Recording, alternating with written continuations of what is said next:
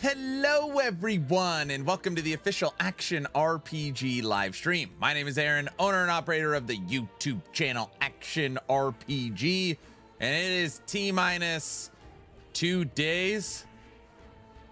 It's not today, tomorrow. It's 2 days. Wait, it's less than 2 days. Hours wise, it's less than 2 days. It's fine.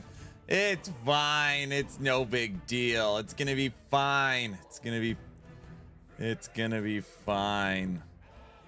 Oh my gosh. One day and a wake up. Oh my gosh.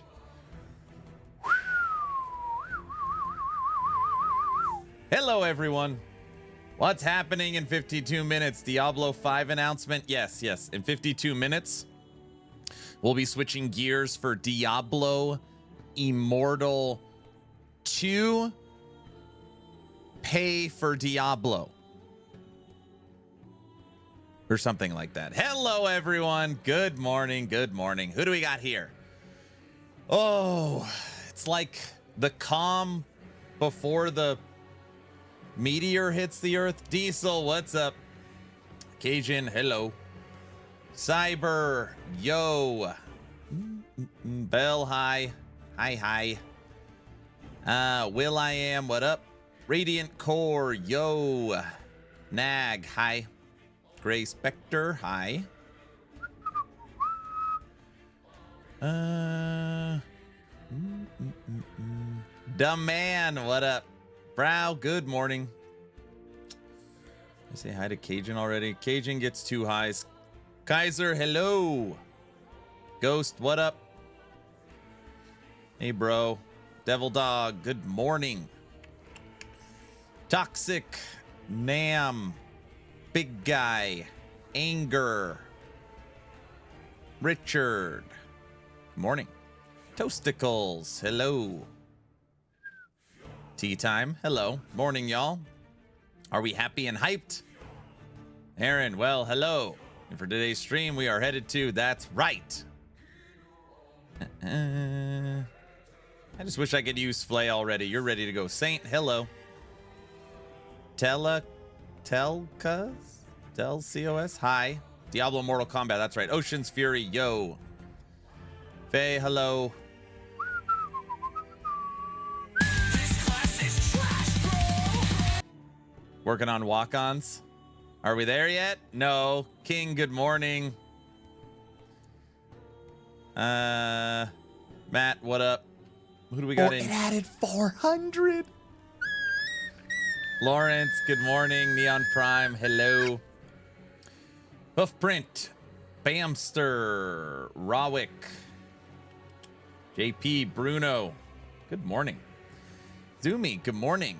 Big Poppy, good morning. All right, everybody. We got our hellos. Trent, hi. CJ, good morning. Now we got all the hellos out of the way. All right. 49 minutes from Germany, Cologne. Gamescom opening night live. Now, I know I'm saying good morning to all of you. Right now in Germany, it is nighttime. And we're going to play our favorite game. We call it Pass or Play. Pass or Play. The Gamescom opening night presentation is 2 hours long.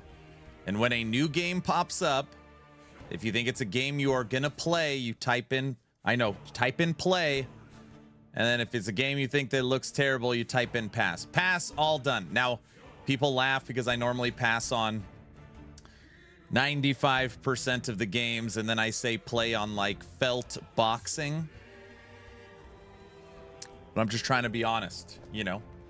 It's 6:30 p.m. That's still evening, not night. Is evening and night different? Morning, noon, and night?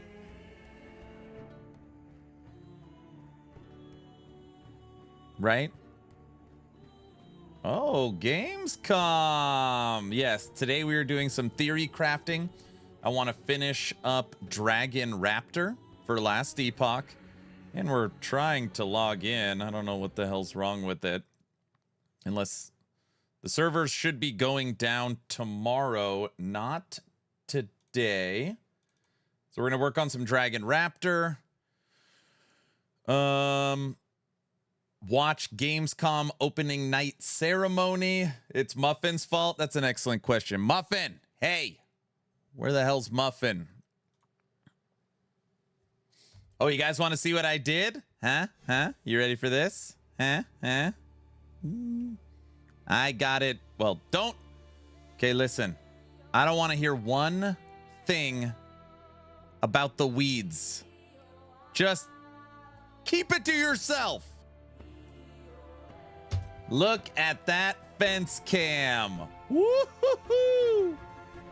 I got it all set up. I got the angle right. I got the lens on it. Dead, another dead one, deady, deadified, two more dead, dead from the neck up, dead from the neck down. But that's life. Weeds, I see weeds, bear, the weeds, try gardening, fences, core, green stuff, look a squirrel, squirrel, what's the green stuff, touch grass. How about a lawnmower? What is, oh my gosh. The weeds, it's the forest cam. This is my nature camera. It's a nature, this is my view right outside my window behind me. You need goats, great framing, right? What's nature? Oh, brother. Jergy, thank you for the tier 1 sub. Kirk, thanks for the prime sub. Thanks, guys. My wife will see your succulents to fill up. Will sell me succulents? Those are a squirrel. Guys, those weeds come from under the fence. Okay. Well, there's a couple in front. Oh, here we go. Sure. When are you pulling the weeds? Why don't you go pull them? Why can't you guys just say, Aaron, hey, you put the lens back on the webcam. I don't need it. It looks good. The settings look good. The angle look good. You reset up the webcam. Nice job. You can't say that, can you?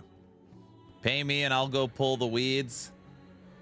Someone needs to water it. The sprinklers were just going. You could actually see them.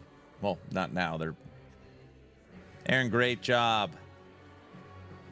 That's what you want to hear. Nice job. Fence is dirty. Okay, that's it.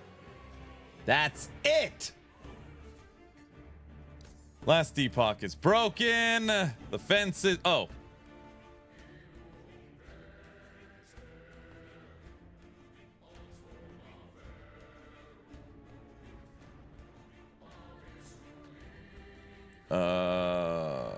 It's not the streamer client, Toxic. Don't. I was waiting for someone to say that. No, it's not. It's just... Guys, just because I ask for it to work and then it works like that doesn't mean I'm doing something nefarious.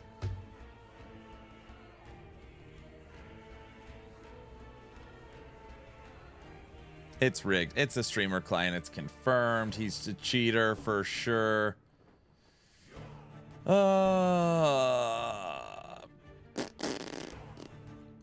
wanted some nice cosmetics. Found nothing. They should hire a cosmetics guy. You saw all the supporter packs? The new ones?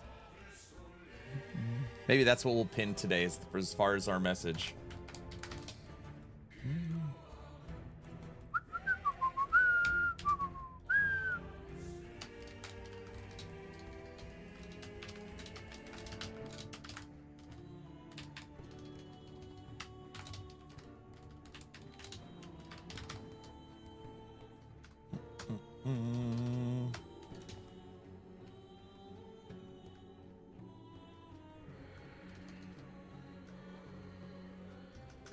Are we starting bear? Yeah. Yeah, we're Cocaine Bear 2.0. Oh, I saw a question in here. Something about Why do you stack Dex for your frog build? The crit from the minions is low, but the multi's still that good? No, the crit is good. The crit is good. Phantom grips with base crit with the crit from attunement. You want as much crit multiplier as you can. Hey, question on your build planner for your Golemancer build. What's the reasoning for the extra skellies? Why don't they affect skeleton mages? Not sure if you're going into it next patch.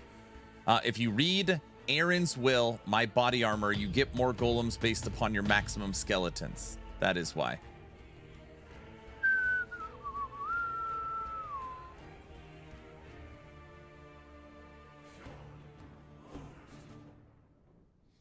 Aaron, your video tomorrow's great info. Which one? Today's video? Yeah, tomorrow's? Question on your build planner for gold. Oh, yeah, I got that.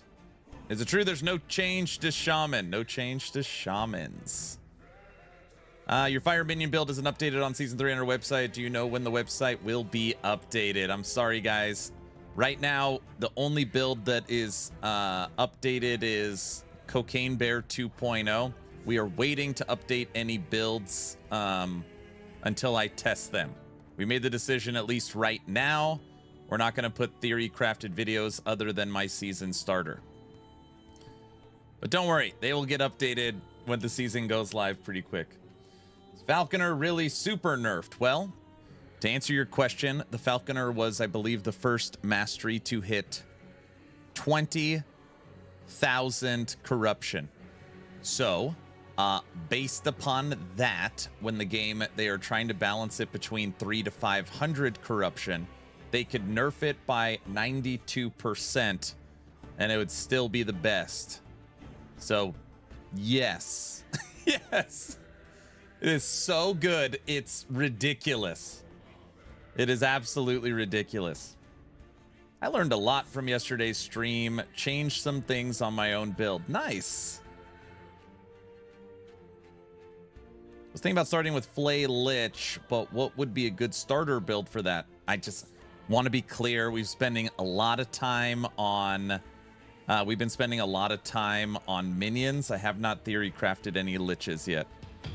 But if I was going to, I'd probably play some crazy bleed thing.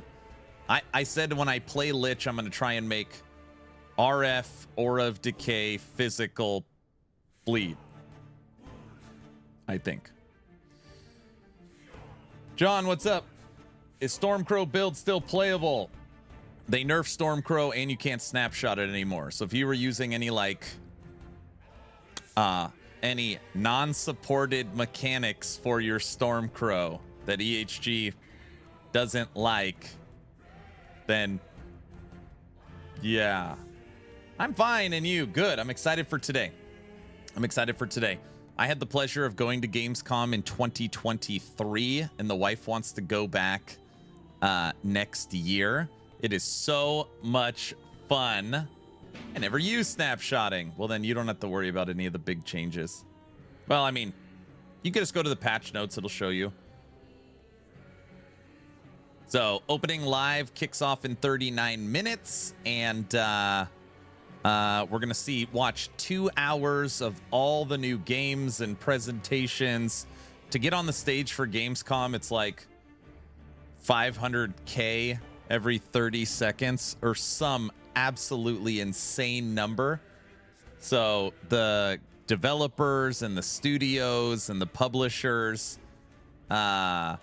really show their best. They show their best. So Gamescom, you know, it's like the Super Bowl of gaming. I think it's bigger than the Game Awards. So I'm excited. I always watch it live. We play a game pass or play.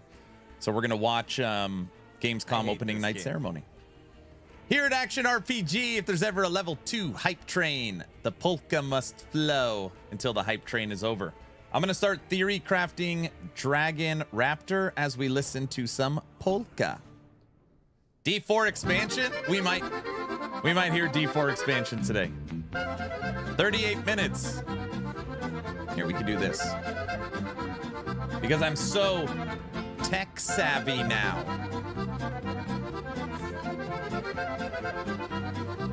It's Inception, screen within a screen. Guys, Diesel, don't say here we go or something. Don't.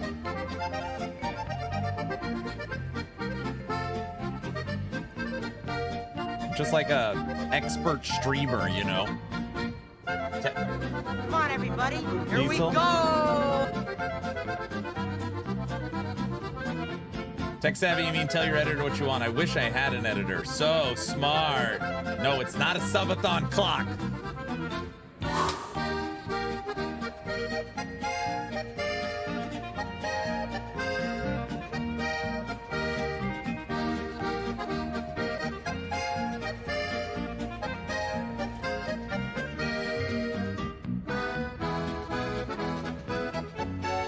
I'm sorry to pause the polka. I just have to say this. Is there anybody out there that wakes up and the only reason why you feel happy is because you know you're going to get a fresh cup of coffee? Sorry, never mind.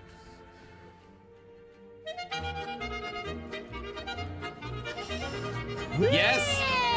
Me? How's that? Sometimes, yes, yes. I don't drink coffee. Yeah, I made mine too. My blood is 9 years and coffee. What time is it? I drink my coffee slow. It's 10:50. Coffee means life and purpose. I wish I liked coffee. It's so good. Spoiled every day.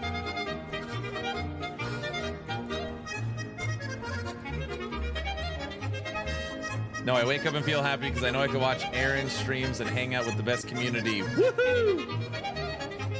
I'm one of the rare people that don't drink any hot drinks. Yeah, that wouldn't work.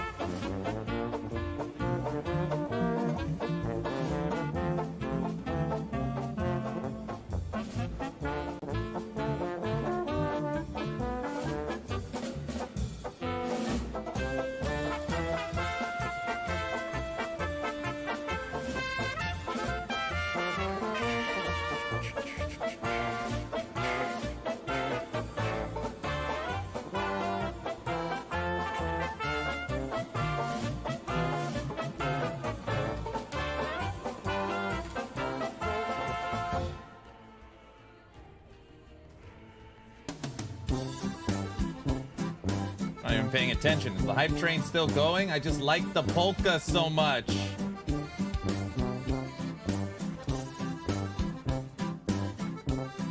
Oh, it's over. It's over. What's the timer for? We are going to be watching Gamescom opening night live, a 2-hour presentation of the best of what's coming.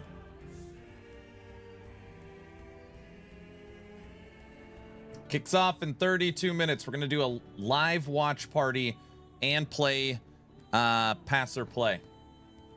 Oh yeah.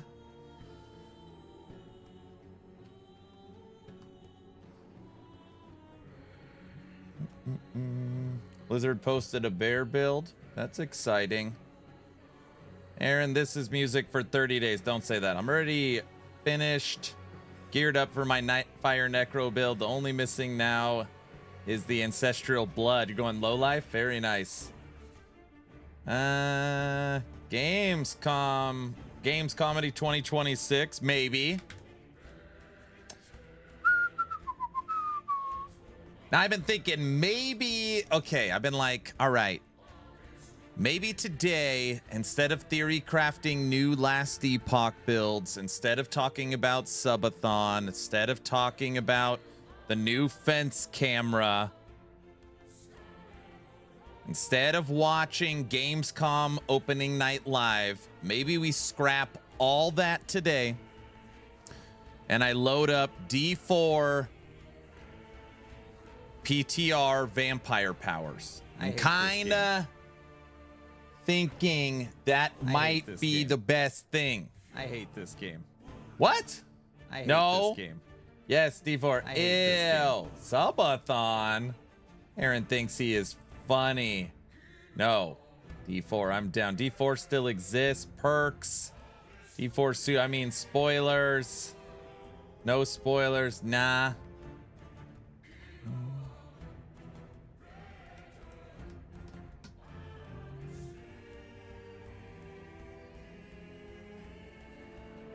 Wait, what are the subathon goals? What subathon? Pretty sure the prison in El Salvador. Are you crazy? Is that your problem? Makes people play D4 while they're there. Chaos perks? I thought it's vampire powers.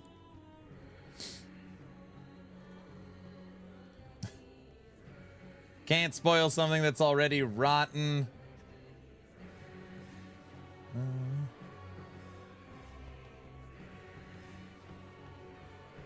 How can you do this to us? Nope. Don't do this. I want to relax. So you're saying yes. Is that what we're saying? Do it? Serenity now! Serenity now! Guys? Do it or you're a coward. Oh, wait a second. Are you telling me you're triple dog daring me? That sounded like a triple dog dare. I've heard it before. That's what it sounded like.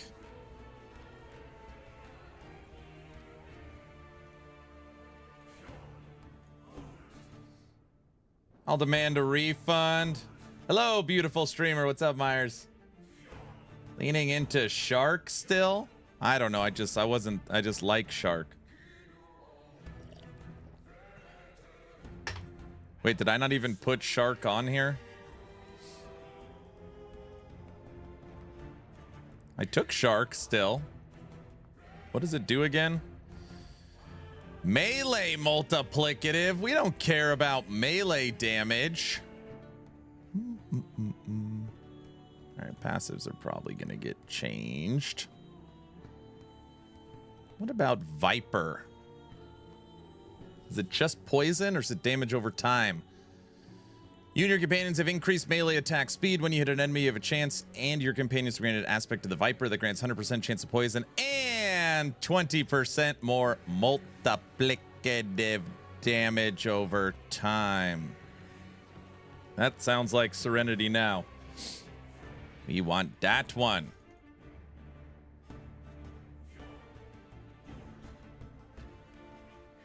And we want aspect effect. That's better. More strength.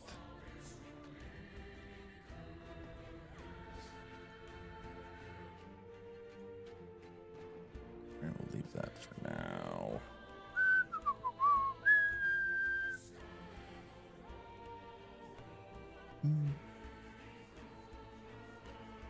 What do you say the new Beastmaster passive is better for fresh players or blind builds? Wait, isn't that the same thing? Basically, Beastmaster has just new fun things to play with. T-Rex synergizes perfectly with companions, so you obviously have a T-Rex. You have frogs. You have new companion you can use with your own Rift Beast. New tech with aspects in the passive tree.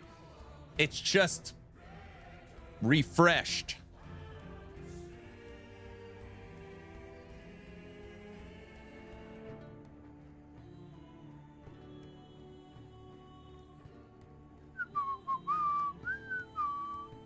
Or get the bleed node attached aspect to the boar. I got it. I already got it. I'm on it. I'm on it, sir. I think. Gamescom kicks off in 26 minutes. Poor Necro is now food. No, it's not food. It's just food. No, it's not food. It's gonna be strong. They're gonna make it good. Somehow. Guys. Necro cheese.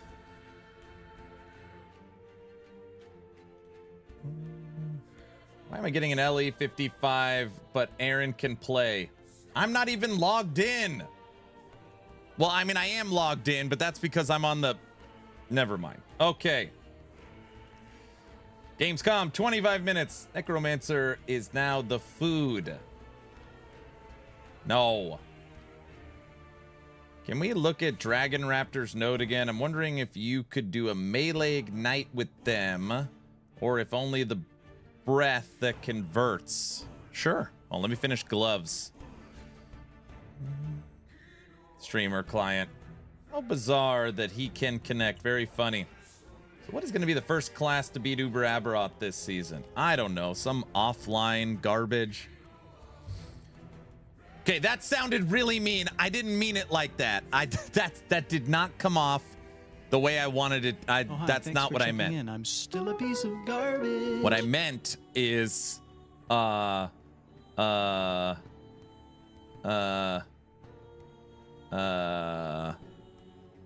don't know. Void Knight as always. Tell us how you really feel. That's not that didn't come across correct. Gosh. Guys. Shots fired? No.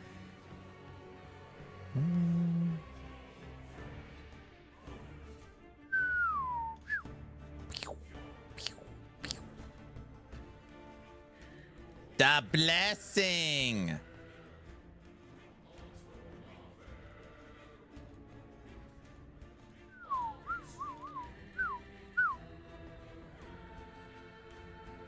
Bam.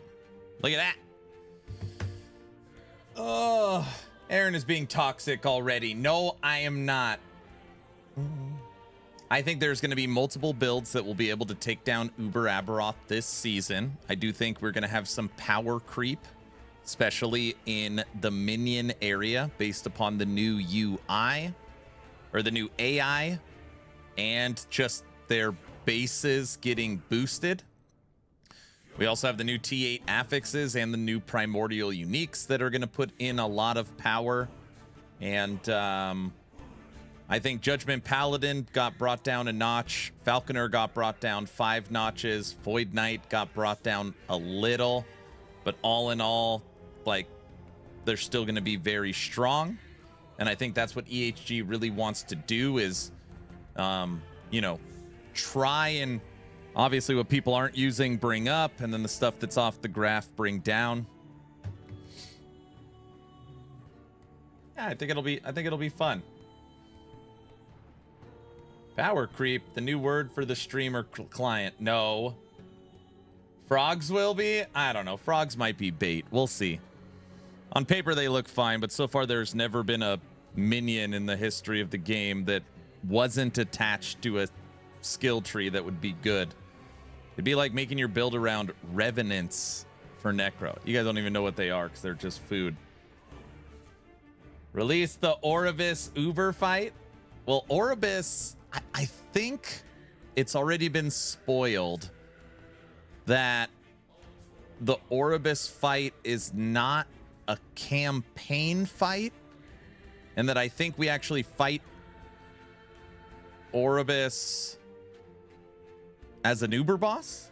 I think. Has he linked the Raptor build yet? No. No. Look, we don't even have any idols yet. I'm just putting it together. Oh, Gamescom, it's live. All right, sweet. Gamescom stream is already live, even though it doesn't start for... Oh, I'm moving all the things around. 21 minutes.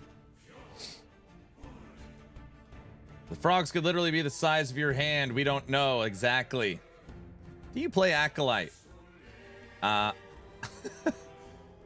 Zan, I would argue I think I've probably played more Necromancer than maybe any person on the planet.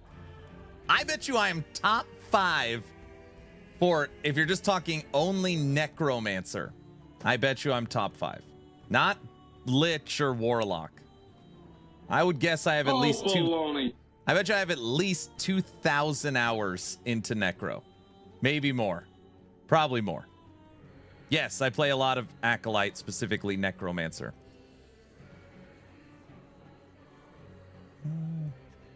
Top bear player? Oh, brother.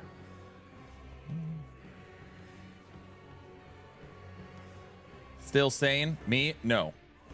Top snapshot in the game lies. I can't wait. All season you have been nerf Sentinel, not nerf the problem. So this season I get the nerf Acolyte, scream it from the rooftop. Necro gets the bat. Necro needs a buff. Aaron's Well looks amazing now. They buffed the triple life stats at the bottom. All got big increases. And you could use golems now for A-bomb food. I want the frogs to either be stupidly small or absurdly big. I would guess they are the size of squirrels. If you, I have no idea what they look like. I would guess they're the size of squirrels.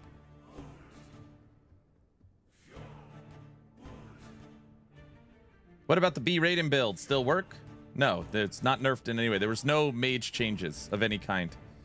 The only thing that happened to Mage is they updated 6 or 7 invocations.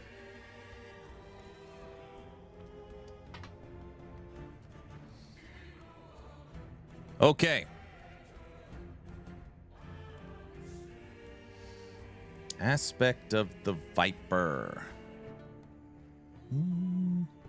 Bleed, bleed, ignite. Oh, I said I would look at the skill tree for Raptor.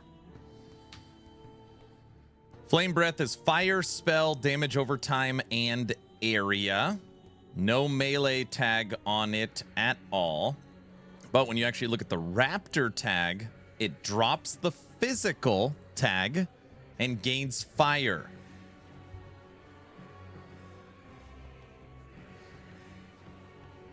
Base melee damage is converted to 100% fire.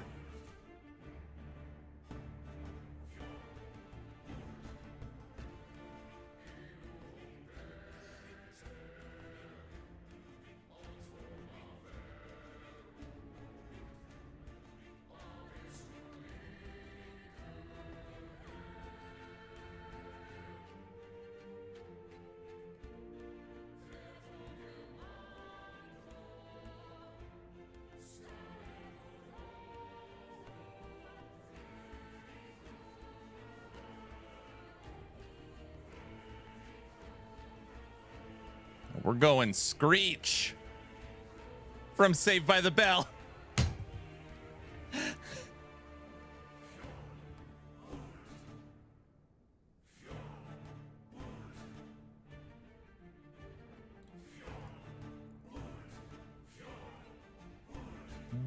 No, you didn't, Aaron. What? Will Screech shred fire? It's going to put 8 bleed stacks. 8 bleed stacks is converted to ignite stacks. And we're already taking all the cooldown. So if you figure you have 6 or 7 raptors, each raptor hitting with Screech is dropping 8 bleed stacks. Those bleed stacks are converted to ignite. 8 times 7, it's an additional, I don't know, 50 stacks of ignite.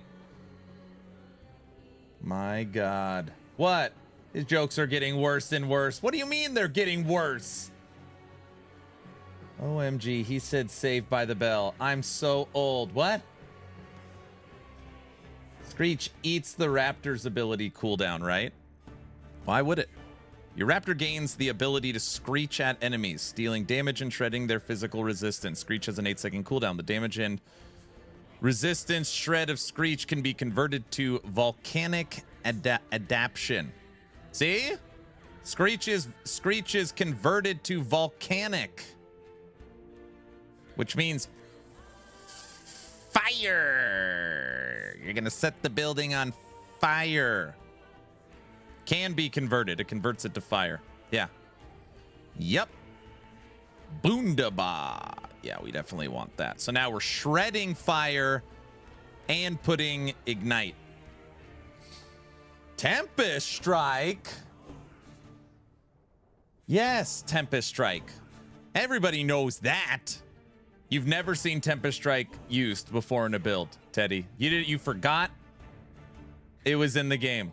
Aaron's jokes are underrated, see? 15 minutes till Gamescom. 15 minutes. I genuinely did. It does something interesting. So obviously, Swipe is really, really good. We all know Swipe is really, really good. Tempest Strike does something. It gives you Gladiator of Lagon. Listen to me for a second. The melee hits grant you a stack of Gladiator of Lagon. So you're hitting with Tempest Strike. You are. Which grants you and your minions spell damage. A companion is considered a minion. So you're getting +4 spell damage. And just know you can literally have 20 stacks of Gladiator of Lagon. You come up here.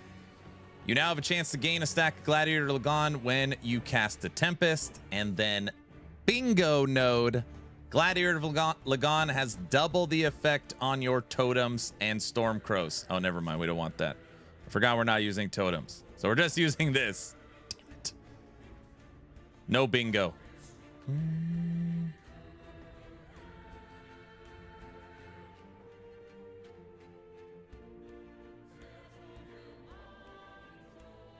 No, it's not for minions. Hello, is there any direct changes to the wolves in season 3? No. But you need to get a new passive tree.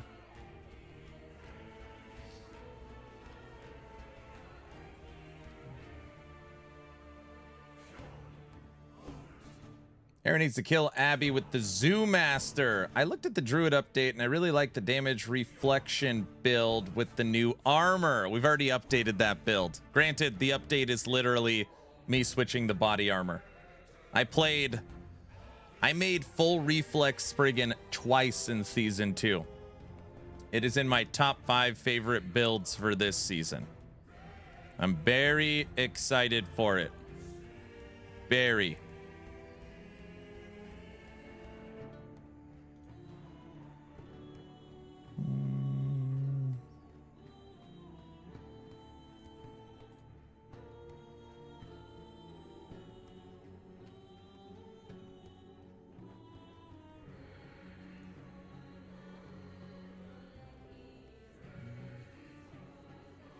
Very or berry? Berry. You are very excited. That's right. OMG, there's a huge fire at work. I've been fighting for days, 6 a.m. to midnight or later. I may not get to take off days for LE. Well, I think the fire takes precedent. What are your top 5 builds? Bear, Reflect. Frog. This is not in any order. Frogs, Bear, Reflect, Golemancer, Dragon Raptor. Again, I'm not rating these based upon power or efficiency or Uber Aberoth killing or any of that, you know, optimized stuff. I'm rating these 5 based upon new and fun factor. Now, I know we don't talk about the word fun very often. It is important to me. Those are the 5. Dragon Raptor, Summon Bear, Reflect, Frogs, Golemancer. It's not optimized. No crows? No, crows suck. No, I don't mean crows suck. I didn't mean that. That I don't know why I spit that out. Crows are great. Crows are great. Hey, you suck. He said it. I didn't mean that. This is why I'm so torn between Necro and Beastmaster. They all look fun. I know.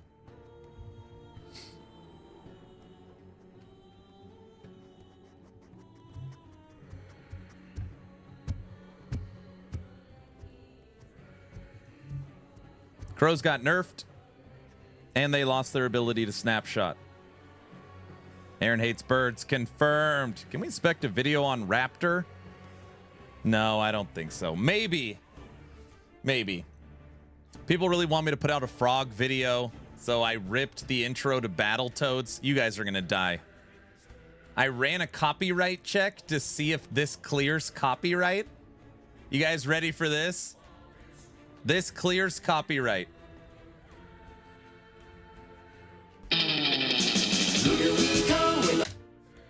Most of you don't even know what this is, which makes me feel sick. We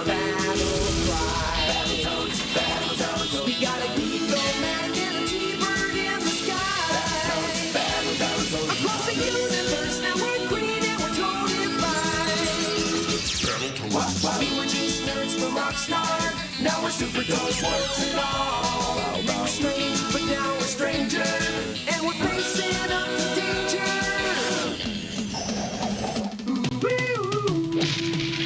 Bow, bow, bow. We got names, pickle rations. It's got superpowers with our smash hits. Count on us to carry the load. We're the Battletoads. Here we come with our battle cry. Battletoads. We got an eagle-manic and a T-bird in the sky. Battletoads. Across the universe, now we're green and we're totally fine. Battletoads. I'm dying. Clears copyright. It's so old you can use it.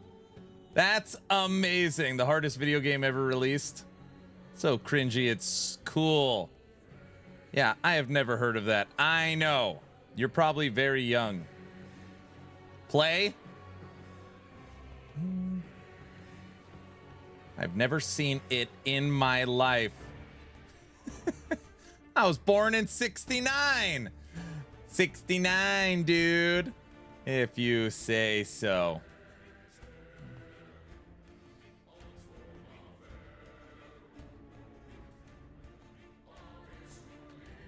Battletoads over D4. Canadian Ninja Turtles, right? Very young or very cultured. Anyways. Battletoads.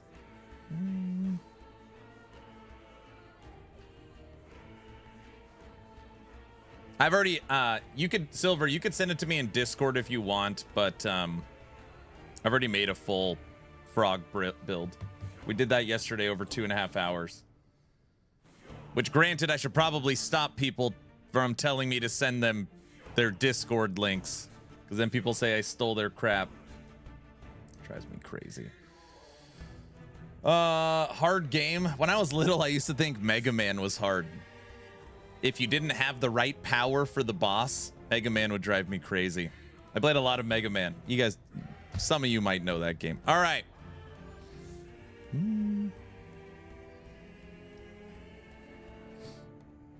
Hope the servers will work in 2 days. I broke my controller so many times on Mega Man. Who does you test it to see if it clears copyright? I run it through YouTube as if I'm uploading it. So basically, I upload it as a monetized video and see what it spits back. There's other ways to do it, but for me, that's just the easiest. Mega Man X, Mega Man was hardcore. Yes, the good old days. Yep. Gamescom live kicks off in 7 minutes. All right, let's check it. Let's kill the top monitor countdown.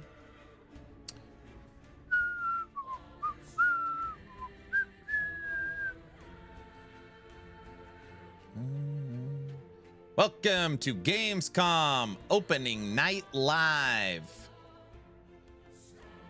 That's weird. Their countdown is shifted. Check this out.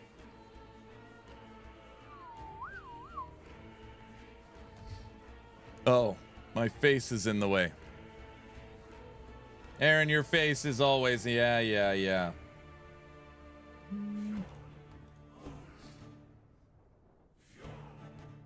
12 minutes. DMs, what up?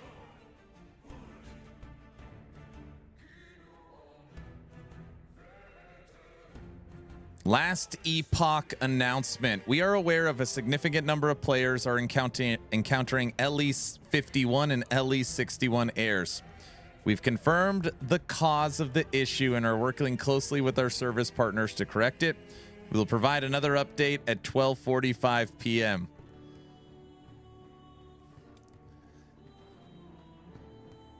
Follow me for a second. Has there ever been a game that had server problems prior to the servers? Wait. The servers are broken before the update? Yes? Muffin, take our energy. Aaron, do you have any info on Sabretooth? We haven't theory crafted Sabretooth. We've theory crafted Poison Necro, Fire Necro, Golem Mancer, Frogs, Bear, working on Dragon Raptor. I think that might be it right now. We were already falling out. PoE because it's trash. Not that I recall. I bet they screwed up the time zone again when they talked to provide their service provider. It's already cooked. Ellie is about time travel, so maybe they figured out how to crash the servers today instead of 2 days from now. Is Thorn Totem better than Frenzy? I don't know. I don't even know why I put it on there. I'm trying to remember. Frenzy Totem doesn't have raptors on it. It does have wolves, but wolves give crit. We don't care about poison.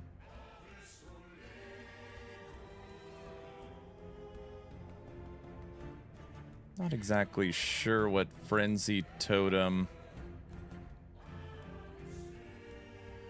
Yeah, there's not. I mean, literally, when we leap, just leaping is going to give all of our companions frenzy, and we'll be leaping very often. So if we don't care about frenzy from Frenzy Totem, what does it give us? Base melee. So our companions will get base melee, which is good, because base melee on raptors is converted. Base melee damage is converted to fire. So you have that.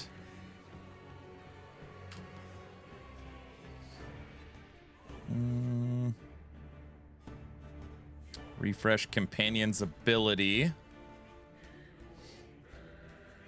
I guess we could take this.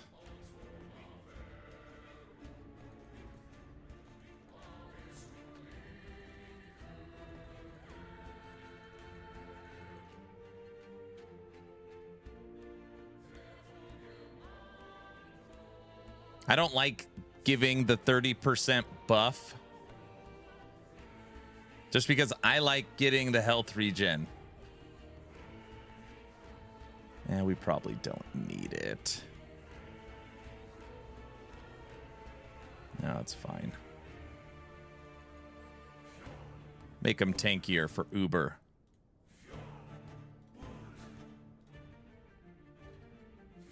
It's funny, all these companions are like practically the same build. I cannot get into the temporal sanctum. It keeps crashing. Let's see if it lets me in. See? LE61. Guys, I'm not on the server client. See? Guys?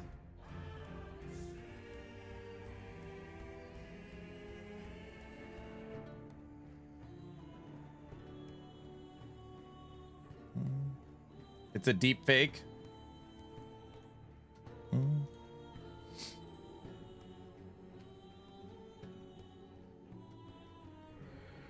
What? Frenzy Totem doesn't have a specific raptor, unless you're just talking about cooldown. Stop screaming. No screaming.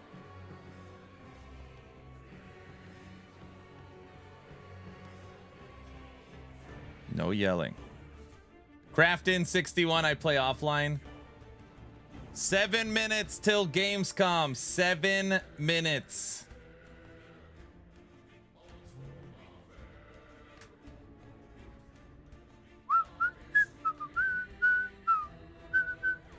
Now I'm humming the Battletoads song.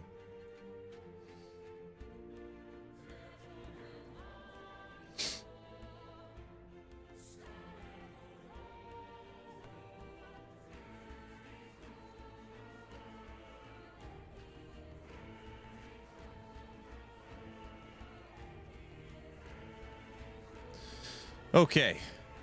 We want to stack as much strength as possible.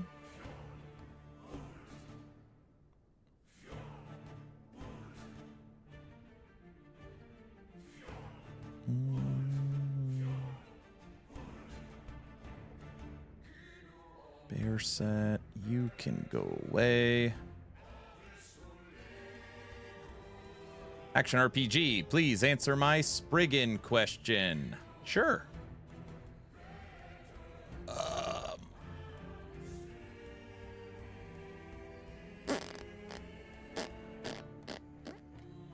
Is Spriggan reflect on Druid?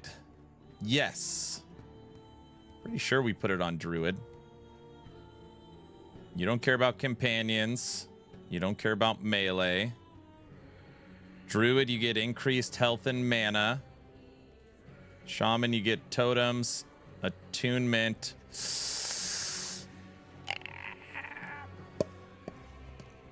You could run it as Shaman or Druid. You could run it as Shaman or Druid. So pretty simple. Do you want more health or more attunement? It really doesn't matter. You could run it Shaman or Druid. 20% more health and mana or 10 more attunement.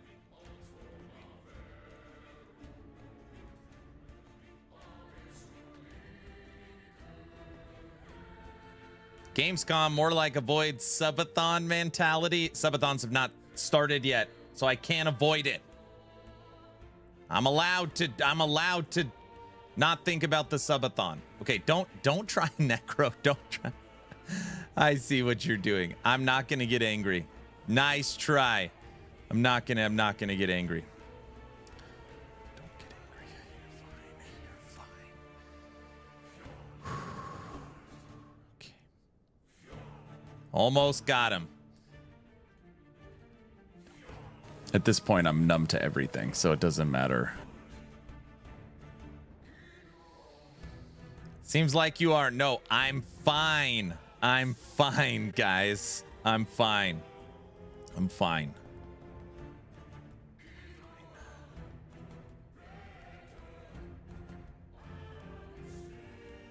Is it possible to focus on Aura Decay to make a build work? When we decide to play Lich, we're going to try and make RF physical Aura of Decay. That's the plan. I don't know. I honestly have no idea if it'll work. We'll try to make it work. I haven't even theory crafted any Lich stuff yet.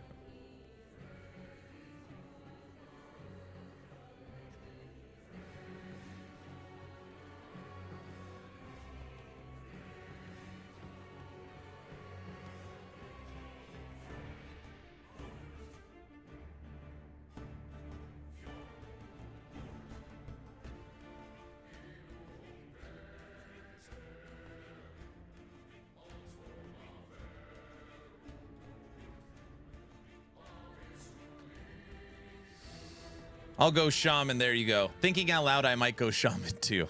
Survivability is nice, but you already have a ton of survivability. I think I'm going to update that build to Shaman. But it doesn't make a big difference. I would actually need to look at, on the second half of the Shaman tree, what in here would we take? Or on Druid, what in here would we take? That would probably be more the determining factor. Hide skin's really nice. In Shaman, health regen per attunement.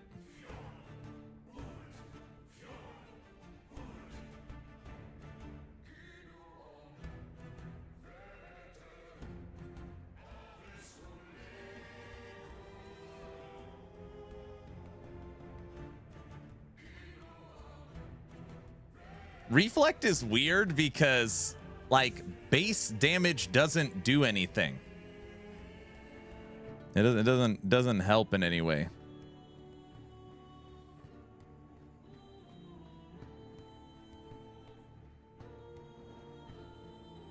This node is nice. Iron Bark, since you're stacking so much attunement.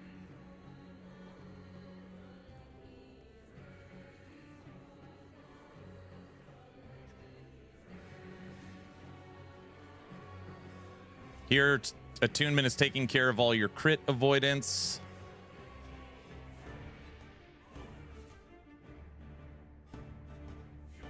You're getting base health regen. You're getting health and endurance threshold.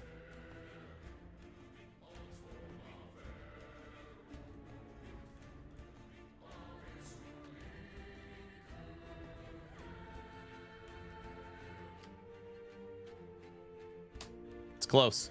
It's close. All right, everybody. We are officially switching over right now. We're officially switching over right now. We did some theory crafting for Dragon Raptor, and we will come back to this. I want to finish this build planner today. But we are now going to do the live watch party that is dropping in 40 seconds. It is a 2-hour presentation for Gamescom opening night live. To get on this stage, it's like $500,000 every 30 seconds. It's insanity. So know that the publishers and the studios and the devs put together the best they could possibly show. We're going to play our normal game, pass or play. If you see a new game, is it a pass for you or is it a play? Let's do it.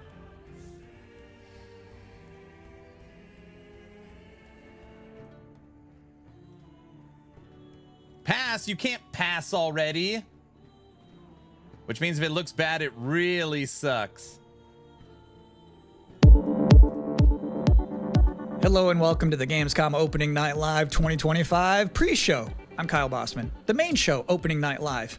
The one with Black Ops 7 and Resident Evil Requiem, hosted by Jeff Keighley. That's soon, but not yet. This is the waiting room. And the secret about the ONL pre-show is that it's good itself. We've got an absurd amount of trailers and reveals and premieres right here in the lead up. So let's not waste another microsecond. Here's a brand new game reveal. Yo, remember me? Your old pal Bubsy? From all those classic Pass or play? games you loved. Pass, pass. Was it something I said? What Rossi LaRue says smash. Forget about that. Pass. Let's talk about the I'm new putting one. pass. Bubsy 4D. Now this I like. So, where are we going next? Don't mind if I do. Zoink. They call me the Orange Blur. Do any of these outfits come with pants?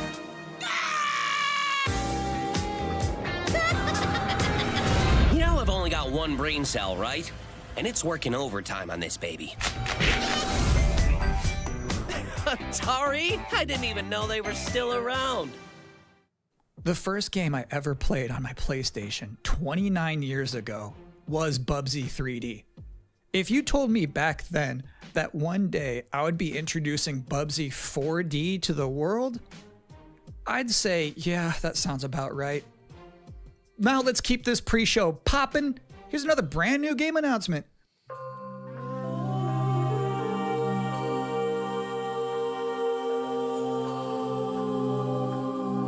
Look at this, guys.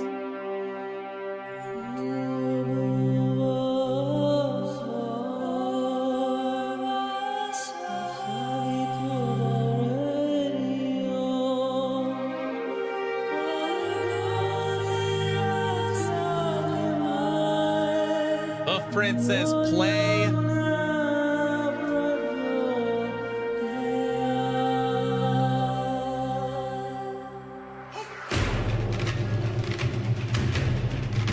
Is this 4X? 4X?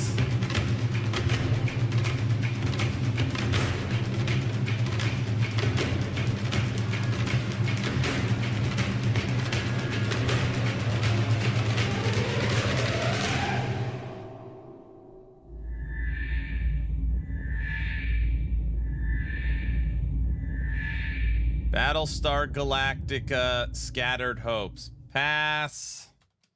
You're watching the Gamescom Opening Night Live pre-show, which will basically be me teeing up wall-to-wall trailers in the time before the main event. We do have an interview coming up with the project lead of Double Fine's Keeper. For now, here's a trailer for a LucasArts classic remastered by Night Dive Studios.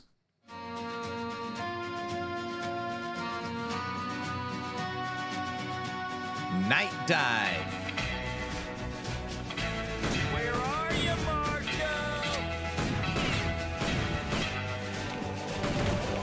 You afraid of dying, kid? Keep that fear. Atari's going hard.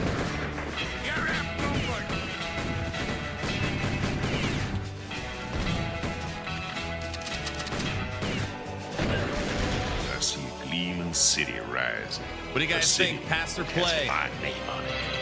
It's gonna take more than bullets to get what you want, mister. Once a lawman, always a lawman. Hard pass? If it's more than $1, I'm pass as well. Hoofprints pass. Worst aim ever. He was trying. You can't. You thought maybe I was giving it his exaggerating all. a little bit when I said this pre-show is filled with exciting and really good trailers because it's my job. Normally you'd be right. However, sometimes a trailer is actually just unmistakably exciting and really good, like this one.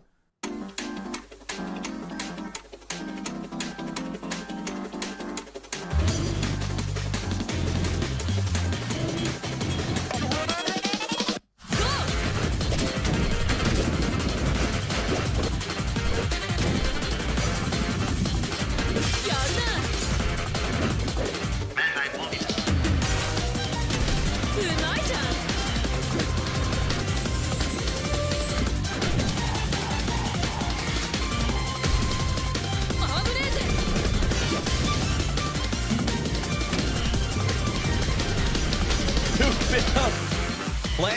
It's the Magic School Bus. Honey, do we have a straight jacket? That's probably better. Pass.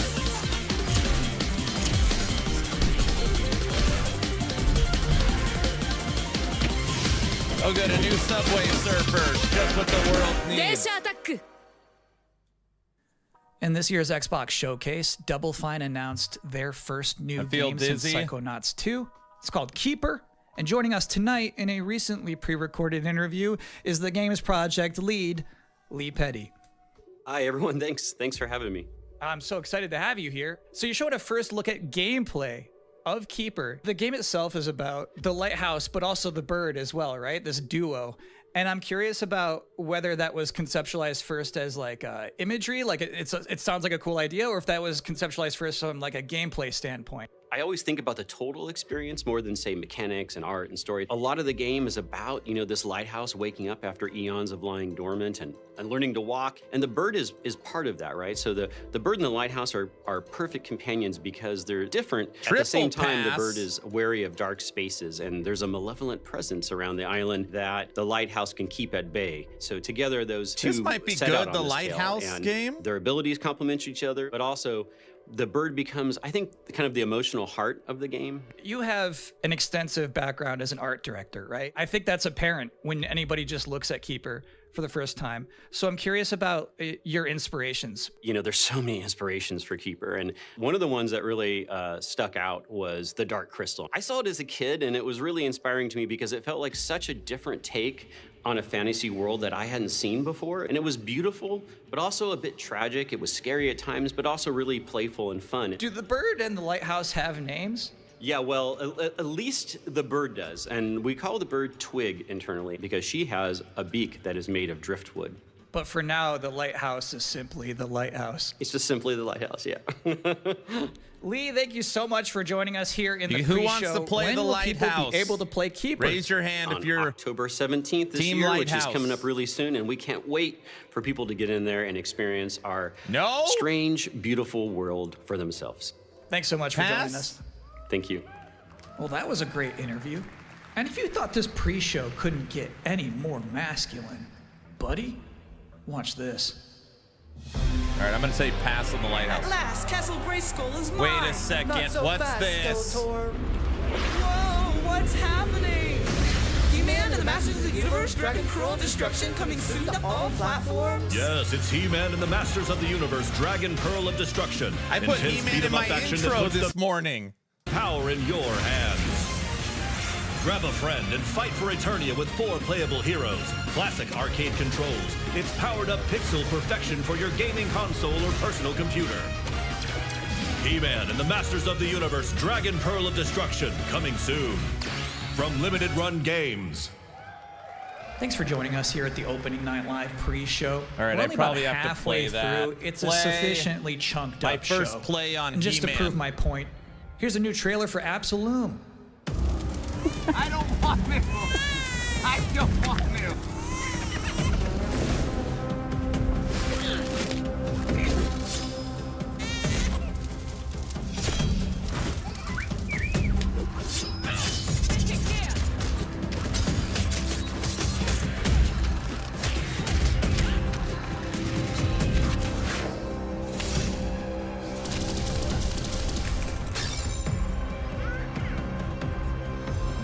It's the frog build. It's the Anarok. Guys, look. Frogmancer.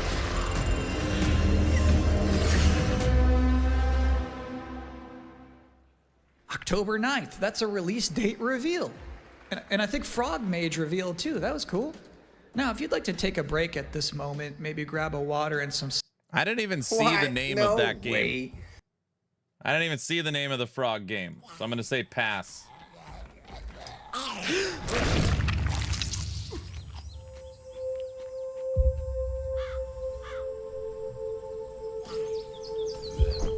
Who wants to play this one? It's like Shaun of the Dead. Weld these things on?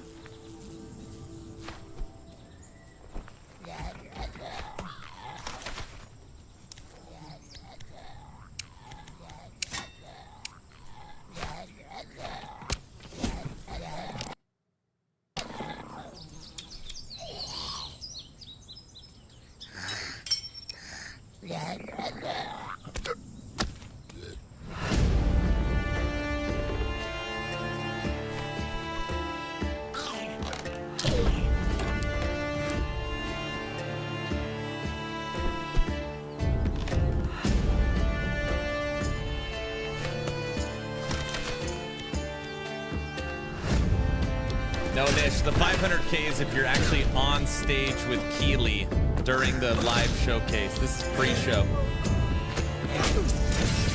Need more pixels?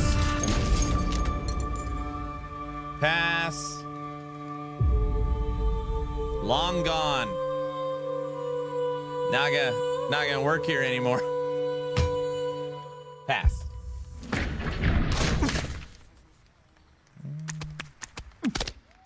Sometimes, frankly, I'm impressed by the amount of nice worldwide reveals they book for this show.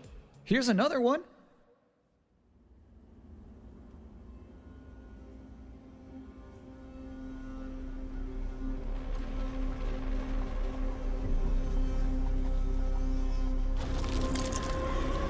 All right, what do we got here? What's this? Worldwide reveal.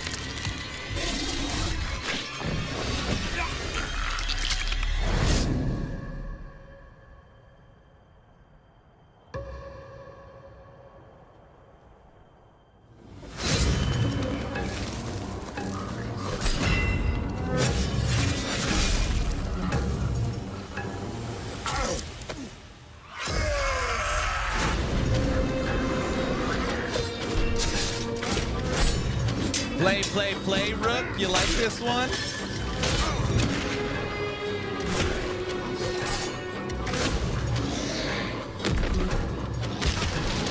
We're getting some plays on here.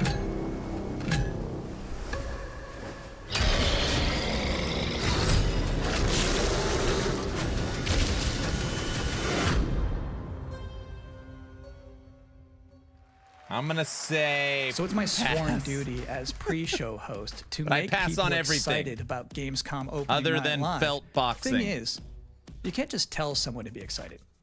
You can't just say y'all excited and expect people to start clapping. You have to give them a reason to be excited. So here they are, the top 10 reasons to be excited for Gamescom Opening Night Live 2025. Number 10, hearing people make noise when someone asks if they're excited. Number 9, a new trailer from The Outer Worlds 2. Number 8, the emotional adventure of seeing a new game for the first time and not knowing if it's free to play or not until the end of the trailer. It's anyone's guess these days. Number 7, are these what my Ninja jokes Gaiden sound 4 like? is showing up. And every Is time this what there's I an sound Azuna like? drop, someone in the audience always Yes, goes, yes. yeah! Number Yes. 6, knowing there's no Silk No. Song, understanding there's no Silk Song, but still thinking, Absolutely. what if there's Silk Song? No, these jokes are better. Number 5, Ghost of Yotei is in this? This PlayStation just had a 19-minute gameplay blowout. You have to wonder what they've been saving for Gamescom. Is that Wolf gonna do something crazy? Number 4, Silent Hill F going full freak mode. Number 3, watching game designers develop their public speaking skills in real time. Number 2, the worldwide reveal of Call of Duty Black Ops 7. Now you might be saying, didn't that already happen a couple of months ago? No. That was the teaser. This is the worldwide reveal. And the number 1 reason to be excited about Gamescom Opening Night Live 2025, Resident Evil Requiem. So they just announced this at Summer Game Fest, and then they said, see you at Gamescom. Well, look at the time. It's Gamescom. Or it will be in a matter of minutes. You're still in the pre-show. But how about a new look at Planeten-Verteidigungskanonen Kommandant?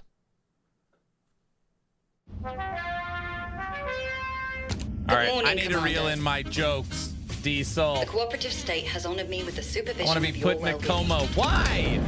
Get you back up to speed before our lives are on the line.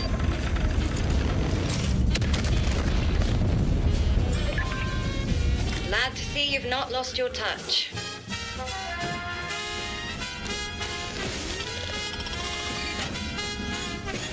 Must go faster.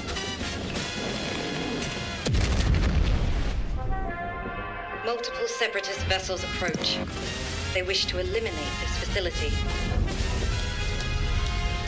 Destroy them before they do.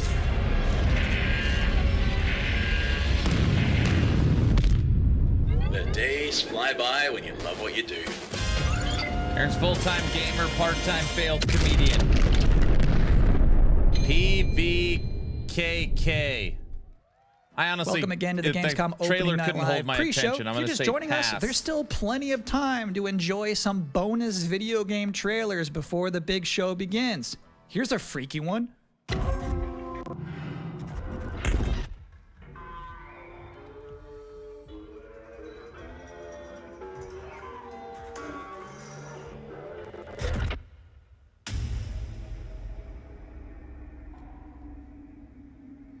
How can you pass already? You don't even know what we're doing. Everyone's passing on this one.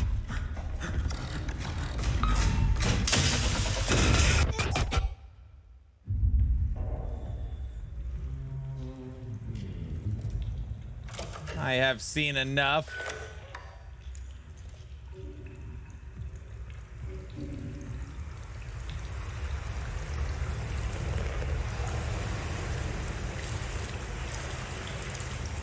Robots aren't horse, sorry.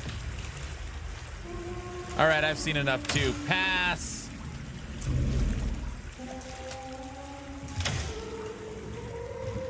So far, my only play is He-Man. That's also fun.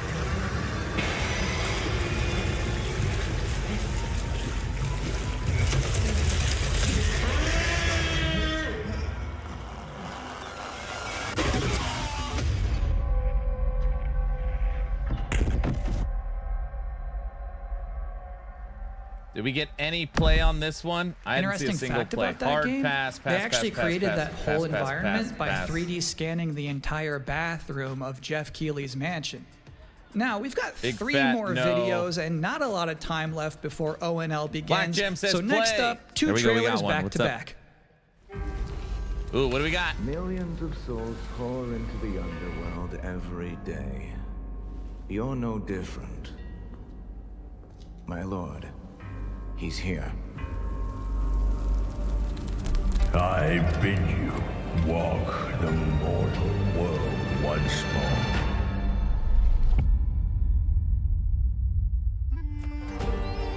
Fallen leaves return to their roots.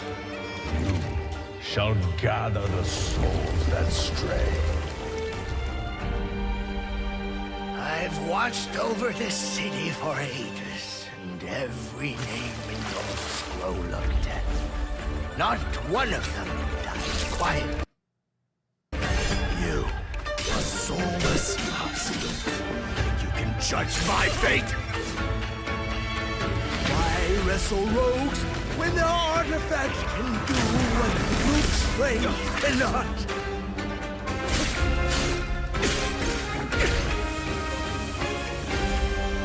Zorro, play. Oh boy.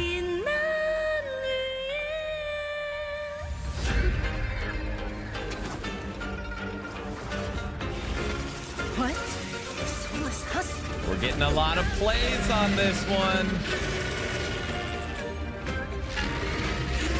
The living cast their dead to flame, and sacrifice ignites the war banners!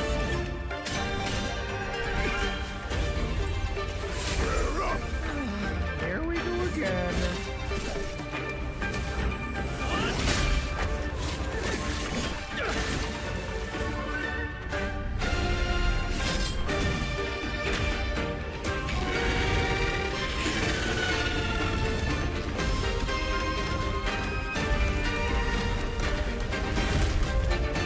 Hey, it's Monster House. Monster House? If you know not life. How My can you know second play, Swords of Legends for the minions. Play.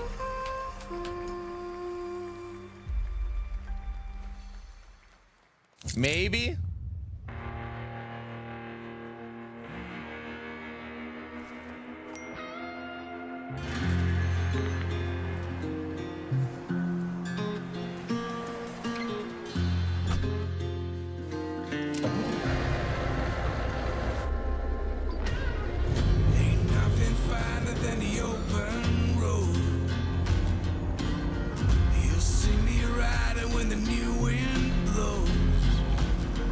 Driving simulator. Bring that heat. I'm riding night and day. Oh, night and day. Ain't got no master. Ain't got no king. I'm riding night and day.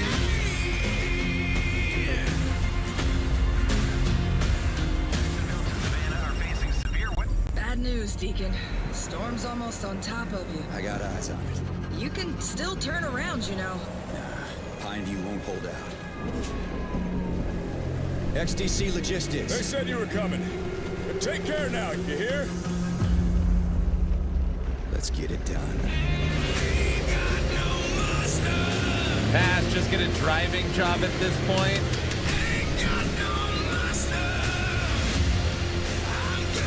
Road Kings. Pass. I'll give you a moment to catch your breath after that. But to be honest with you, They that said was you were not the coming. last That's king of not the road funny. you're going to see in this pre-show. I've got one more trailer for you. A brand new reveal for Sonic Racing Crossworlds.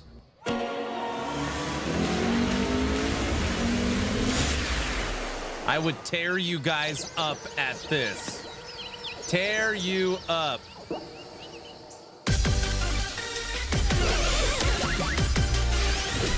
Bet.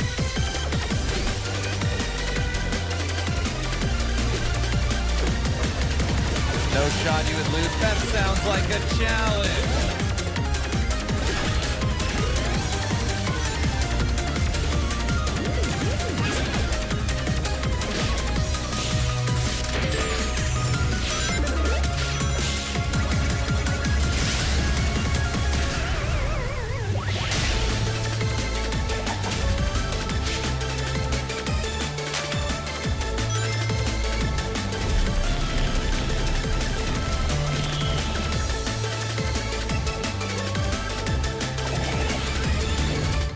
And that concludes another 10 out of 10 pre-show.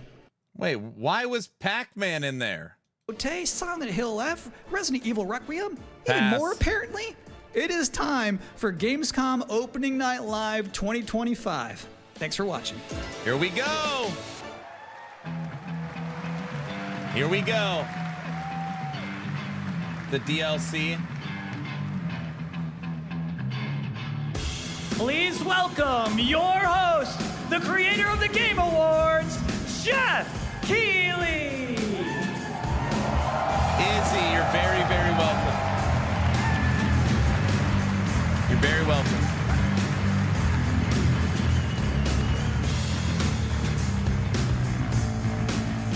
You guys ready?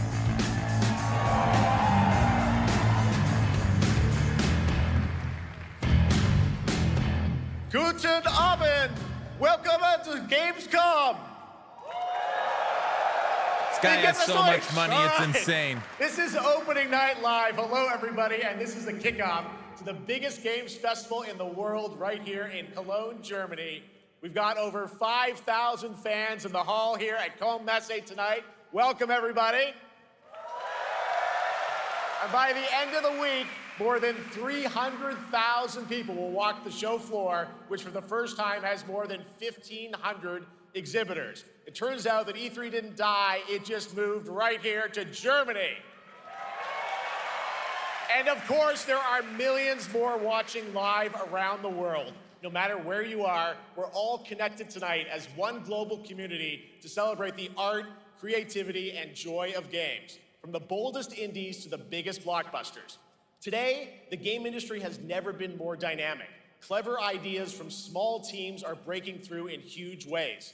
This summer, Peak, a co-op climbing game created by Aggro Crab and Landfall Games, stormed the charts on Steam. The excitement and right in now, the I room can is announce the palpable. first time it has sold over 10 million copies to date. Congratulations to the team.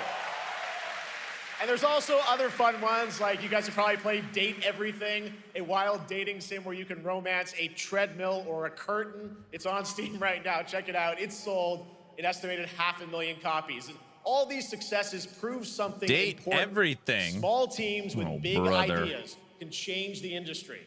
And that brings us to one game made by a handful of developers in Australia. For 6 years, Team Cherry has been crafting Hollow Knight Silksong. It is highly anticipated and Steam's most wish-listed game. Well, tonight, I can finally definitively tell you that Silksong is 100% actually launching this year. And behind me, you're seeing some brand new Silksong gameplay, the first extended look since the last trailer in 2022. And starting tomorrow, you guys here at Gamescom can play a demo at the Nintendo and Xbox booths. There you go, Silksong is real. This is the most wish-listed game on Steam, Silksong.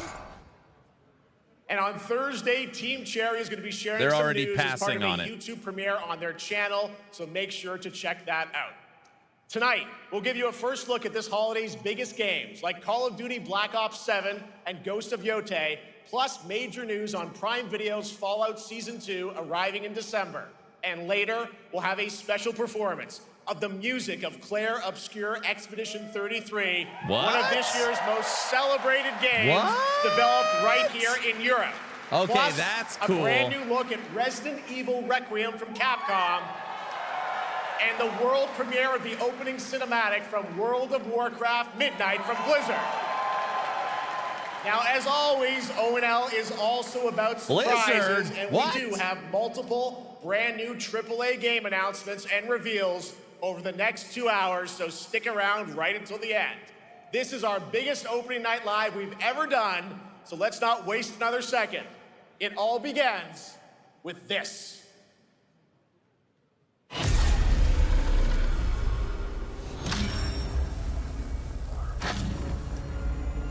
What is it? It brings me such satisfaction to see you here. A witness to my work.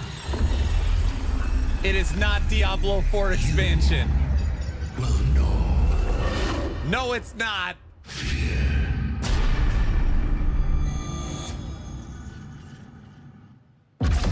They want you afraid. Okay. For a Fear second, makes it you guys easier to had me control. going for a second. You had me going. It's time to wake up. Your streets shall once again run red with your blood. Raul Menendez ignited global unrest on an unprecedented scale. Menendez is a terrorist. We're bringing peace and security to the world. Is this the game you could play as Beavis and Butthead? Stop looking back. Is this Beavis and Butthead? What we do next. Pass. A lot of people counting on us for answers. Guys, during Gamescom, we're going to play pass or play. When a new game pops up, type pass if you're not going to play it, or play if you're definitely getting it. Inspector 1, report. Need a sit rep. Dusk says pass, not one play I've seen. This isn't real. The hell it ain't!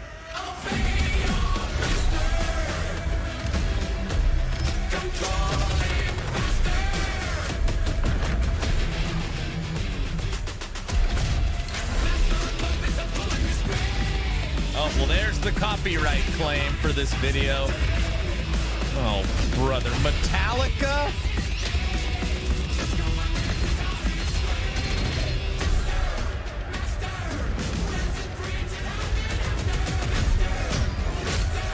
Easiest pass of my life. Pull it together, man. So so eager to lead, David. Killing the man is a hell of a lot easier than killing the idea. You were never cut out to be a Mason. Aimbots incoming. This ends now.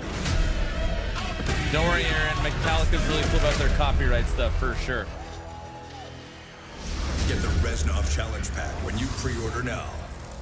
The song's all in the rock art too.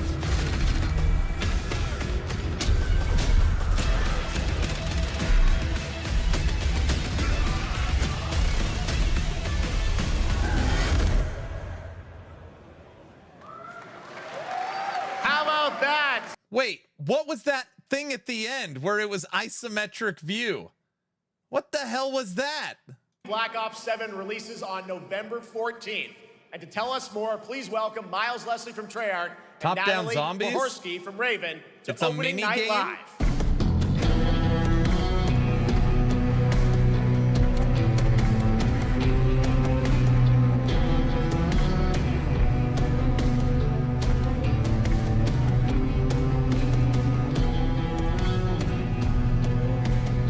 Hello, guys. Congratulations on the reveal. Welcome, Miles and Natalie to Opening Night Live. Thanks for having us. We're very excited to finally talk about this game. Yeah, excited. Let's get into it. All right, well, that trailer was obviously intense. Black Ops is back. Twisted world of Black Ops as always, and it looks like you're definitely pushing the envelope again. Absolutely, Smash or Jeff. pash? It's No. been a long road, and we're thrilled to finally be sharing what we've been building. Black Ops 7's got a bold vision of the future. We're diving into 2035, and it's a future that feels real, just out of reach, but it's twisted in only the ways Black They're Ops getting the could. servers ready for And, Ellie. You know, you come to expect Definitely what you got there. pass. It's a world of fear. Oh, brother. The shadows are gone. Nothing is what it seems. Yeah, 2035 setting. So the question is, we're wondering, how does Menendez, how does this all fit into the Black Ops timeline? Yeah, Greetings so we're from pulling Germany, threads what from up? Black Ops 2 and Black Ops 6, but don't worry, don't get it twisted. This is a beast of its own, Black Ops 7. We're stepping into a world spiraling from the return of Raul Menendez and the consequences of the past.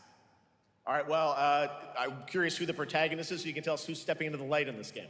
Yeah, David Mason returns, but he is not the same. He's carrying deep scars. Some you can see, some you can't. And he's got a new team with him, and every mission, every move is a test. Now, And what we're makes the story also- stand apart? Yeah. We're also introducing the Guild. Yes. Important to mention, a global tech force that claims to be humanity's last line of defense against this mysterious threat. And their CEO, Emma Kagan, is a visionary leader with a clear mission, but how she chooses to confront this crisis is often at odds with David and his team.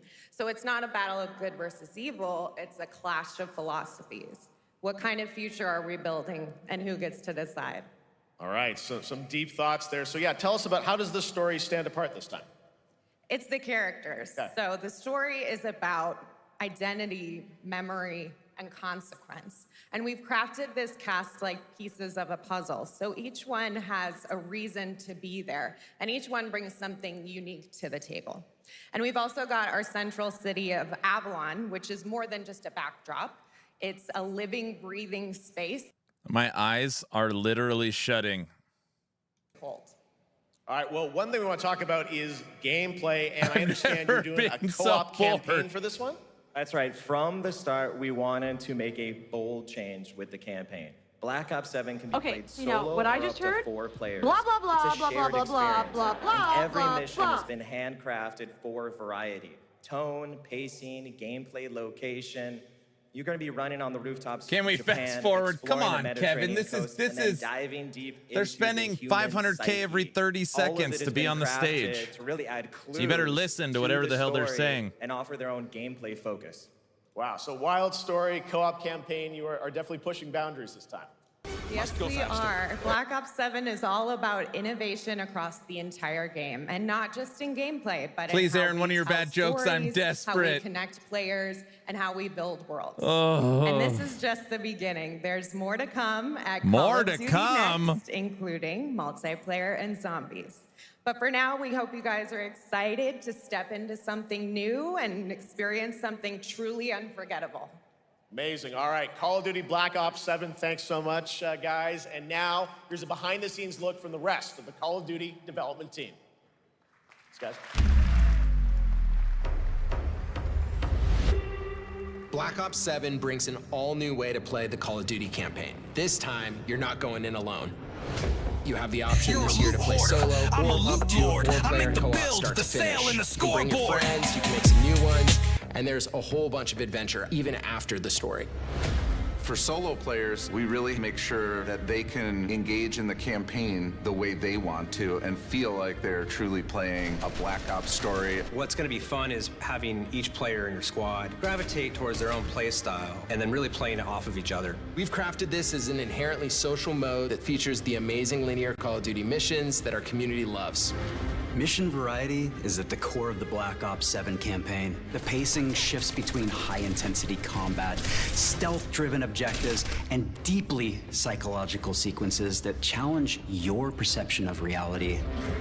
Avalon serves as the narrative's anchor Will you throughout, guys get but out the of campaign sleep stretches mode? far beyond its borders, both Okay, geographically maybe I'm just and back to thematically. theory crafting for a second. It's dynamic and Just full of as opportunities I'm to watching explore, whatever the hell's going experiment, on. and experience the story in new ways. And in the culmination of the co-op campaign, we're unleashing something bold, the end game. It's a proving ground to put everything you've mastered throughout the campaign to the test. The end game is a brand new PvE social experience where you and your squad will need to survive, PTR, adapt you under said. pressure, and break the rules of what you thought a campaign could be. Each run is a new step in your power journey as you wield personalized abilities and face unexpected challenges. And here, all of Avalon opens up. It gives us a lot of freedom to have some fun with the gameplay mechanics, player movement. Players really can turn the map into their playground. This is your chance to Hey, they explore said the the world word beyond fun. the mission.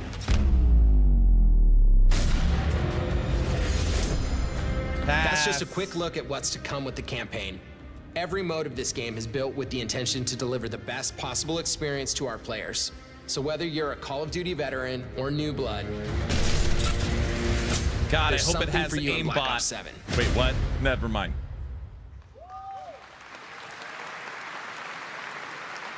All right, for much more on Call of Duty Black Ops 7, make sure to watch the full-length Black Ops 7 Direct and tune into Call of Duty Next on September 30th. Still to come, we'll have news on Fallout Season 2 and the announcement of a brand new game from adventure game legend Ron Gilbert. I grew up playing his games, and I can't wait to show you his next unexpected creation a little bit later. All right, who's ready for our first brand new game announcement of the night? I figured you'd feel that way. Well, to do the honors, please welcome back to ONL, one of the most respected and recognizable hosts in esports. She's my co-host, Shox.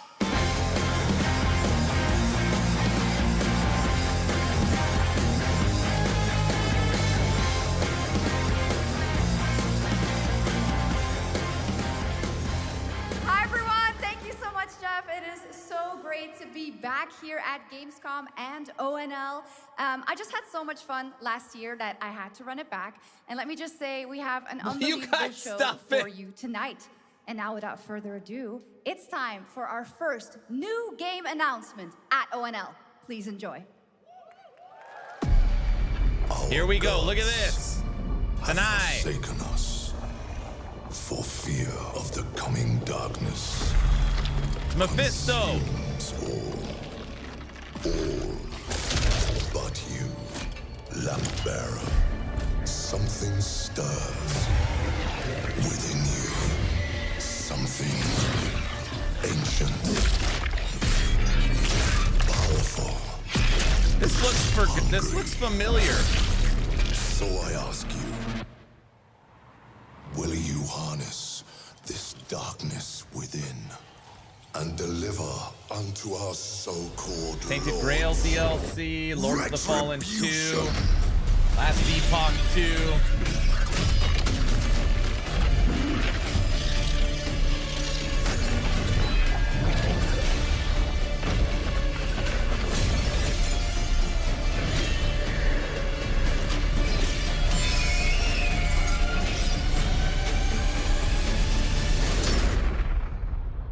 Titan Quest 2? The world falls with you.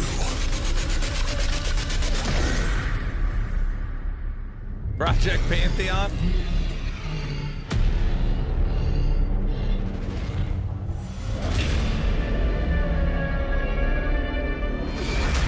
Lords of the Fallen 2. Lords of the Fallen 2. Was the first one awesome? Nice movie. All right, Nice Lords of the Fallen movie. 2 is official, set 100 years after the last game, as a fragile veil between the living and the dead begins to tear. CI Games promises a sequel that's bloodier, faster, and more brutal than ever. With more aggressive combat and new boss battles, your first look at gameplay will arrive later this year. All right, now for something completely different. This next game won Game of the Year at the Game Awards and comes from one of the most celebrated studios on the planet. Next year, it's making the leap to become a major anime. And tonight, we're breaking the news with your exclusive first look.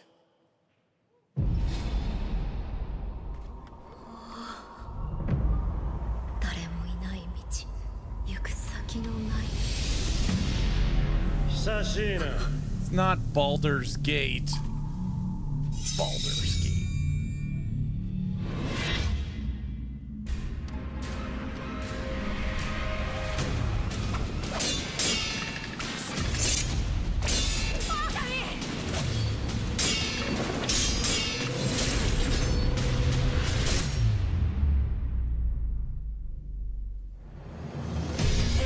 Shadows die twice.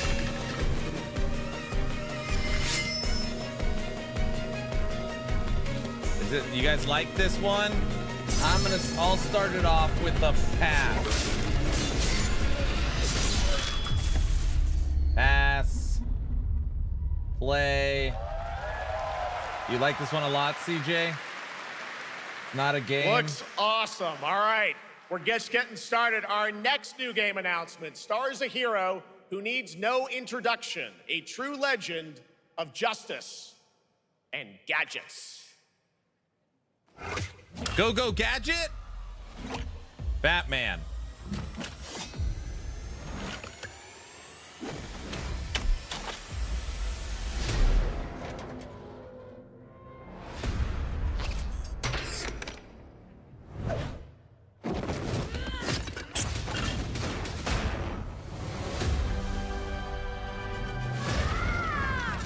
I need to become more than a man. I need to become a symbol. But what did you have in mind?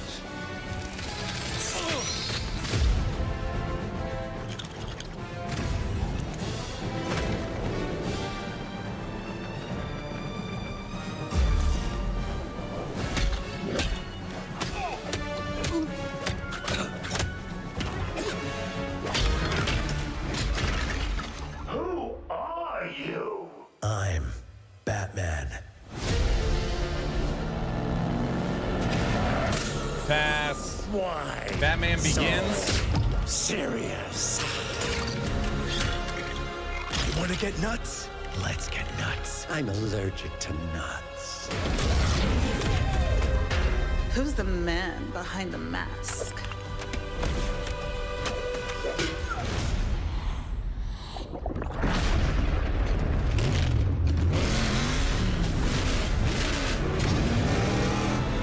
How can you pass on Batman? I didn't pass on everything. I said play on He-Man.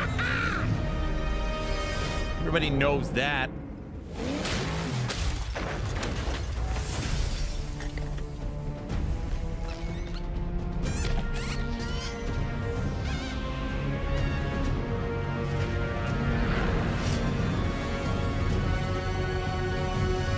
Oh, you think darkness is your ally.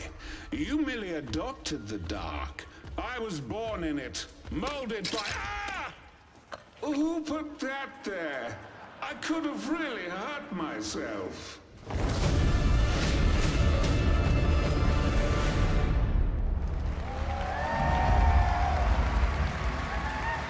Batman Legacy of the Dark Knight. The Bat is back. Please welcome the head of Lego Batman development team, Jonathan Smith.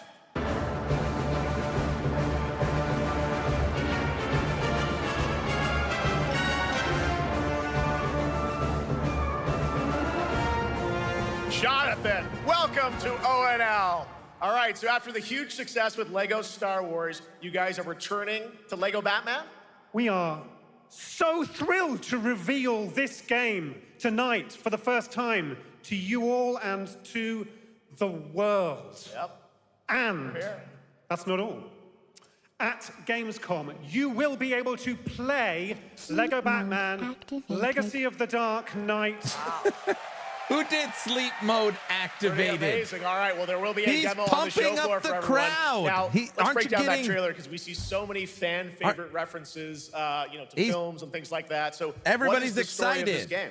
This is the definitive, essential Batman story. We take you on Bruce Wayne's epic journey from origin to legend. You'll train with the League of Shadows. You'll fight crime on the streets of Gotham. And as Last Epoch season's Thursday. You'll establish your ultimate legacy as the Dark New Knight. season of We've Last Epoch. incorporated Is iconic everything, moments so it doesn't matter. and deep cut One day, references 21 from hours. decades One day, of 21 Batman hours. Movies, TV shows, comics, and games, all brought together and brought to life in our unique Lego world.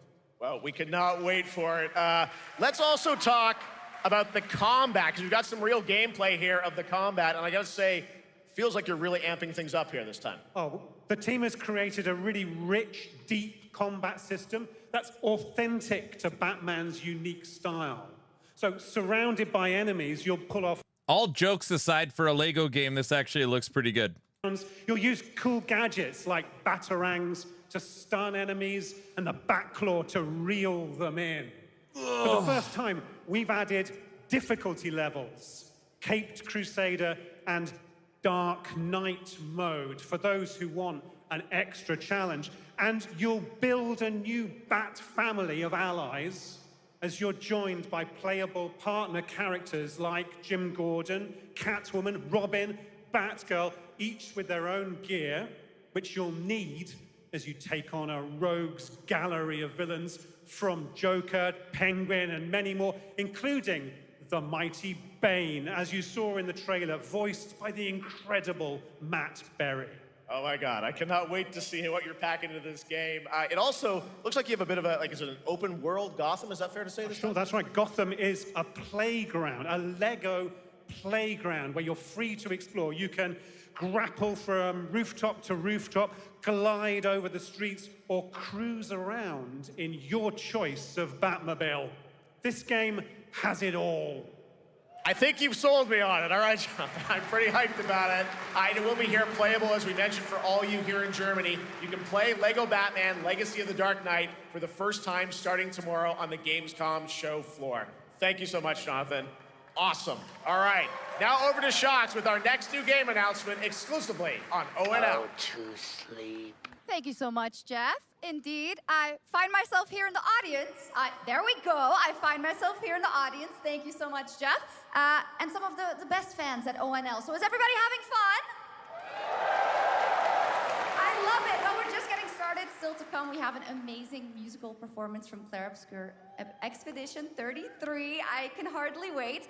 And also a new look at Resident Evil Requiem, as well as a bunch of other surprises. I know what you guys are excited for. I can hear Trent, it. will you But now stop it's time it? for a new game announcement.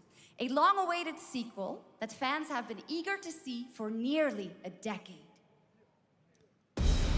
We have fought the enemies of humanity across 1,000 worlds.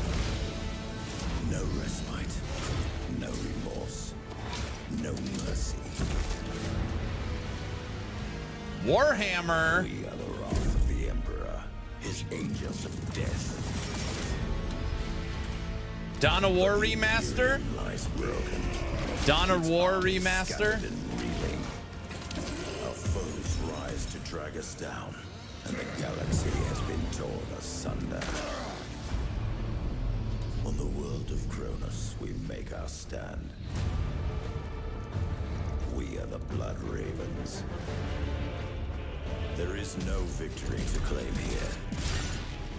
Only vengeance to enact. Whilst even one of us lives, we fight. For only in death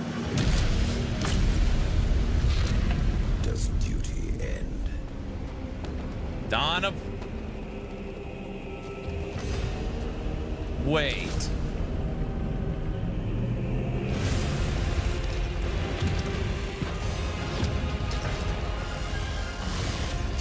This isn't Dawn of War Remaster. This is Dawn of War 4.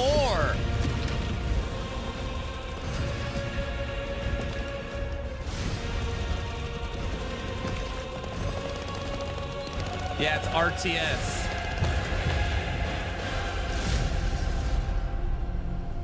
Play. My third play. 2 centuries after the last great conflict, the battle for Kronos begins again in Dawn of War 4 with 4 playable factions and over 70 missions. Dawn of War 4 is coming in 2026 to PC. All right, now it's time for an unexpected update from the Monster Hunter Wilds team about a very special crossover event.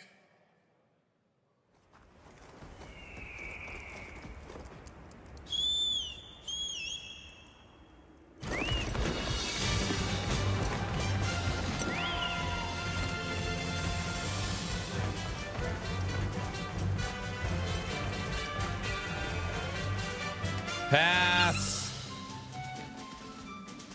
Pass, pass, pass, pass. Final Fantasy Monster Hunter Wilds.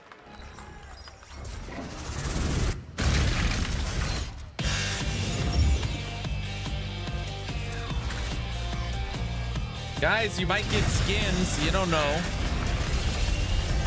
Everybody loves skins.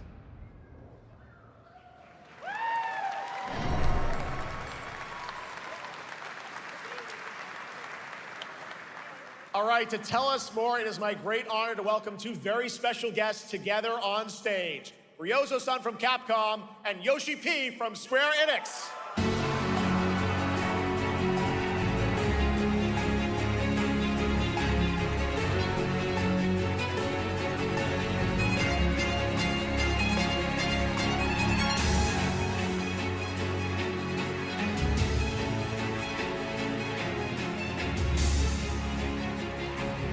Mana will translate for us.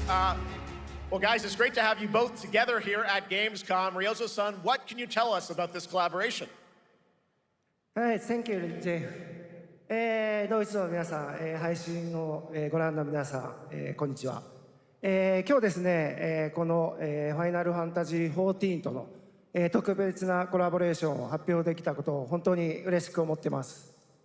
Thank you, Jeff. Good evening to everyone at Gamescom and all the friends watching online. Today, we're very excited to announce a special collaboration with Final Fantasy XIV.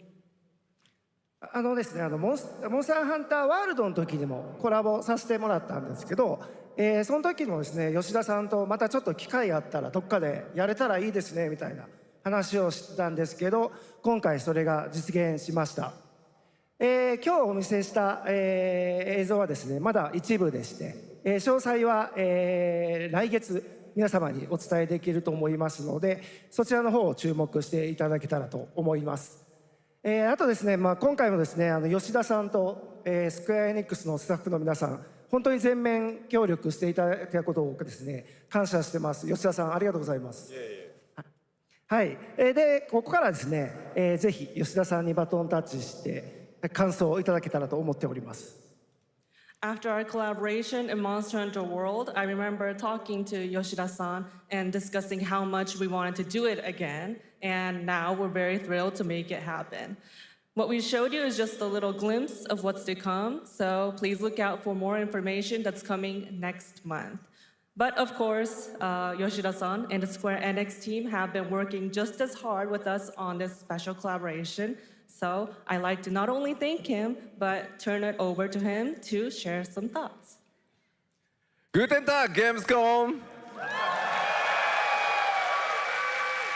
まずはこのような素敵な場所に招いていただいたジェフさん、それから我々にね、いつも本当にたくさんのインスピレーションをくれる良三さん、それからカプコンの開発チーム、そして何よりゲームファンの皆さん、本当にありがとうございます。Monster Hunter. I think. Guten Tag, Gamescom. First of all, I'd like to thank Jeff for having us here, and Ryozo-san for all the inspiration, the Capcom team for working on this special collaboration, and to everyone enjoying our games. Thank you so much.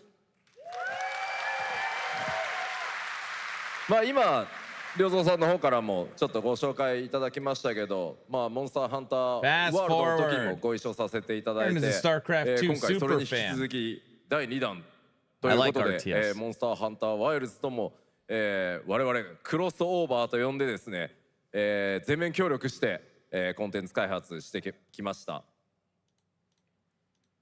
As Ryozo-san mentioned, we worked together on Monster Hunter World, and we wanted to make it happen again, and it's happening for Monster Hunter Wilds. We would call it a crossover, and we're very happy to make this happen with all of our efforts joined together.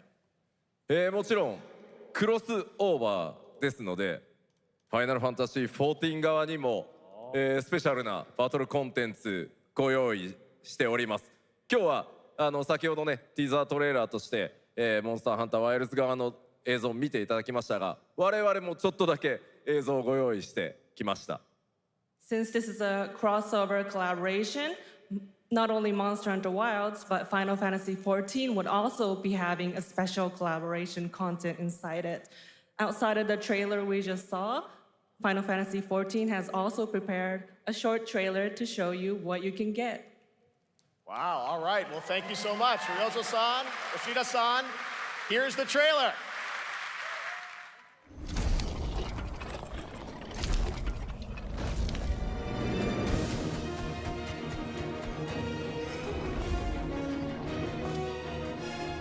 Howdy, folks. Hello.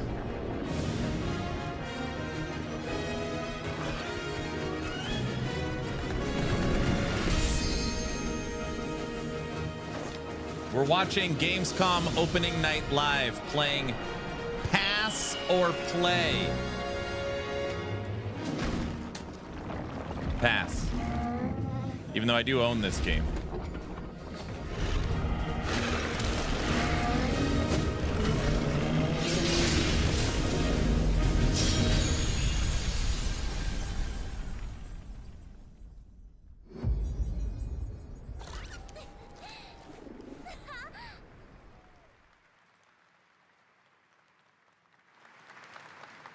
Pass or play? Sure, sure. We know the options. Oh, brother. Something brought us back to this place. Something that knows us. Knows the rules. But what if this wasn't the place, after all? Look around you. They can see you. Do you believe this is real? This isn't a game. Pass? It's a test. Wait, never mind. But do you ever ask yourself, what are we here for?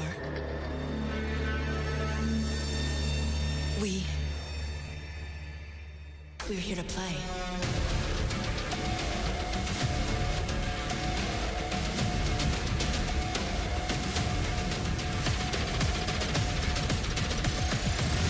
Are you ready to play? Welcome to the world's biggest gaming playground. Game on. 500,000 people, 1,500 exhibitors, endless games to explore right here in Cologne. Discover rising stars at Gamescom Awesome Indies. Step into the cosplay universe, on-site or online. Watch, join, become the hero. Experience live shows, esports battles, and creator events in the Gamescom event arena. Not in Cologne? Go to Gamescom.global. Okay, Stream what the I just highlights heard? on Gamescom Blah, now. blah, blah, blah, Vote in the blah, Gamescom blah, Award. blah, blah, Or blah. dive into our Gamescom studio on Twitch and YouTube. And of course, we're here to play. Join the fun in our community RPG, Gamescom Epoch. Loot awaits. We care. Gamescom runs on 100% renewable energy and puts accessibility first. The whole city joins in at the Gamescom City Festival. It doesn't stop there. Dude, I love that this event is so energy efficient. When I was there, you just felt the green. It was, you know, the trash all over the ground and the styrofoam and the trash cans over. It was just a pinnacle of. Never mind. I'm all right, and that was only a glimpse of what is to come here at Gamescom, the biggest playground in the world, and what it has in store for you. We're here to play, and the fun is just getting started. So, Jeff, what's next? Is it anything good?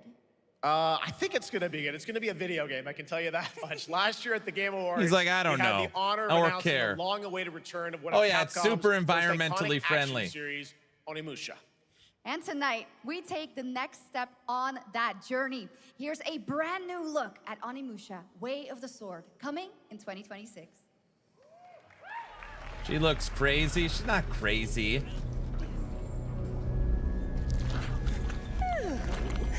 All right, pass or play. Who the hell is this? Samurai.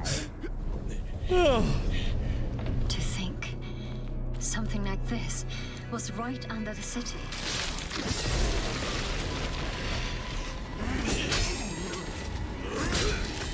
Play. What fearsome power! Be careful! Oh, righteous! And after everything you and your awful kind put him through, too. Were you feeling left out?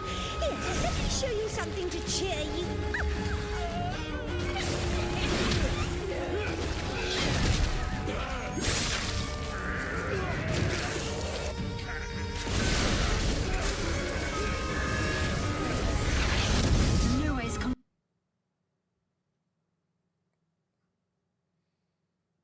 It's broken.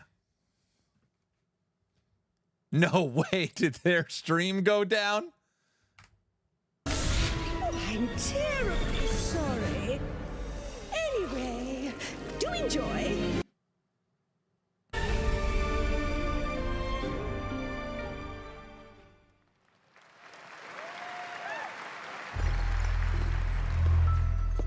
Pass, it's too laggy. Yeah, I'm gonna say pass on that last one too.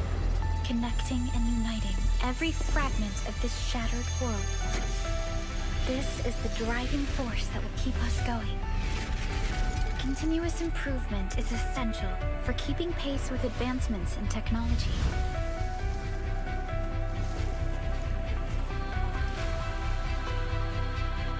Enfield. We don't simply talk about our dreams. We do what we can to make them a reality.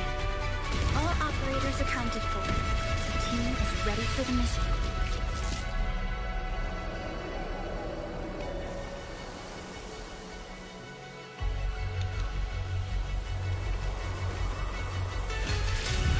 You guys just can't say pass on everything. This might be good. It's a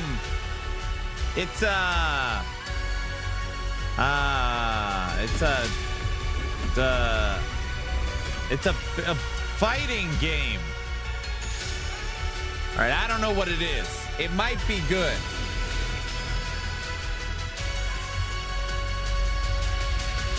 All right, I'm gonna pass on this one as well, but it could be good. It's trash. It's an automation. Pass. Hard pass. All right, what about this? Look at that thing. Look at that. It's gold. Paint. Look at that. Huh? Guys?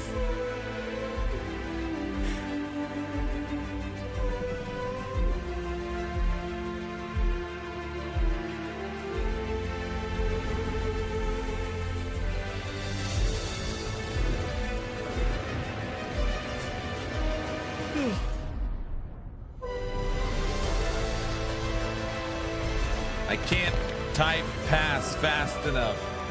Pass. All right. The next one I'm going to put play. Fox says play. Dave says play.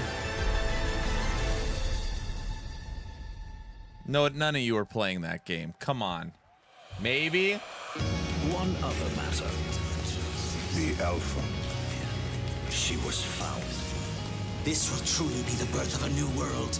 A world where we are the one and only human We're race. passing on whatever this is, too. Friends came far too late. I see the years haven't been kind. I know about the Alpha. Why is she here?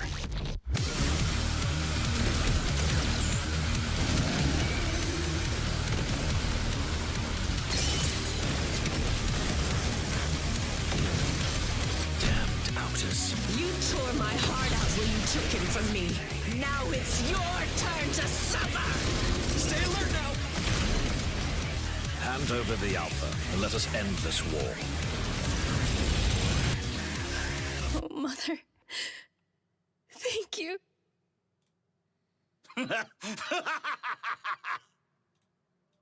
Your sole directive is to now serve and comply. Halo? Do you comply? No. No.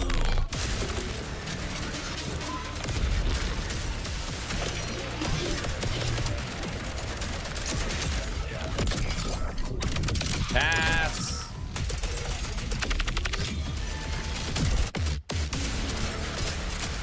A way out is here. I can feel it. Void Breaker. You guys having fun so far? Halo we got is a lot dead. of shows still coming your way. All right, now it is time to head back into the wasteland. We're talking about the TGA award-winning Fallout series based on Bethesda's legendary RPG franchise. Season 1 earned universal praise for its tone, storytelling, and original characters, not to mention how faithfully it brought Bethesda's game world to life. Well, later this year, the series returns to Prime Video for Season 2. To tell us more, please welcome to ONL some very special guests. Series executive producer Jonathan Nolan, executive producer Geneva Robertson-Dorrit, and stars Ella Purnell and Aaron Moten. The TV show? Great.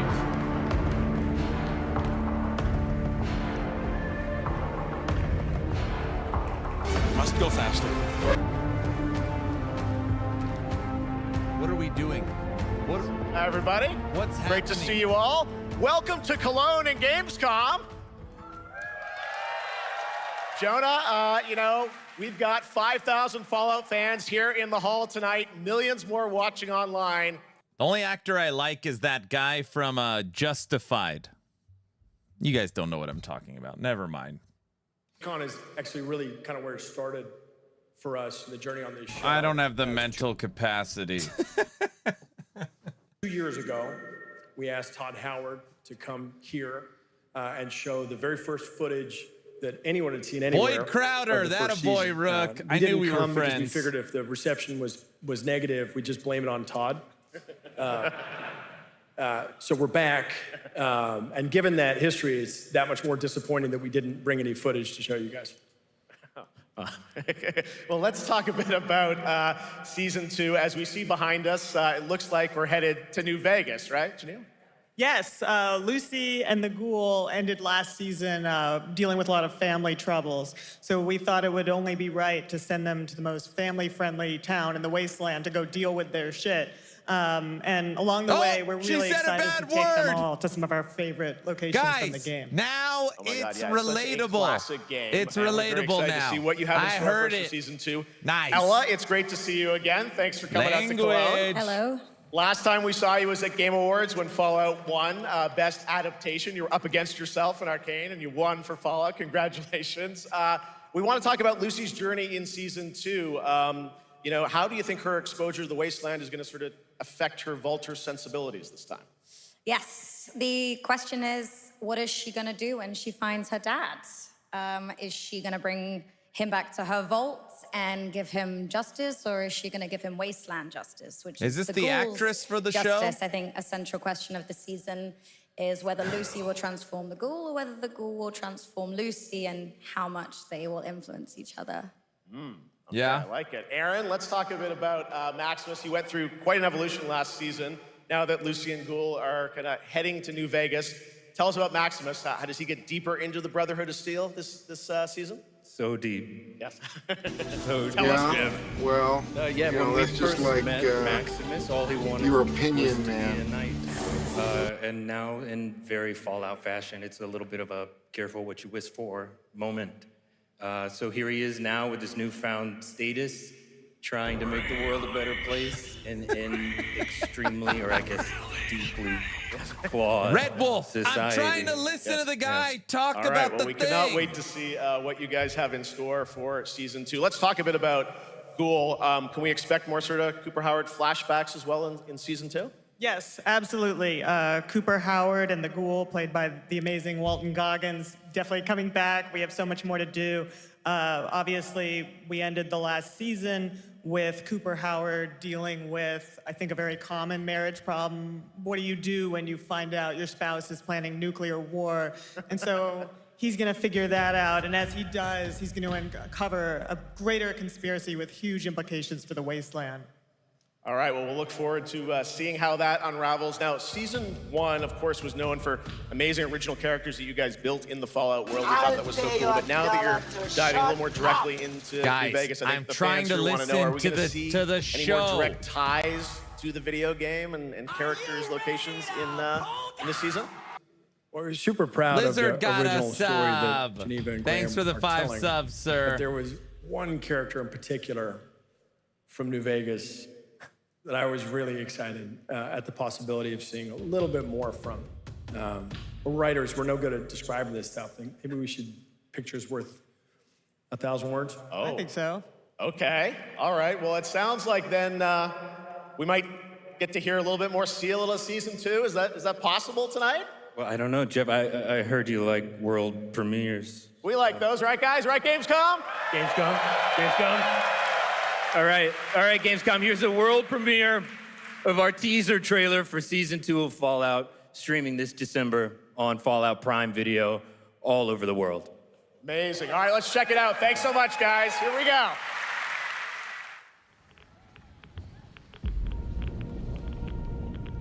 I'm looking for someone. Oh, she's in the show again. Someone you care about or someone you hate? I know her. I great saw her on question. stage. What say you, Miss McLean?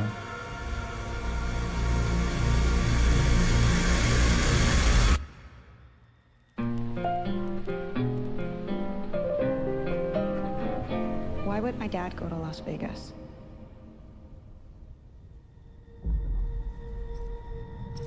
You want to know why the world ended? It started here with one man. It's all over. I've jumped off the stratosphere before. Cooper Howard, star of the silver screen. Like yourself, I am the very best at what I do. But And what I do is I know everything.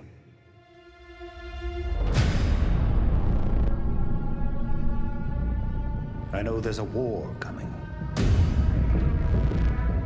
The bombs will only be the beginning. My concern is that you would do just about anything to save your family. I want to turn off the pulp. I like it. I think you are actually quite a violent man. You just don't want to kill me yet.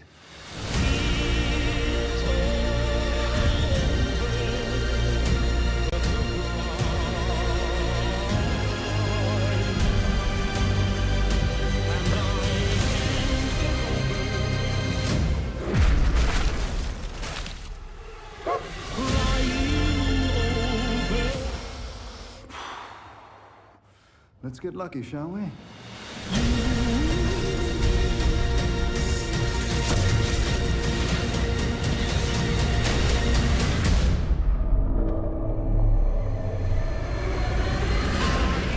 It's not how you hold a gun.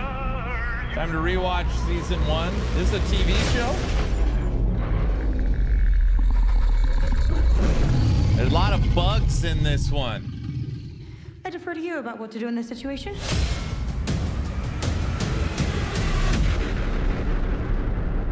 Bugs. Lots of bugs.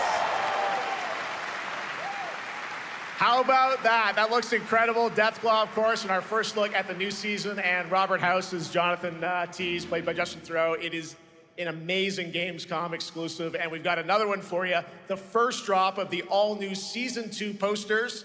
We cannot wait to see what Lucy, Maximus, and the Ghoul have in store for us when Fallout Season 2 begins December 17th with new episodes premiering weekly. Well, we'll still be subathoning, so we can watch this together. Now back to you, Shox. Thank you so much. That looks so awesome. I can't wait. But last year, Indiana Jones and the Great Circle was acclaimed for its incredible gameplay and story. And next month, the adventure continues with The Order of Giants, a story expansion with new puzzles and foes. Here is your first look at the gameplay and a special announcement.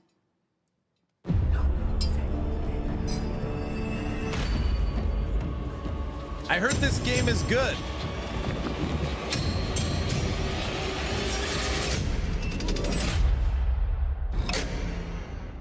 What do you know about the legend of the Nameless Crusader? Fierce warrior. Fought in the siege of Antioch, 1097 AD. Very tall, like a giant. Pope Paul IV had an item of this crusader in his possession, his helmet. Well, I'll tell you what. If I see the helmet, I'll leave it exactly as I found it. Sound good?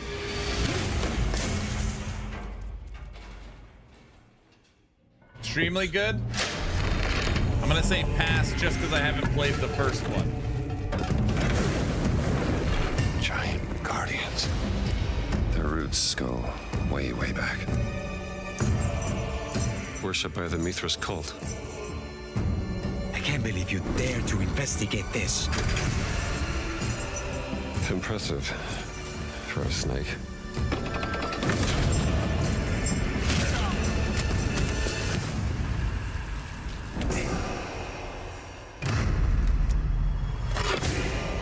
It says Semper Vivus, always living. Not dead. He's not in a tomb.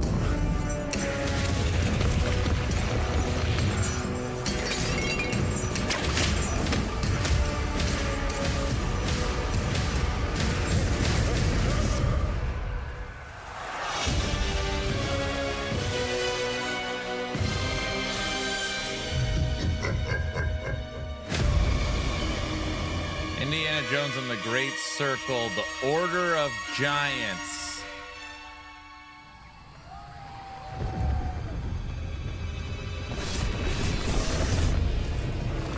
Play, but I've made it through 10% of the first one.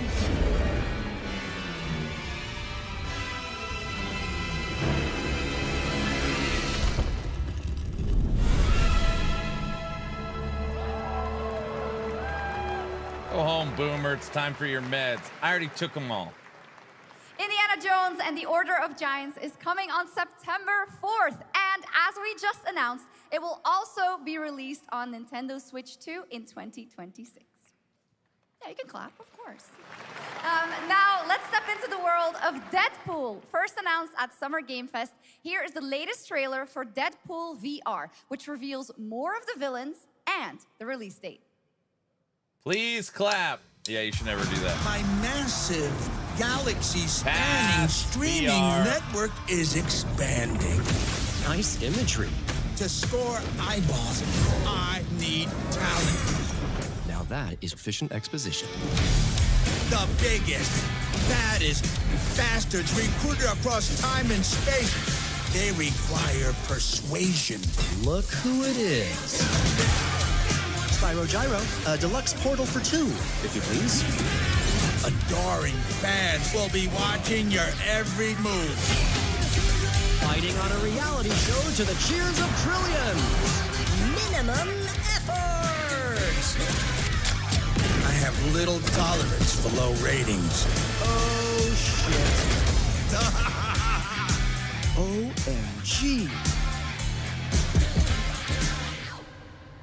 A lot of people still, is VR still pretty popular? Yeah, that's right. Mojo is in Deadpool VR 2, voiced by John Leguizamo. Now, on to this next world premiere. BR's pretty much dead.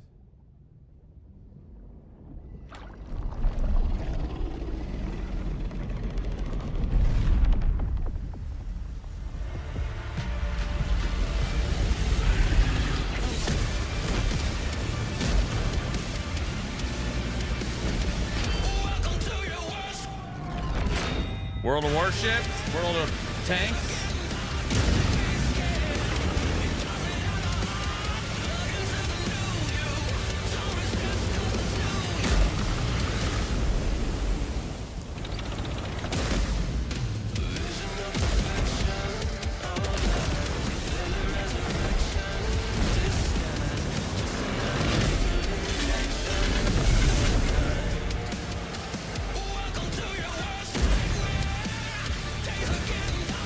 Gotta be World of Tanks.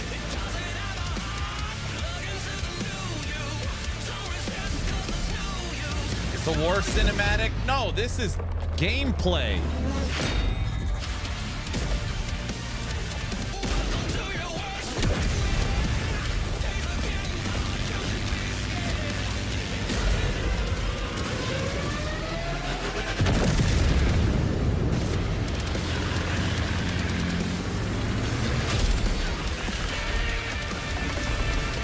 But no tanks, Spidey. Is it really World of Tanks 2? I just figured it's DLC. World of Tanks 2.0. Pass.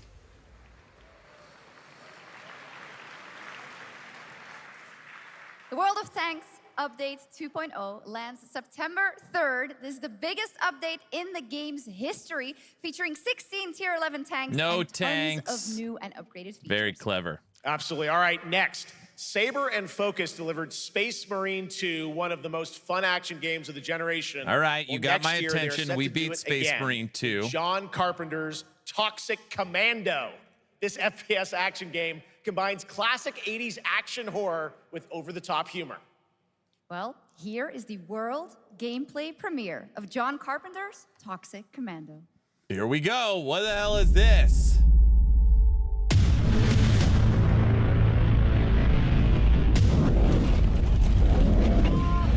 Next step, improvise.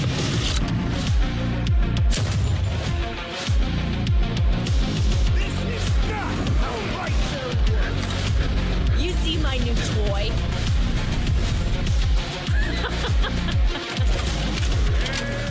Why is everything a pass? No, this one looks good. Liar, liar, zombie. All right, I'm passing as well. Oopsie. They're wrecking our ride. Muffin, they're working on stuff right now for Last Epoch. I need some first block. Can you all please cover me? Whatever works.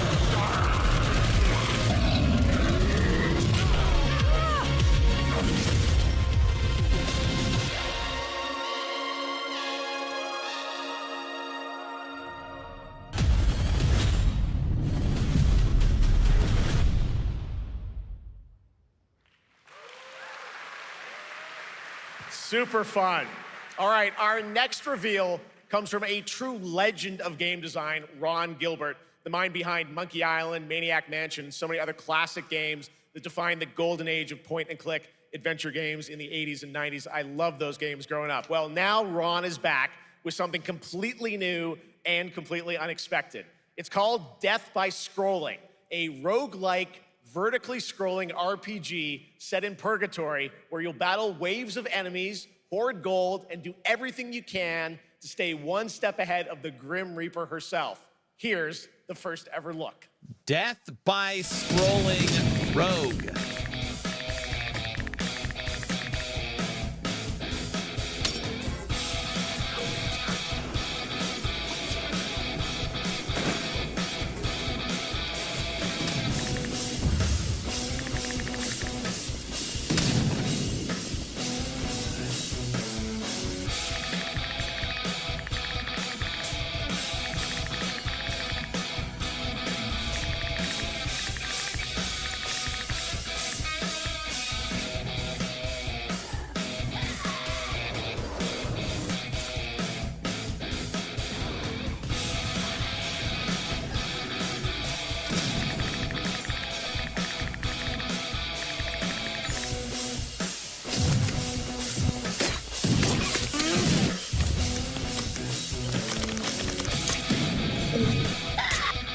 It does look controller friendly.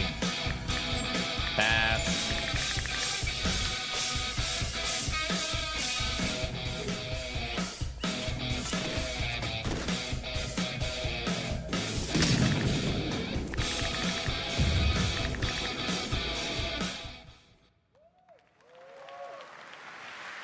It's very fun. I've actually been playing this game over the past few weeks, and trust me, it is dangerously addictive. The screen, as you can see, never stops moving, so you're constantly on the move, fighting to stay alive. A really fun game. Make sure to check it out. All right, now onto a studio known for its unforgettable storytelling. Back in 2019, the groundbreaking RPG Disco Elysium took home 4 Game Awards. Since then, Zaum, the studio behind it, has been through a host of changes, but tonight, 6 years later, those who now make up the studio are ready to give the world the very first look at their next CRPG. It's a dive into the shadowy world of espionage, where the truth can be stranger than fiction, and every failure isn't the end, but the start of a new path. I once knew a spy. Brilliant, relentless, magnetic.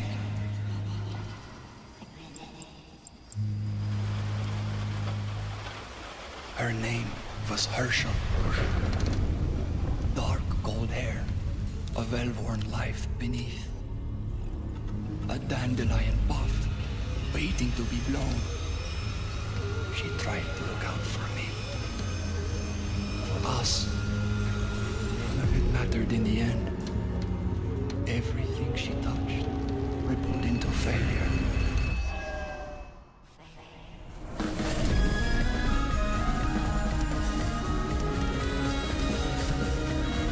What do you guys think on this one, Diesel? Look at this.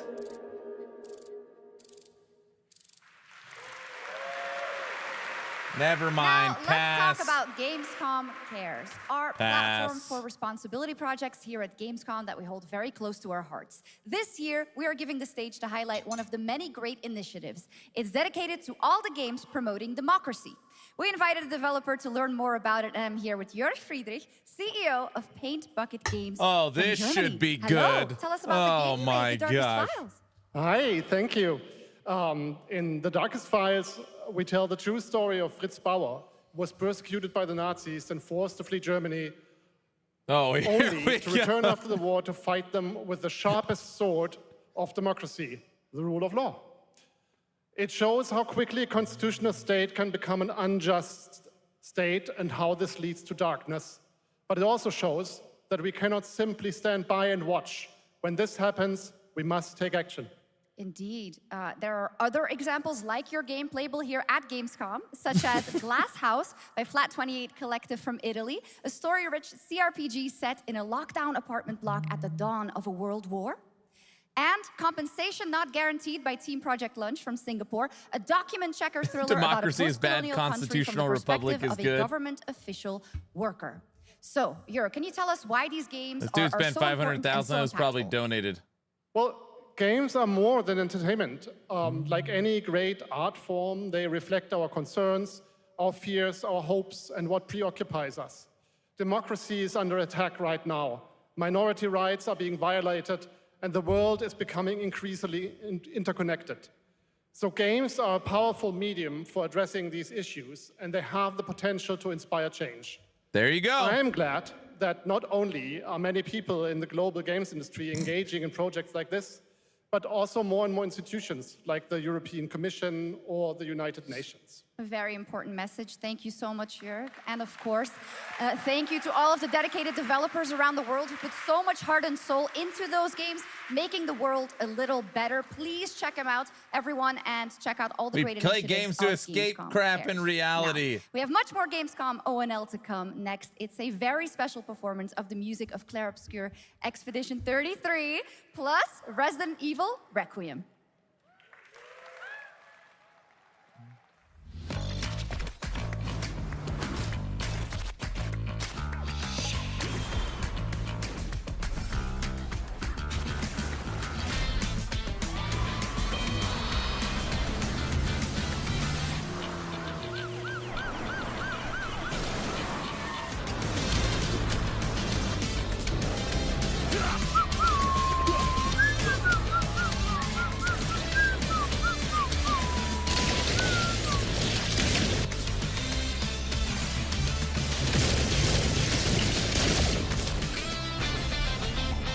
This is live.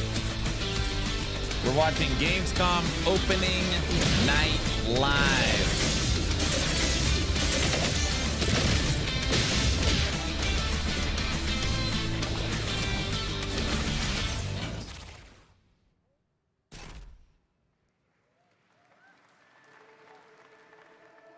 You're just a part of my life, and you're just a part of my life.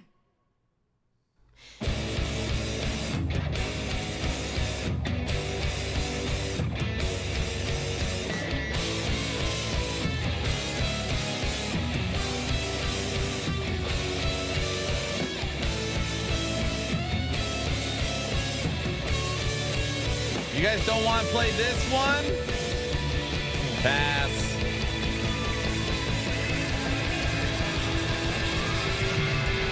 Spell Raptor Build Planner. It's really coming along. I can't get rid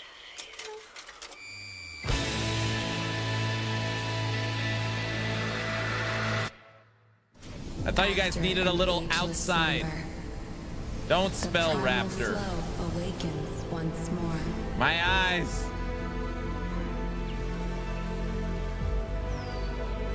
It is fate. You want to watch the fence for the rest of the time? Just leave it on the fence camera.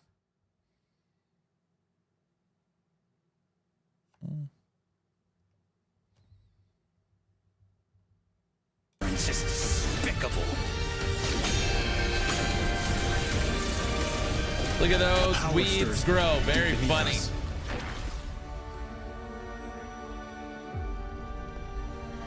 Whatever's lurking, it's behind this gate.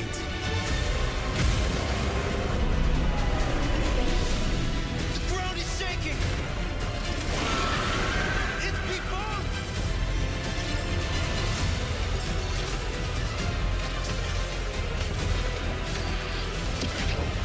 We have to take it down. How long have they been trapped in here? Be it destiny or chaos. Oh, sorry, I wasn't paying attention. Pass on whatever this is. Time for the final reckoning.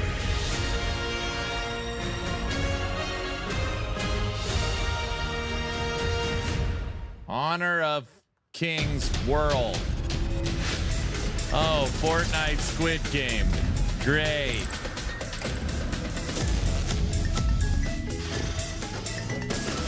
At this point, I'm numb to everything, so it doesn't matter. Pass.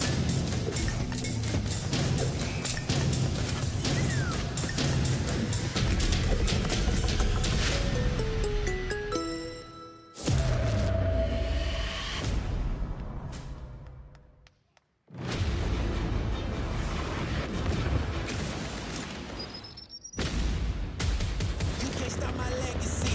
Okay, I'ma set it off, get back. Turn up the knob and take it to the max.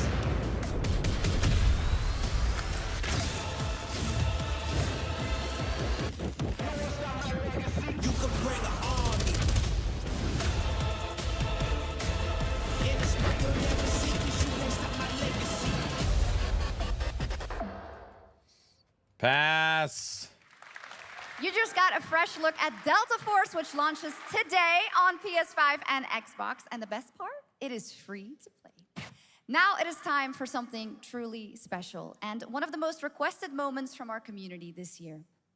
Earlier in 2025, Clair Obscur Expedition 33, the debut title from French indie studio Sandfall Interactive, captured hearts with its stunning Belle Epoch inspired world and unforgettable style. Absolutely. This is a very special game, and tonight we wanted to bring that world to life right here on stage at ONL with a special acoustic performance from the game's soundtrack. Please join me in welcoming, for their first big live performance ever, the composer of the game, Lauriane Testard, and vocalist Alice Dupont-Pissier, performing Alicia from Clair Obscur Expedition 33. All right, I'm turning it up a little bit here.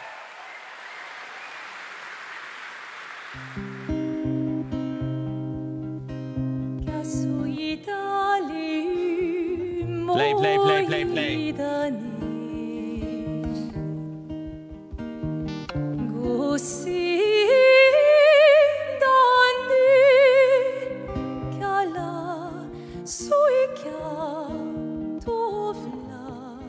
I could sing like this.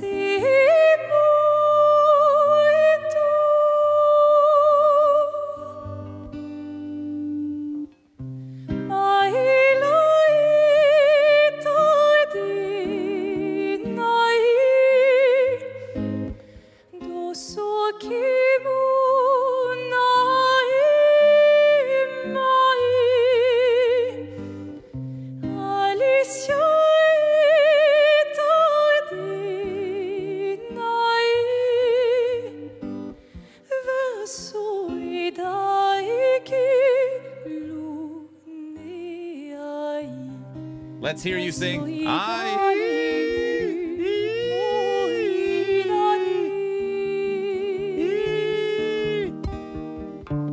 Pass. What? Sounds identical.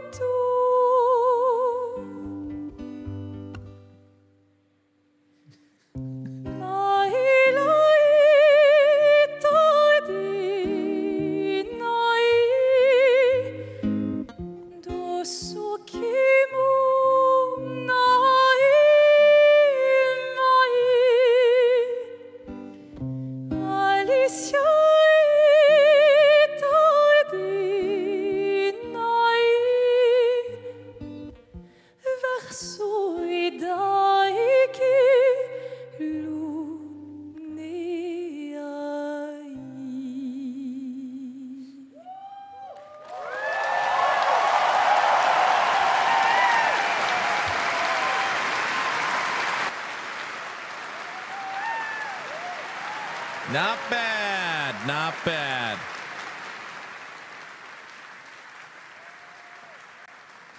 It was absolutely beautiful, absolutely amazing. Thank you so, so much. And we have so much more opening night live right after this.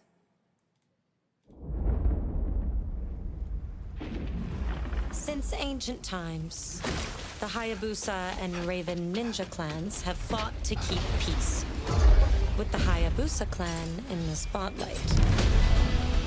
But your clan, the Raven clan, has always had a secret motive. What's this one? I owe you one, Hayabusa. Expect heavy resistance from the BDO. We're all counting on you, Yakumo.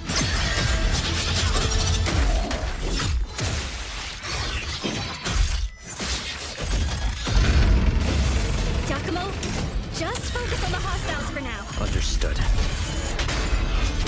Stop this madness. Stay away from the Dark Dragon Seal. Go back home to your little raven nest. Or die here. If you truly think you have what it takes to slay the Dark Dragon, prove it. The very fiend that resurrected the Dark Dragon years ago. Even a mortal such as yourself has heard of me? I'm sure. Die, insect.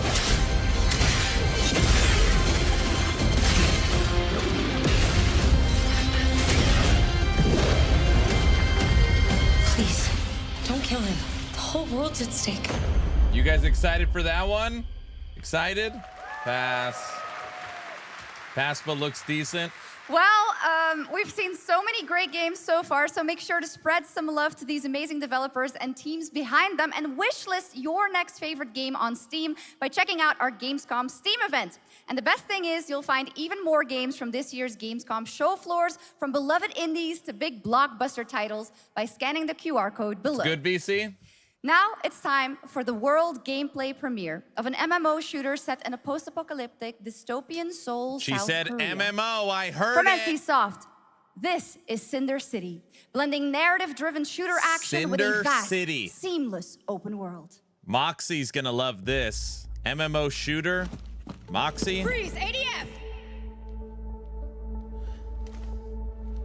Get on the ground now! Drop your weapon or we'll shoot!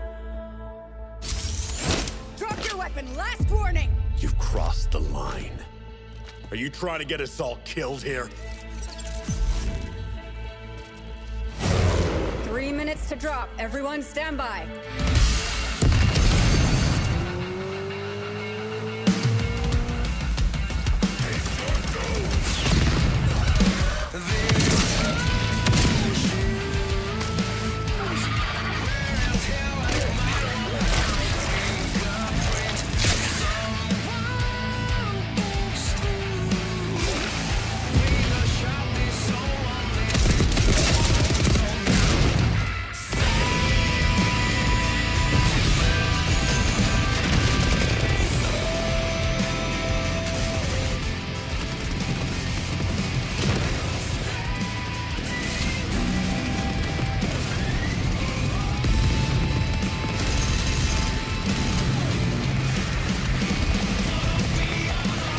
It's kind of, I know it sounds stupid. It's kind of giving me City of Hero vibes. City of Hero, but shooter? I don't know. If there was enough people wanting to play, I would play it. It's an MMO. But that's not all. We've now got a gonna put second play. brand new game from NCSoft. Time Takers is a competitive team-based survival shooter I'm where the putting ultimate play on prize the isn't MMO points, shooter. it's time itself. Here's your first ever look at the gameplay. I floated in an ale-induced stupor, a ghost of my former glory.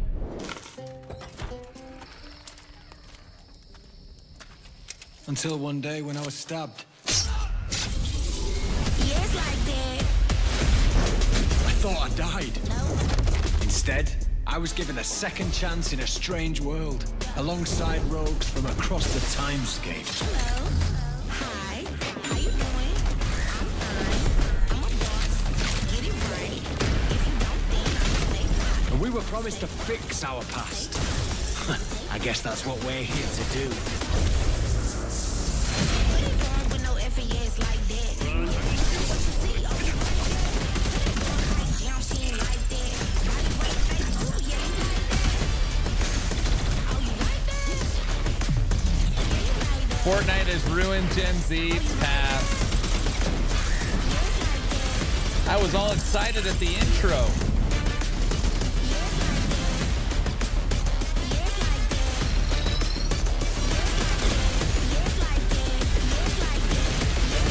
I don't even know what I'm looking at. What do you mean you don't know what you're looking at? You're looking at Time Takers. Yeah, Fortnite meets Overwatch. Duh, everybody knows that. For decades, Silent Hill has defined psychological horror in games. And tonight, the fog rolls in once again. Here's a brand new look at Silent Hill F from Konami, including the reveal of the American voiceover actress Susie Young as Hinako. Target 1 to HQ. We haven't found it. I think I'm the wrong demographic for this show. No, this is all the new stuff.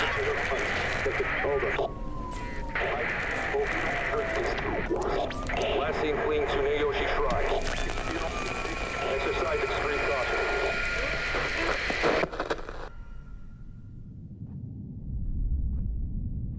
You saved my life and laid claim to my soul. In turn, I shall save your souls by claiming the life of your own self. What's that? What is this place?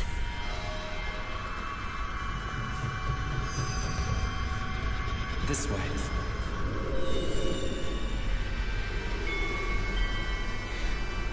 Better get going.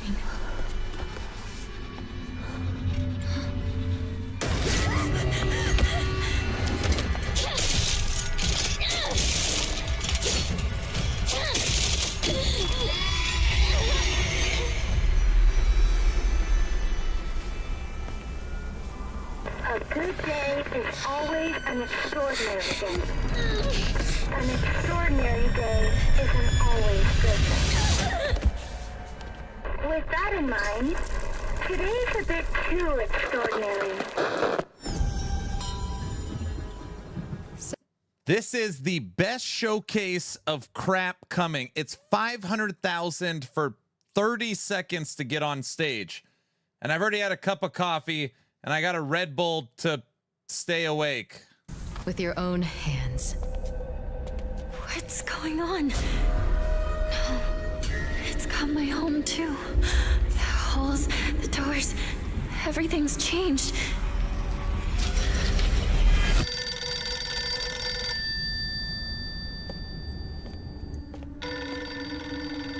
Tell me, who are you? Please. Just die. This one's too scary. That's too scary. Yep, too scary. It must be hard for you to bid farewell to childhood friends. Yes.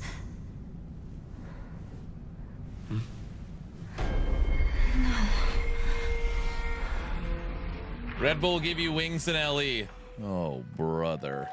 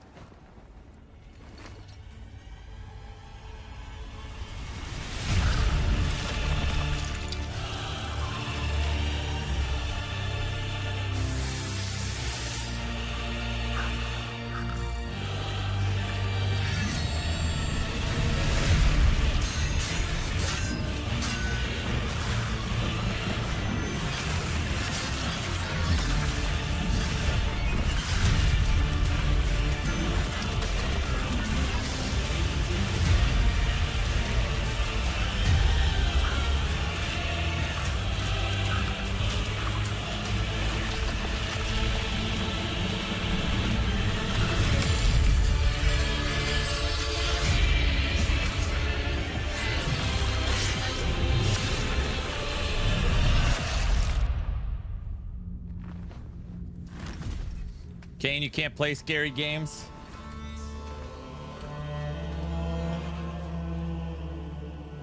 Aaron, when's your next live stream for Time Takers gonna be? Very, very soon.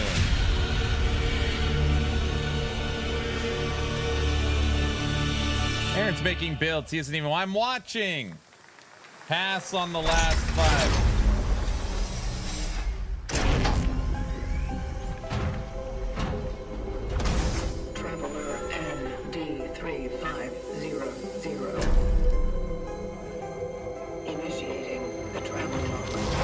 More of this do we have to watch? This is the Traveler, an agent of a shadowy faction known only as the Collective.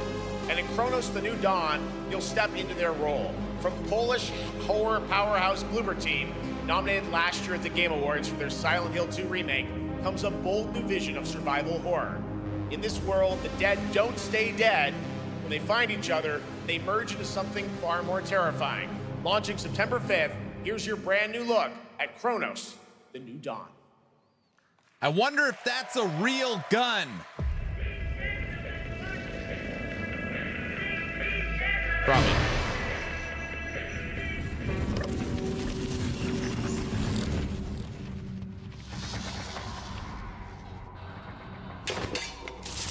It's probably AI.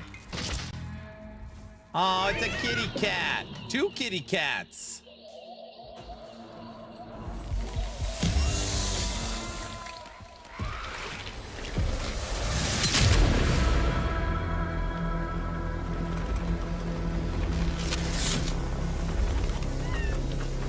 Are you glad to see me, friend? Too scary, Aaron?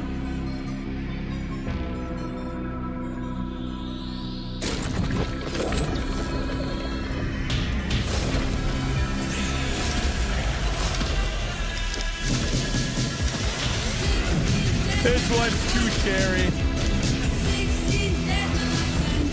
Pass.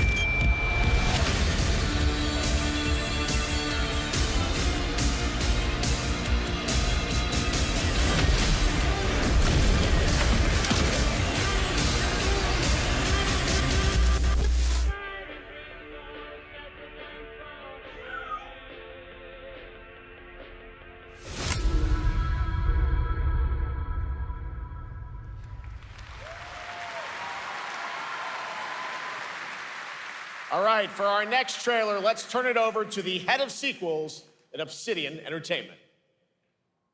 Guten Tag, Gamescom. Look at this.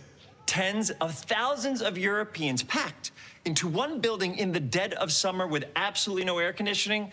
This is the type of dystopia we here at Obsidian Entertainment absolutely respect. What is this? Am I experiencing Schadenfreude right now? I may have messed up the pronunciation, but you knew the idea. How are you? My name is Mark. I am the head of sequels here at Obsidian Entertainment, and I've got big news. I am going to drop a brand new trailer I don't have the mental for the capacity. Outer Worlds 2. What are you gonna get? More planets, more chaos, and an actual release date now that GTA 6 got pushed to the spring. So, strap on in. Stock up on some gummy bears, stock up on your favorite pretzels. Get ready, here comes the Outer Worlds 2 trailer. Roll it, Jeff. It's gotta be Jeff that's rolling it, right? And now, a trailer for the part of the game you'll remember more than Diesel, the did you like ending. that one? The Companions. Let's skip the diplomacy. Chemically enhancing your statistically unsafe lifestyle. This might sting a lot. Ooh, an enemy. Son of a spread.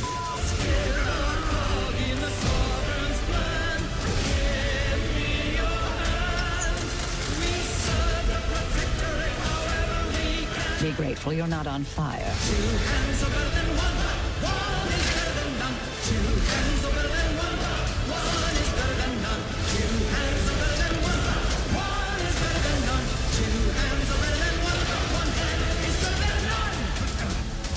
And no, you can't sleep with them.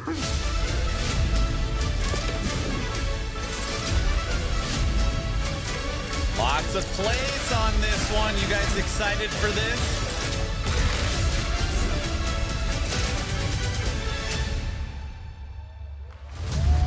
You're not excited? Pass. No sleeping with them. Good. Lots more to come here at ONL, but now a first look at Inzoi Island Getaway with Hype for that one, first Shin? and free DLC, which is coming tomorrow.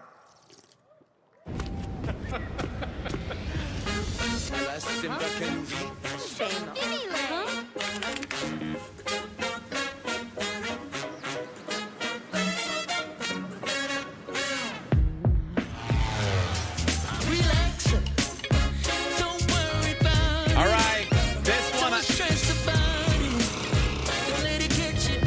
Guys, this one is brought to you by Crafton, so I'm contractually obligated to. Wait, never mind. All right, this one's a play for sure. Play.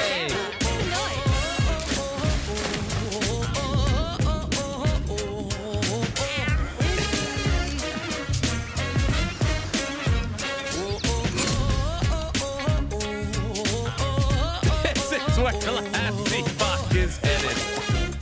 No, it's not. What the hell even is this? I don't know. Is this the new LE? Yes. Everybody knows that. Awakeners, prepare for the final confrontation.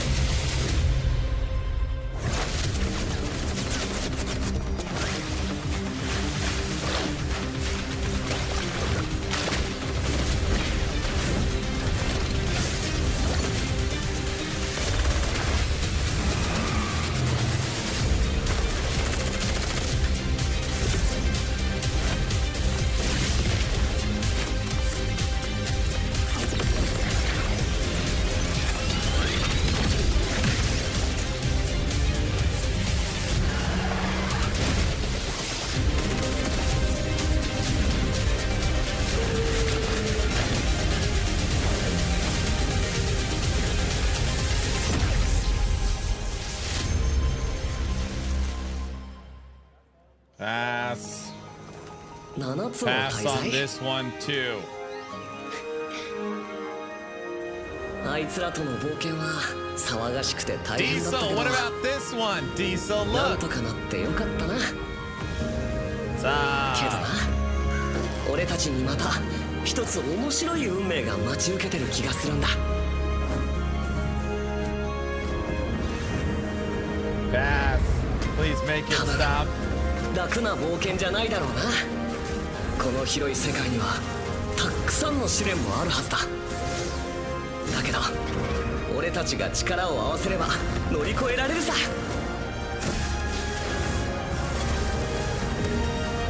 何ぼーっとしてんだよ。やることが山ほどあるんだ。早く出発するぞ。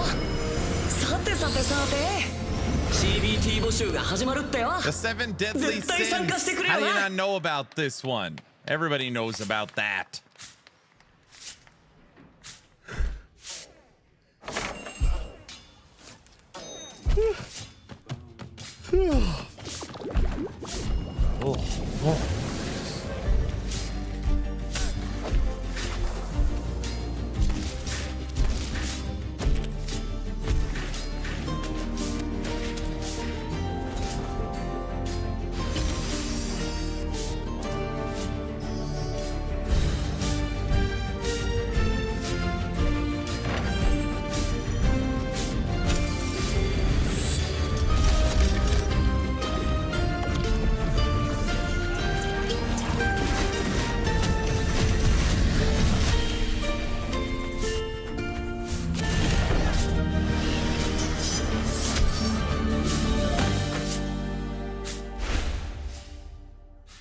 What about that one? It brought you here, my fire.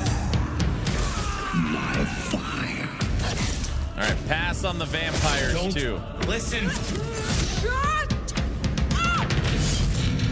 Your reputation is legend. Oh my, you. I think I know what you are.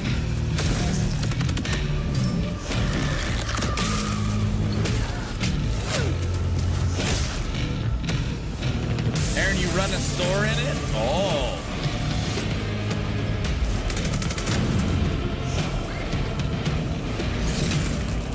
So weary is the wanderer that treads on the fertile soil.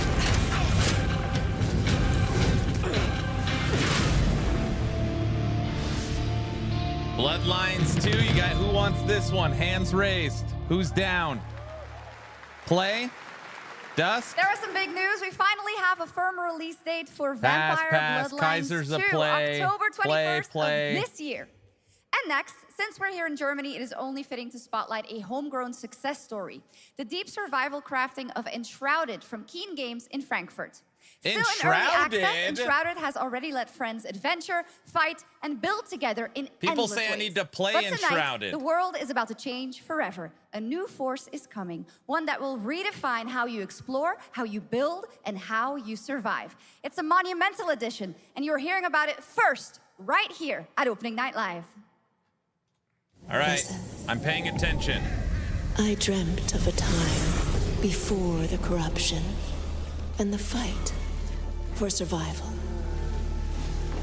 I dreamt of a shimmering home and of exile. To find peace, we must brave the deep.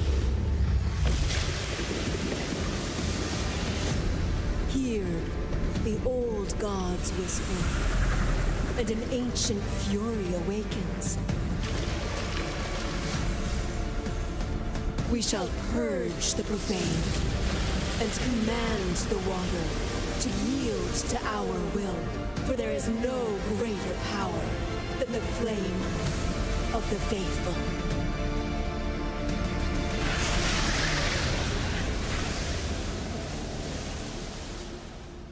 Would I like this? Guys, you know me. Would I like it? Awesome. I'll and put tonight play, at 'cause ONL, we it's an have news of the RPG. latest Xbox franchise that is coming to PlayStation for the first time, and the reveal of brand new expansion as well. Rook says yeah. Yeah.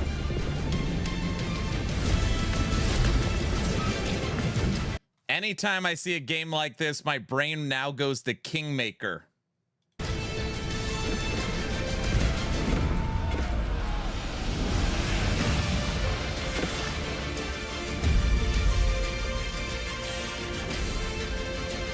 Kingmaker.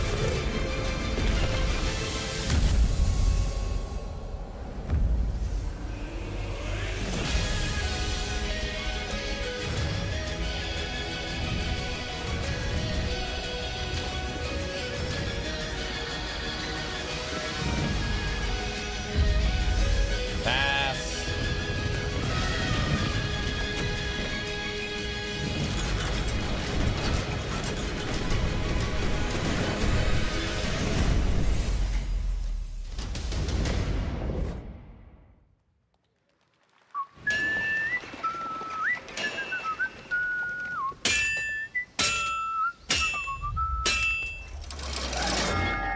Is that an Epoch clock? Honored friends, masters of the blacksmith's guild, let me introduce a young master of our craft and new owner of Gutenberg's old forge, Henry of Skalitz.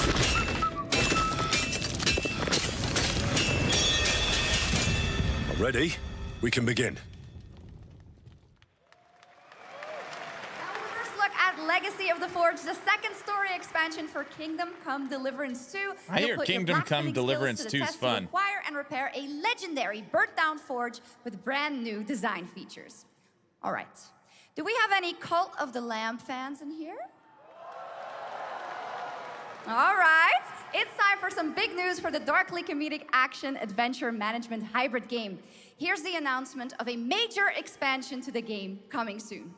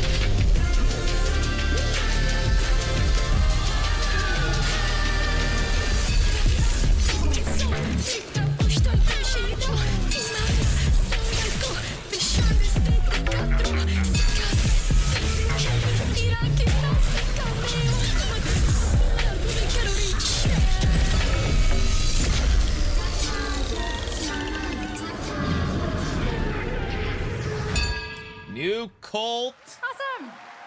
Now, of the last Lamb year, expansion. World of Warcraft celebrated its 20th anniversary and kicked off its 3 expansion story arc, the World Soul Saga. Here to tell us more about what's to come is executive producer Holly Longdale. Pass on the last 2.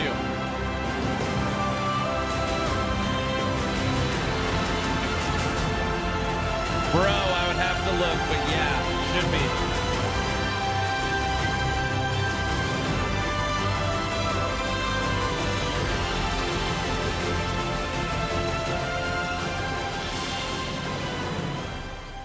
Hello, everyone.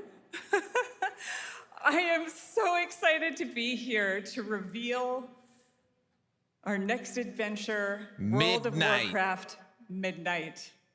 I'm equally excited to welcome you all home with our new housing feature. And if you're here at Gamescom, please come by and check it out on the show floor. We have a lot coming in this next expansion, our 11th expansion.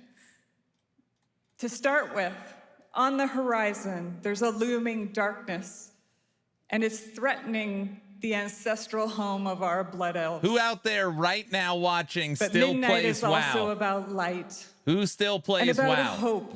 Pass. And about heroes who rise when the world needs them most. And it's about the bonds that tie us together. And pass, play. It all starts at the Sunwell. And if any of you have ever played WoW, do you remember the Sunwell? No. Oh, yes. With that in mind, please enjoy the premiere of our cinematic introduction to Midnight.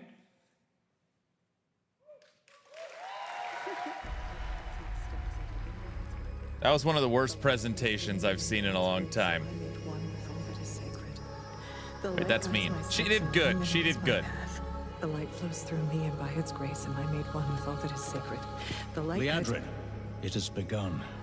I need you with me on the wall. Lorthamar, the void will envelop us soon. Only the light can save us now. No. The time for prayer has passed. The Sunwell will not fall. Not while I draw breath.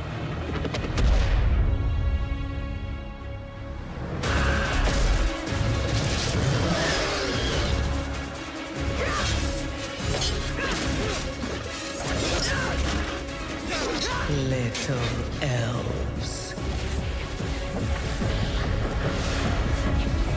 I can see you grow weary. How much longer can you hold out? Flee and save yourselves. Liadrin, don't. Light be with you. You see? She understands it's hopeless. Soon, you all will. The light guides my steps and illuminates my path. The light flows through me, and by its grace am I made one with all that is sacred. The light guides my steps and illuminates my path. The light flows through...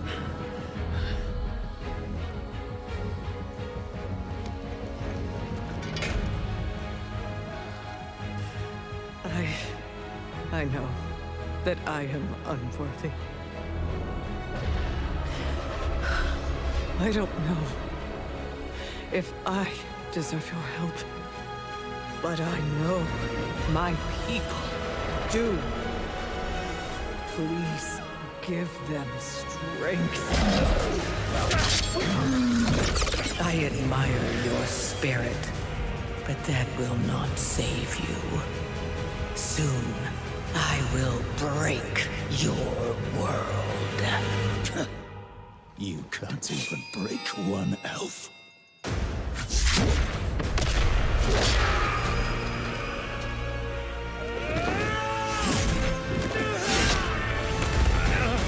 This darkness comes to devour everything. And when it is finished, there will be no more light. Without your aid,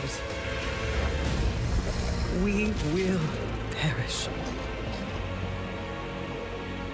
I beg you, help us.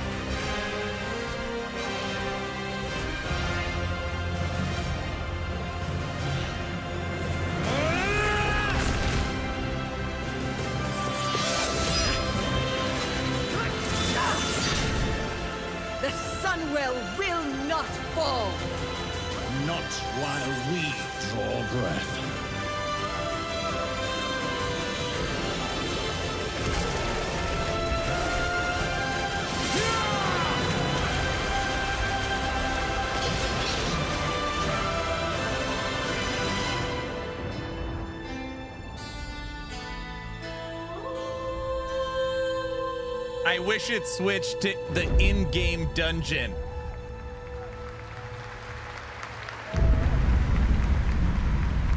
They spent $100 million on that trailer.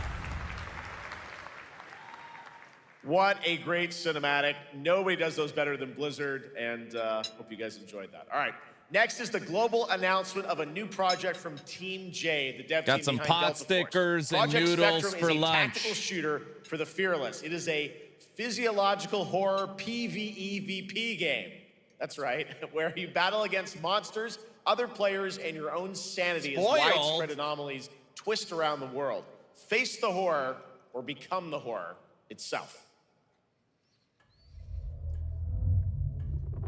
Can you describe the sound in the recording?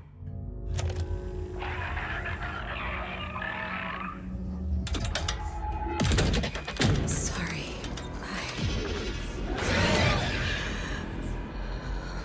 Let's go back to the start.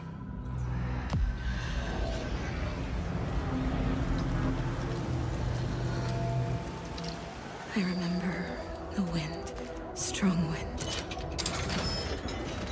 What the hell happened here? We got company!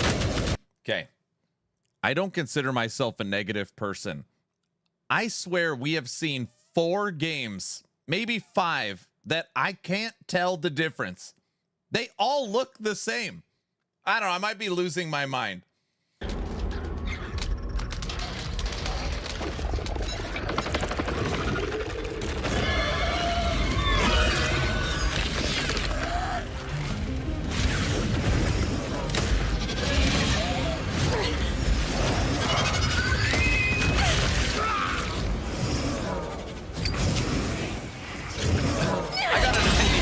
Let's make a shooter with monsters.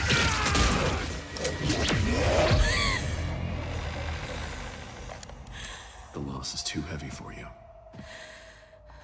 But sometimes, loss can birth beasts and bury truths.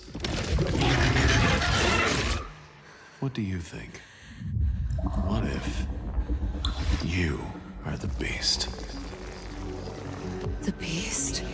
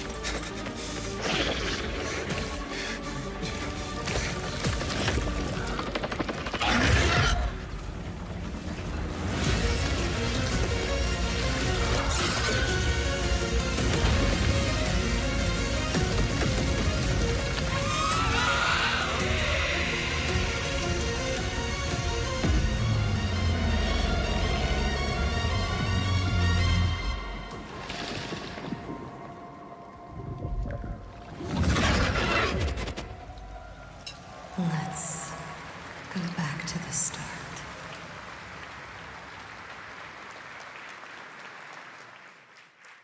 All right, this next world premiere feels familiar, yet it is something brand new from Wargaming. And trust me, you've seen them with tanks, but you haven't seen them do anything like this before. And it's coming to PC, consoles, and Steam Deck.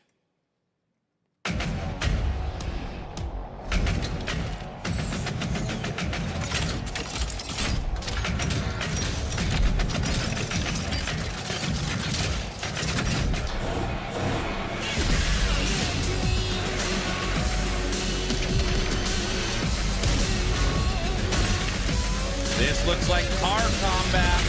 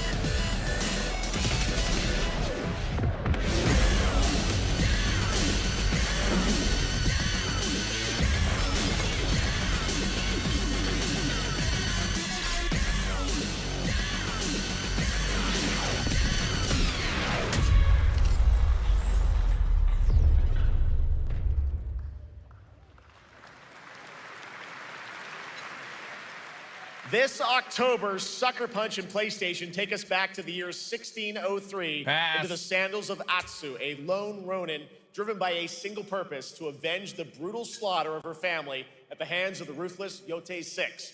Tonight, we have a new look at the deadly, beautiful world of Ghost of Yotei.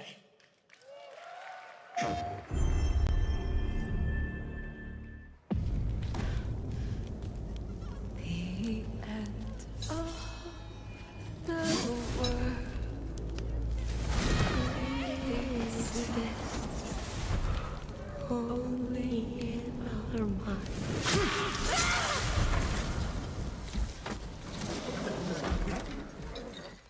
Ghost, you just can't get excited because Ghost is in the name. You're not you're not allowed to do that.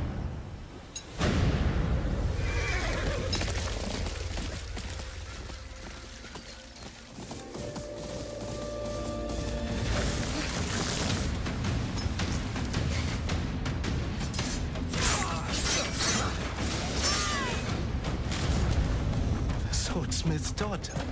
I watched that tree burn. How did you escape? Same way. I survived every battle. The thought of killing you.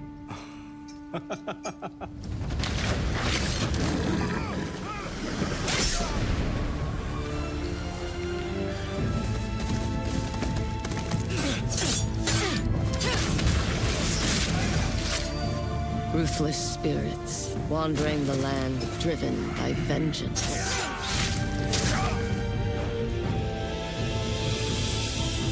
Sometimes I feel like that is what I am.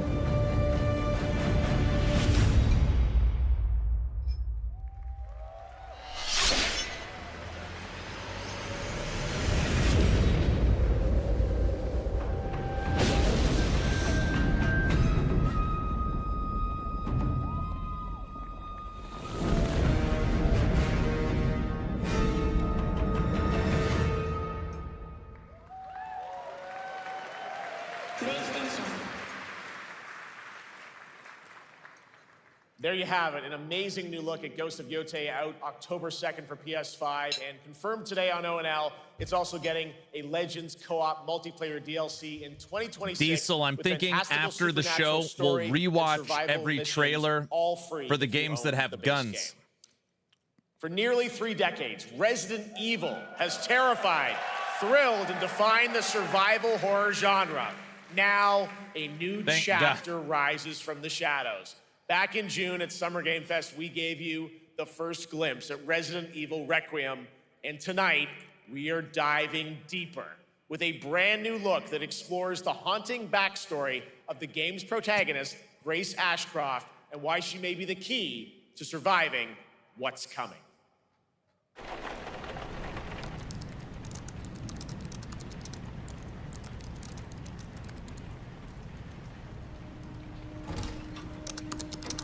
My son's excited for this one. Hi, Mom. You have been on that thing all day. Well, if you're gonna work so late. Get some sleep, eh? I'm almost done, just a sec. It's really coming down hard. Mom, phone. Mom. It's right beside you. I am 40. I have a wife and 4 kids. Miss Ashcroft? Yes.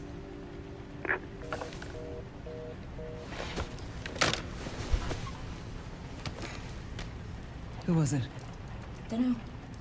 They asked for Miss Ashcroft and then they hung up on me. Rude. What the? They're coming. Grace, we need to go.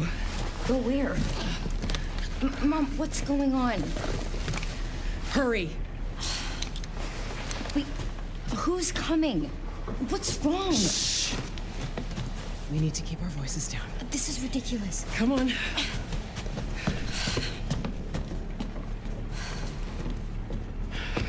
Tell me what's going on. Now is not the time.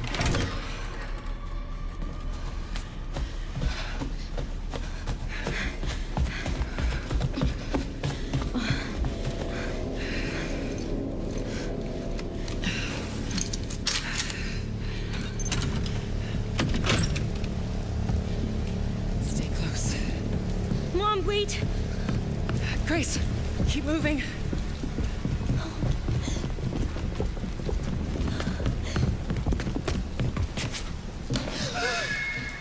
Oh, who's that?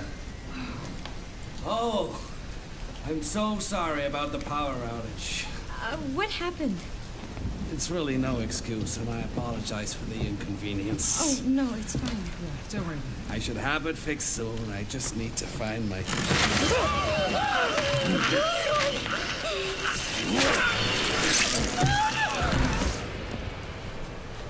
Come on in here, Grace. Grace, look at me.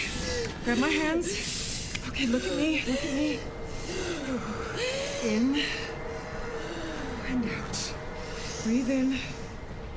This is how you build intensity. Grace. And the visuals are pretty promise damn you, good. I will explain this all to you one of these days.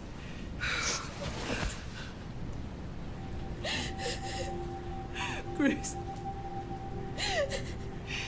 Please know that you are my hope. Never forget that. What are you talking about? Just... I love you. I love you too. Ben, thanks for coming a member on YouTube. Thanks, Ben. We don't have any of our stuff. We can come back for it later, Grace.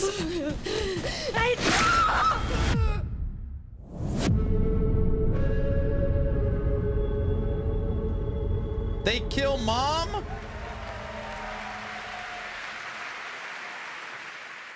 That game is insane. I got to see that sequence in Osaka about a month ago.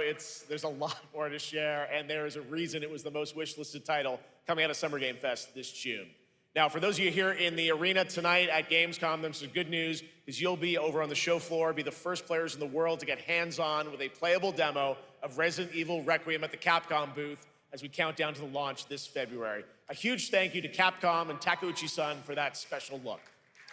And with that, Gamescom Opening Night Live comes to a close. But the celebration of gaming doesn't stop here. We'll be back on Thursday, December 11th for the Game Awards, streaming live around the world as we honor the best games of the year and give you a glimpse of what's coming in 2026 and beyond with tons of brand new game announcements. You're leaving, but before we say goodnight, we do have one last surprise. What is it? A global announcement. What? From a studio that walked away with multiple Game Awards wins for its last project. Diablo 5? Please, take a look. Please, something good.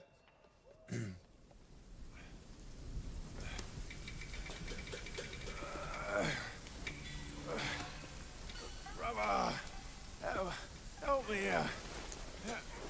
You ain't even trying. It's all me.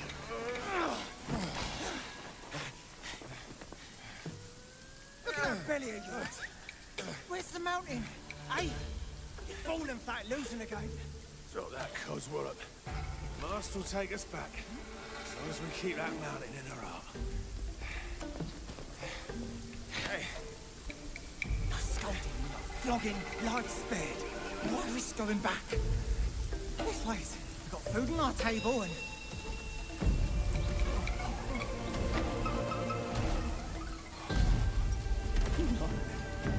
They're coming for us.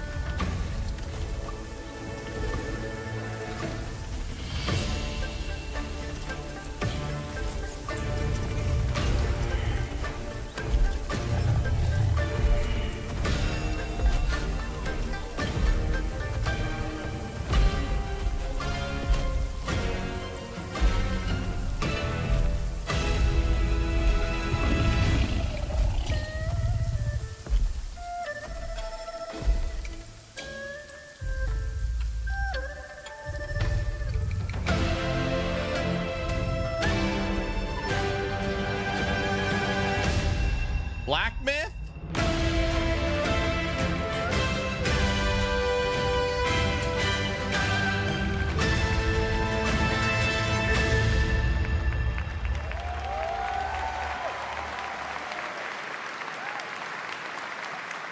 There's a special announcement. Game Science has announced and kicked off development of the second title in the Black Myth series. this time starring Zhong Kui, the ghost-catching god who wanders between hell and earth.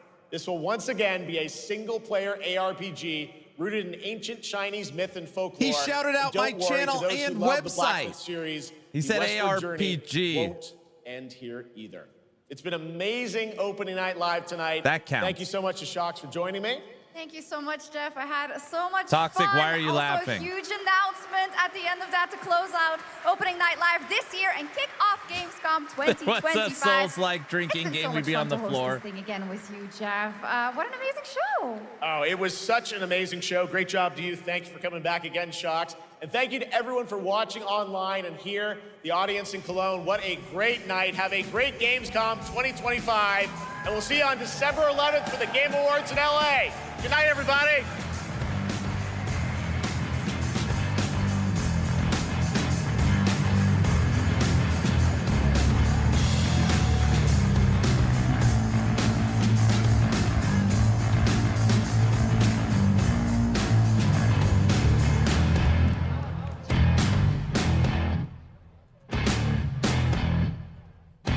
Could have been an email.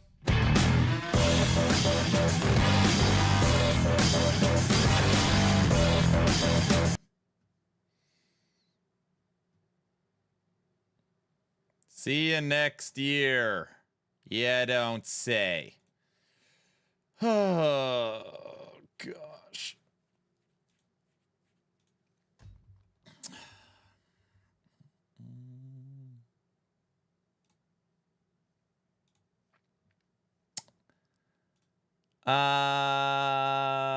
Yeah. Ben, thanks for the YouTube membership, sir. And Red Wolf, thank you for all the donations during the stream. What an awful Gamescom. That was more on the disappointing side from just like a game reveal standpoint. There was one singular title that I was like, that is interesting. One for me. This game is the last LAN party I ever attended. The last RTS I truly sank my teeth into. And that is Dawn of War 4. I literally already made it. I made it my wallpaper. That was the only, and I don't even, I don't know anything about it. Dawn of War 4 announcement was the only thing I was like, that is interesting. Yawn, that was it. Oh yeah, we had the frog game. That's true. I don't even know the name of it. They showed Dawn of War 4. That they did. Announcement for Dawn of War 4. That was it. Oh yeah, Outer Worlds 2, people like that. Oh yeah, the City of Heroes one. I mean, there was a couple maybes. There was a open world MMO third-person shooter called named it's it's not named Absolute Trash. It's called I can't even begin to think about it. Time Takers. Yeah, it's called, is that what it's called? Time Takers.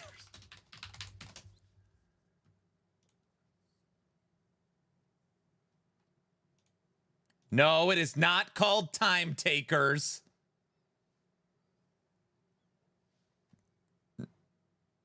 Valor Mortis.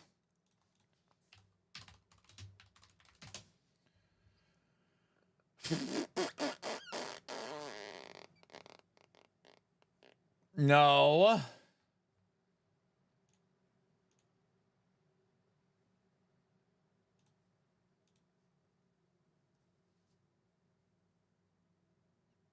What are we doing?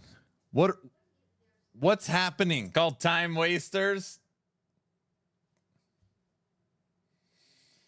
Anyways, Dawn of War 4 piqued my interest. We've also been keeping our eye on Dawn of War Remaster. Yeah. It's called something cool. Yeah, bunny. When it comes to isometric action RPG, there was zero. The actually only isometric view combat we saw for the last 3.5 hours was from Call of Duty. There's a Call of Duty mini game that looks like an action RPG. It showed it for 3 seconds. That's it.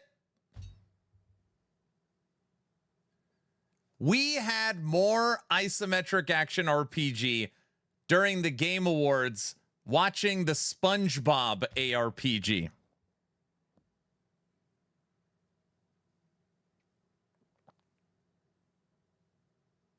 The gaming industry makes me want to stop gaming and just use a cell phone as a computer. Go, SpongeBob. For opening night live, there was nothing from Blizzard Entertainment on Diablo 4 expansion. Kind of makes sense. Do you really want to pitch the expansion when you haven't dropped season 10? Maybe. What? There's an action RPG for SpongeBob? Yeah. Yeah.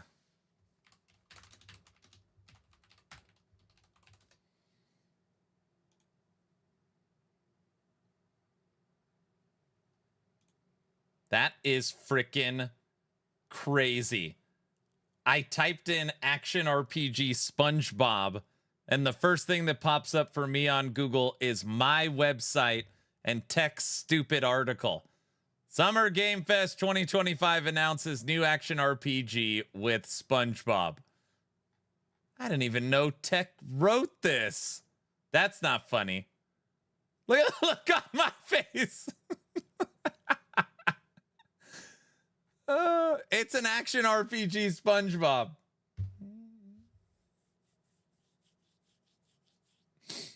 Wait, there's an action RPG website? Yeah, I'm the owner of actionrpg.com. That'll drive traffic. Last Epoch, pick your class. Acolyte, pick your mastery. Necromancer. Pick your build. Golemmancer.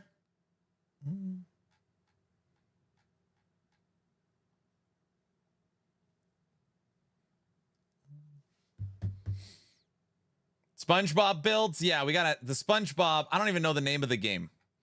We got to get that up here for sure. The World Wide Web. It's run by spiders and gnomes. Everybody knows that. I'm also excited for Lego Batman. Yeah, that looked okay. I didn't think there was anything in Lego Batman that was like bad. It just looked like a Lego game, which is okay. I feel dumber watching that show. What do you mean? 1 day, 19 hours, and the servers are already broken.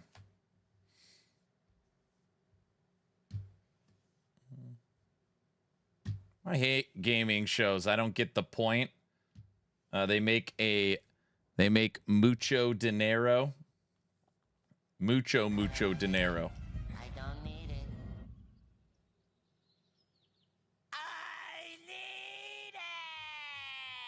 Someone call Muffin? Should I hit him up? I could get him all pissed off. It's a great idea. Why, in all caps, why did you break the servers?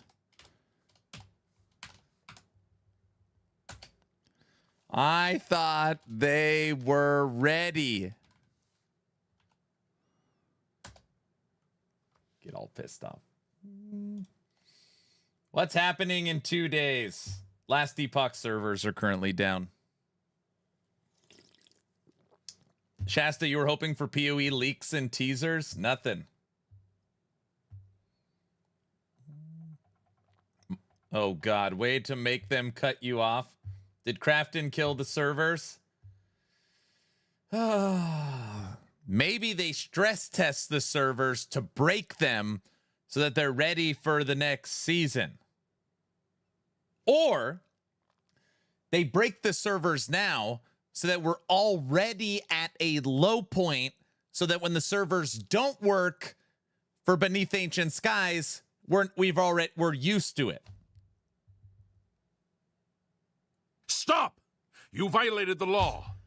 That's a good bingo, Kevin. You think that works?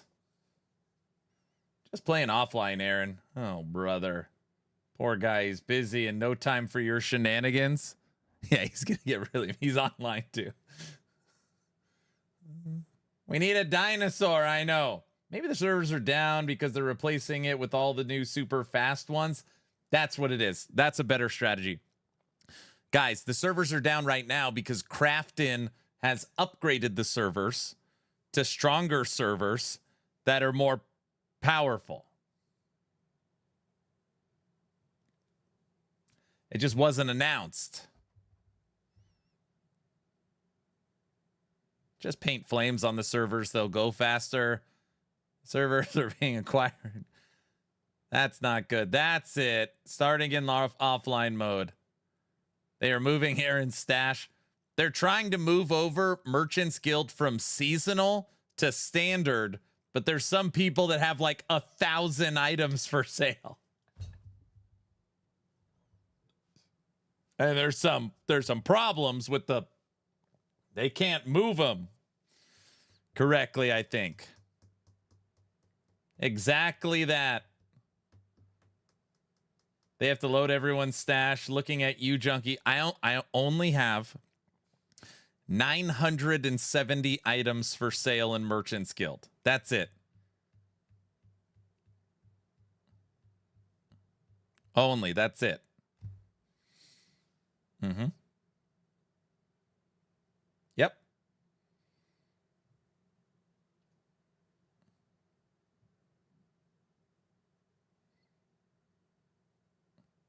You have a problem? And he says that with a big smile. Uh-huh. Any performance updates coming? Yeah. Yes, in true EHG fashion, they say there's always server updates. By the way, when you guys were watching all those boring things, I finished Dragon Raptors. Done. Done. They need a bigger server to fit all the Rexes we're going to release. That makes sense. Server should be down tomorrow. Correct. Without us, I'm hurt. Well, I didn't... It wasn't like I played it without you guys. I didn't play it. I was just working on it. Oh, that's wrong. And then I finished it. You know, got to update the MG capacity because Aaron is going to sell 2,000 items. Just going to sell 2,000 T-Rex. 2,000 T-Rex helmets. All the zoo builds are going to lag the crap out of those servers. That's possible. That's an actual possibility. Why am I so greedy? Not greedy.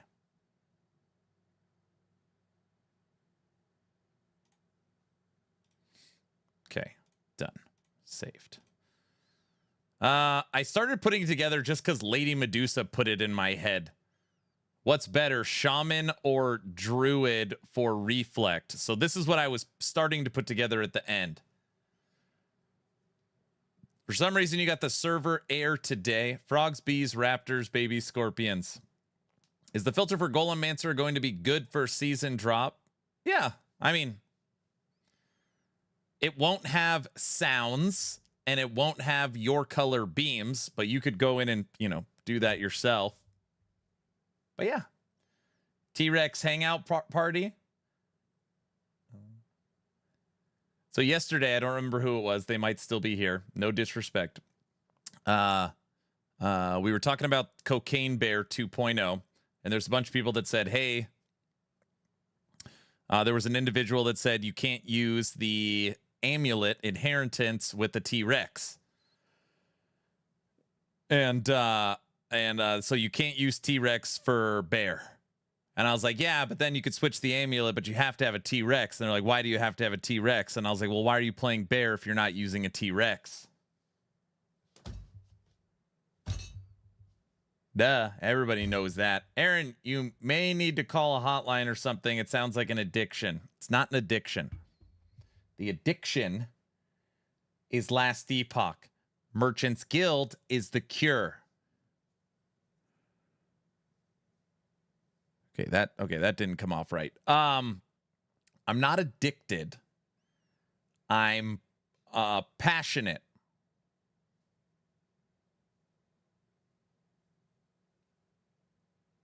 Uh-huh. Go get help, man. Come on, guys. I want to see the bear use Earthquake. It is. It is. Uh-oh. Uh-oh. Uh-oh. Walker gets it. The only cure is more Epoch. Exactly. Most people that are addicted say they aren't addicted. Stop it. Get some help. Yeah, exactly. Ismo gets it. It's a love of the game. Okay. Anyways, I'm going to quickly, maybe, put together Shaman Reflect. And then I'm done. It's so funny. I told the wife, I was like, all the streams leading up to the subathon are going to be really short. I'm going to be testing stuff, make sure the fence works good, make sure the top monitor is working, get all the scenes set up right.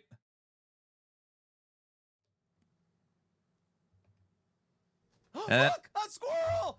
And then we're already at almost 4 hours. Aaron's flashbanging us. There's a filter on it. That is bright. That is pretty bright. Maybe I'll tune that down a little bit. Look, a squirrel! 6 hours is a short stream. Well, we're about to be doing 12 to 16 hour streams every day. So you try to relax and prepare for the subathon. You don't need to do long streams going into that. So I've got sunshine on a cloudy day. Wait, we can't play the game? Me sad. I know. You need Act 2 of Titan Quest 2. You'll get it in a couple months. That is wild. Blizzard is at Gamescom in Germany, and Grinding Gear Games is at Germany, both with multi-million-dollar booths. But they had nothing represented for their ARPG for opening night. There was a lot of people that were very wrong about PoE. Most people thought the big announcement was coming today. By the way, announcement tomorrow. Honestly, I don't even know when it is. Tomorrow we will be live watching the Third Edict stuff.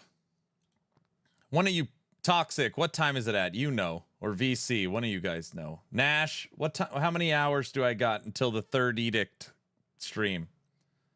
I don't know. Shocker, people being overhyped for PoE 2. Ask VC. I asked him.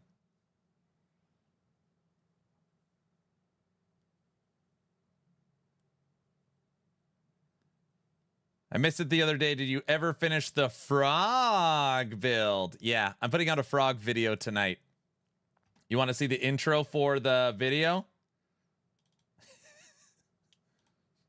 Here we go with our battle cry. Battletoads. We got a eagle man and a T-bird in the sky. Battletoads. Across the universe, now we're green and we're totally fine. We were just nerds from Rockstar. Now we're super dogs, works it all. We were strange, but now we're stranger. And we're facing up to danger.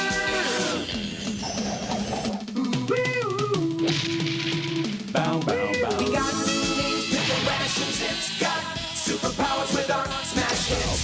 Battletoads are amazing. We're the Battletoads. Here we go with our battle cry.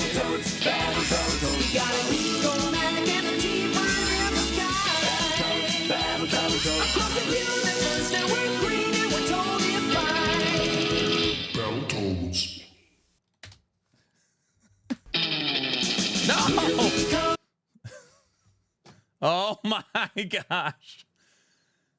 This was a thing that existed. I am old. Yes, it was. I loved this game. 10,000 copyright strikes. No, I already ran that whole clip through the copyright thing. It's totally clean. That's why I'm playing it over and over again.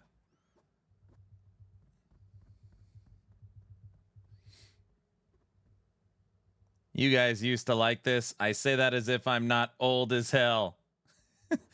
PoE stream is 1 p.m. PDT. Play again. Play it again. I already played it twice. You can watch the video later.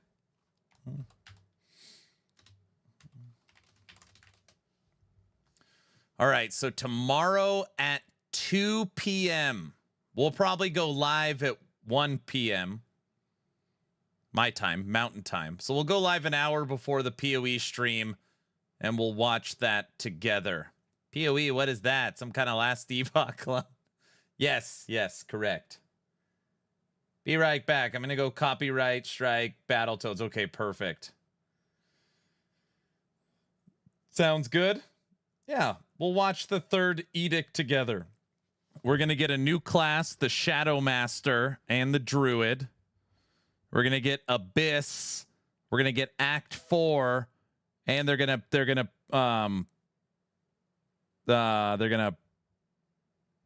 what else are we getting? More new items,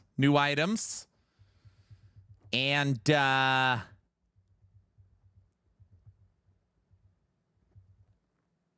balance, a lot of balance. Rumors say no new classes for PoE 2 yet.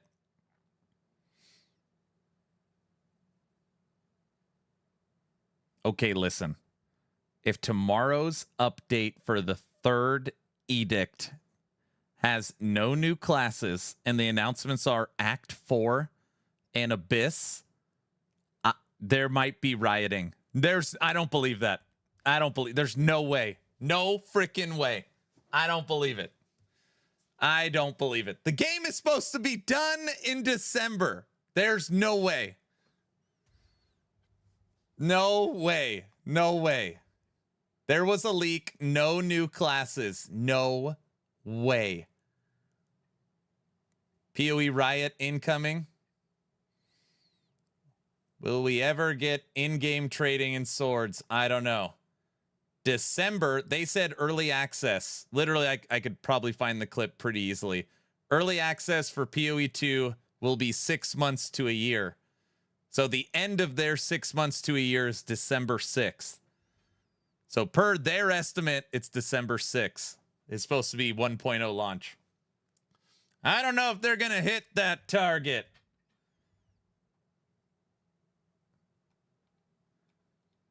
They forgot a 0? No way.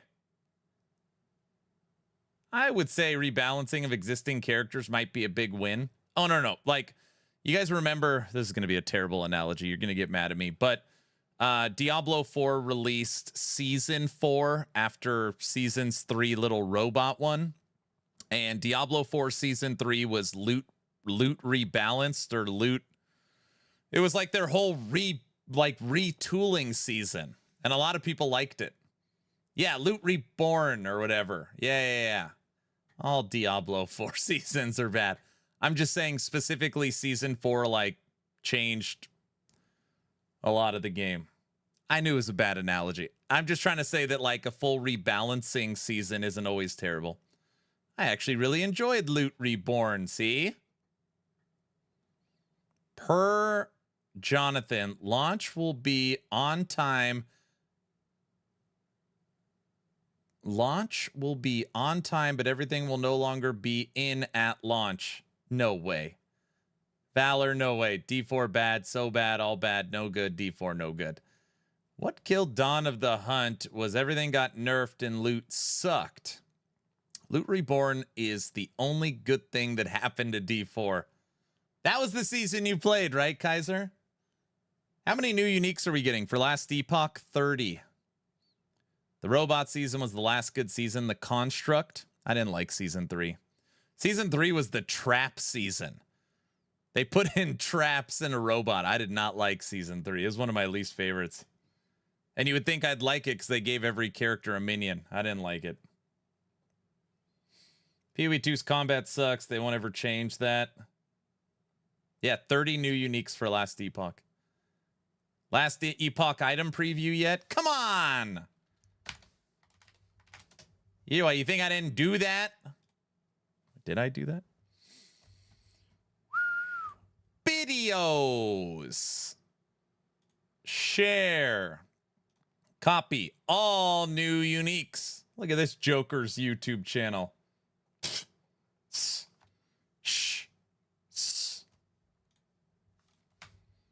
There's the link. I can't believe the update is less than 2 days. I can't believe that in 40 hours, 44 hours, less than that. Yeah. I'm starting a subathon in less than 2 days. Oh, in less than 2 days.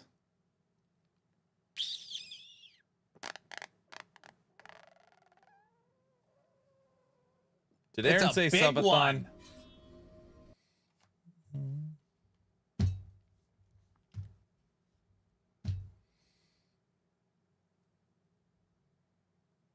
Yeah, planner's updated. I've been playing LE in true offline mode because I'm a real fan. I believe it. Get ready to be subathoning till the end of the year. No, this subathon is going to go 5 to 8 days. Your subathon could last 4 months and not feel as long as that Gamescom event. The Gamescom event was good. It's the year of dark shooters.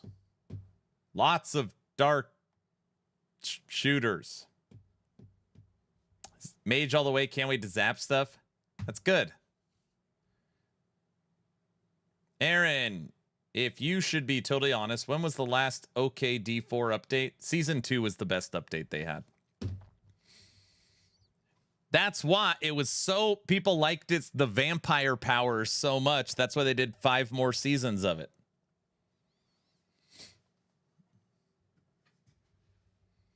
Every subathon he does, you said the last one would be 5 days. This one's different. Not that many people are going to play last Epoch.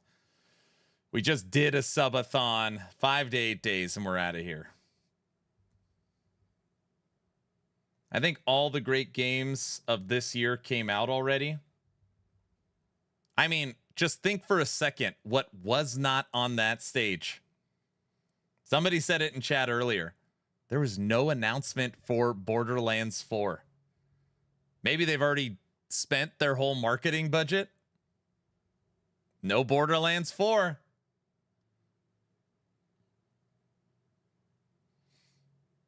A lot of people are waiting for LE. You're underestimating it. So let's just go through the numbers really quick. You ready? I have them memorized. Season 0. Game launch 1.0. 250,000 concurrent players. Moving on to update 1.1.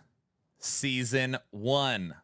71,000. 250,000 to 71,000. Literally murder she wrote. Moving on to season 2, 9 months later, the Weaver season, back to 151. So it was actually 256,000 to 71,000 to 151,000. So it's way up, way down, and they climbed back up. I would venture to guess this season, season 3, will pull around 100,000. That's my guess. 100,000 concurrent players. If it dropped all the way down to 75,000, I would be sad but not shocked. I'll be happy with 50. They'll break 50. They'll break 50. There's no way they don't break 50. Worst case would be season 1, 71,000. 100,000 players means you're on a lot longer than 5 days, bro. I don't know. Bob says 165,000. It's going to beat season 2. Okay. All right, let's hear them. What do you guys think? Put your number in the comment section. What's going to be the peak concurrent player count for season 3 in 1 day, 19 hours? 125, 200, 400, 100. Subathon 5 to 8 months. 150, 86. 420. No one's wrote 69 yet. Oh, there it is. Mike put 169, 420. 185, 230, 165, 90. At least 3 people. 69, 69. 120, 666, 115, 95. 5. 178. 291,000. Dude, if 291,000 concurrent players showed up, I don't even like. Maybe 300. You guys are tripping. No PoE for a week. I'm guessing 150.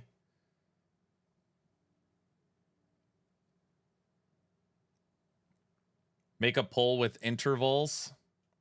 I like reading everybody's.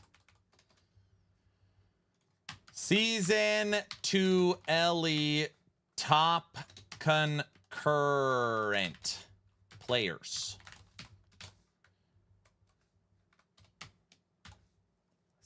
Season 3. Season 3 LE top concurrent players. 50,000. 100,000. 150. No freaking way. 200. 250. Top of Twitch chat. Make your voices heard. Season 3 LE top concurrent players. 50,000, 100, 150, 200, 250. I am voting 100.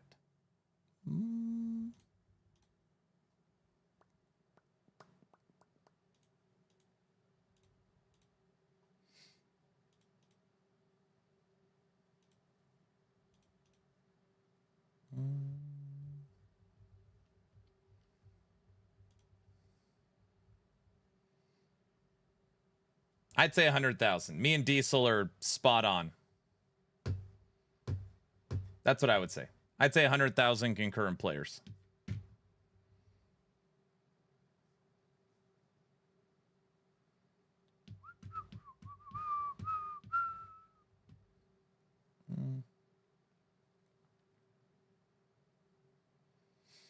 This will be my first season of Last Epoch since the start. I started playing more games like PoE 2, so you could see an influx. I see.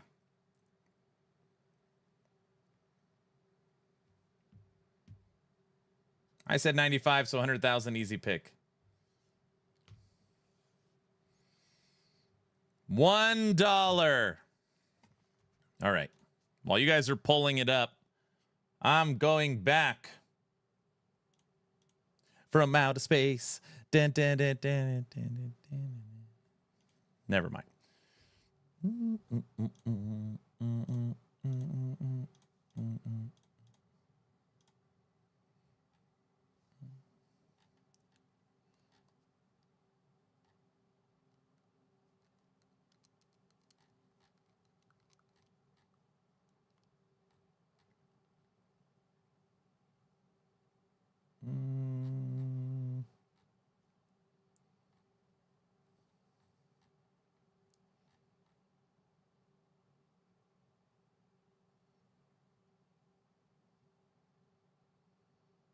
ST, you don't want to know.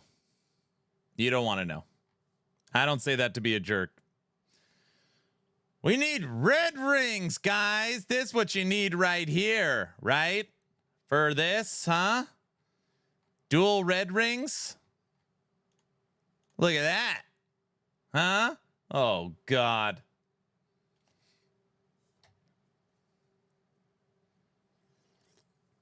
Jeff, no news from Diablo 4, Path of Exile 1, Path of Exile 2, Last Epoch, Torchlight. Nothing. Easy to get. I thought maybe the indicator on player turnout. Who drops the red rings? Look, the chat. Things are so easy to get. They're like candy. I'm making it my goal this season to see a red ring for the first time. What do you mean? You can get them like it's nothing. They're what are you, an idiot? Everybody gets these. Stupid red rings. Get out of here. All right. I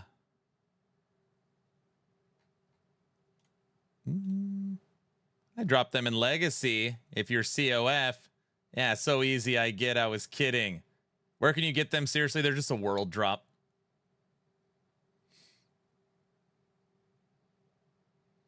I'm glad this Fire Necroville didn't show skill snapshotting, right? I don't even pick up red rings anymore. Yeah, what's the point? You can't use them.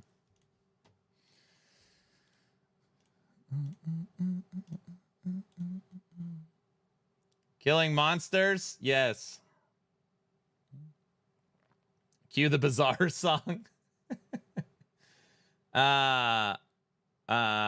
Wait, what were we talking about? Oh, the question was asked, maybe we could look at the season 2 trailer video to the season 3 trailer video and see if we can get get some data on the reach of those trailers, which could give us an indication on concurrent players and marketing. It's a great question. I've already done that, tracking it over the last few weeks. And if you want to know, the season 2 trailer pulled about 3 million views. The season 2 trailer pulled 3 million views. Wait, the season 2 trailer. Season 2 trailer pulled 3 million views. The season 3 trailer, 600,000. 3 million to 600,000. Oof, never mind. Yikes. It's brutal. This where somebody says, yeah, but Aaron watched 1 million of them. Not 1 million. I didn't watch it 1 million times. Can I change my vote? No.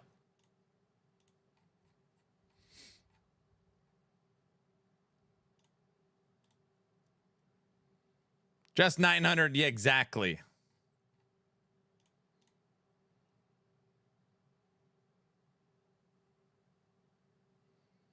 Our stream makes 400,000 of views at least.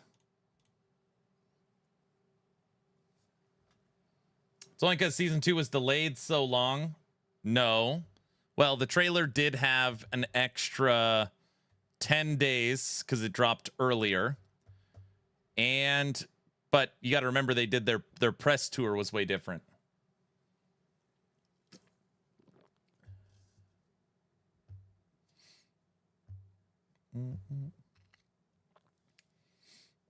I think it came out 10 days before the other one because we were tracking it. It's not that much. It's not enough to make up for 2.4 million views.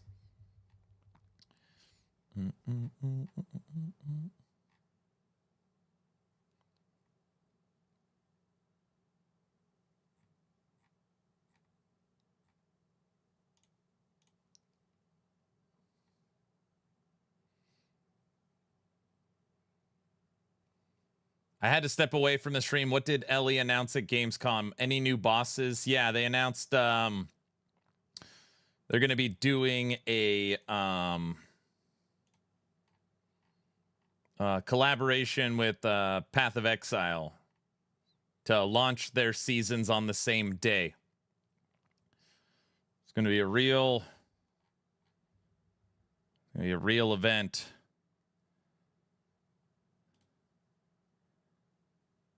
Ellie Loot Reborn. Hi, thanks for checking in. I'm still a piece of garbage.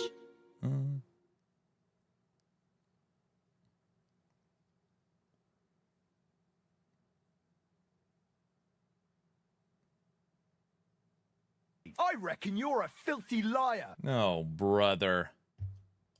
I think CT could have helped with some hype.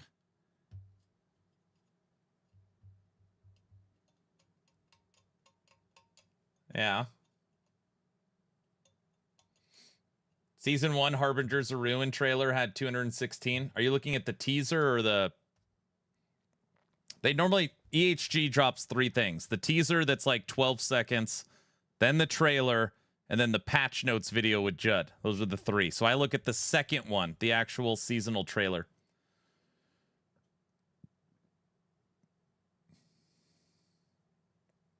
We're here for the cult stuff.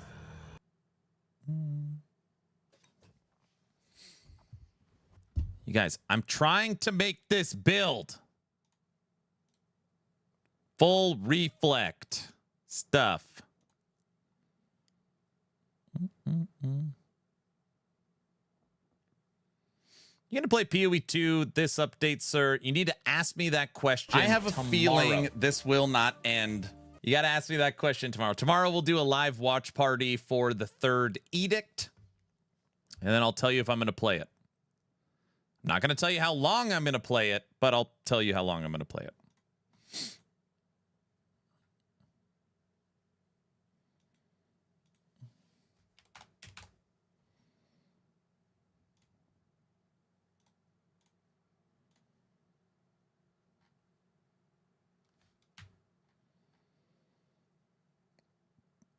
Oh, this is an easy 2LP, 1 in 41. We'll be able to get this easily. Maybe 3LP. He also owes us Polka. What, me? All right, while I'm putting this build together right now, can you recommend a starter that can clear monos fast at a low investment? Oh, brother. Echo Warpath. Echo Warpath. It sucks that the PoE 2 live stream starts at midnight. Oh, that's rough. That is rough. Fire Necro too. Necro's very easy. Very little investment. Echo Warpath, really? I mean, it's just so easy.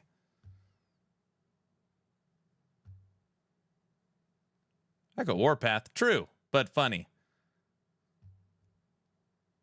That question is harder to answer than a lot of people think.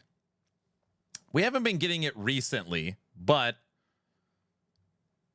hey, Aaron, what is the strongest build that's a 1-button build that takes no effort to make? And it's like, wait. So, wait, what? It's like, so just like, what's the best thing? Is that like what other criteria are we talking about here? Anything else? Abomination for me is not like a new friendly player build. Void Knight's very simple. Spin to win, Echo Warpath and Echo Rive are both 1500 corruption. Very easy builds. You literally just spin or you just hold melee attack. So easy. Like, kill everything. I find Void Knight much harder than Paladin. I think Void Knight's easier, but I mean they're both really good. Because even with Paladin, especially if you're playing like Judgment, you have to switch between like hitting with this, then hitting with this. I had a great luck with Warlock with low to no gear. Did you play Witchfire? All right, I owe everybody a song. Hold on. I'm working on this build planner. You guys enjoy the song Guilty Pleasures. Or sorry, Guilty Pleasures has been put in to hear the song Alive. Enjoy.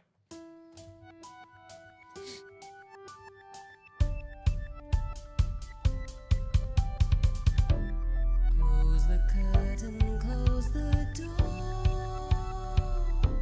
It's getting too bright in here for me to say. I've been standing here a while,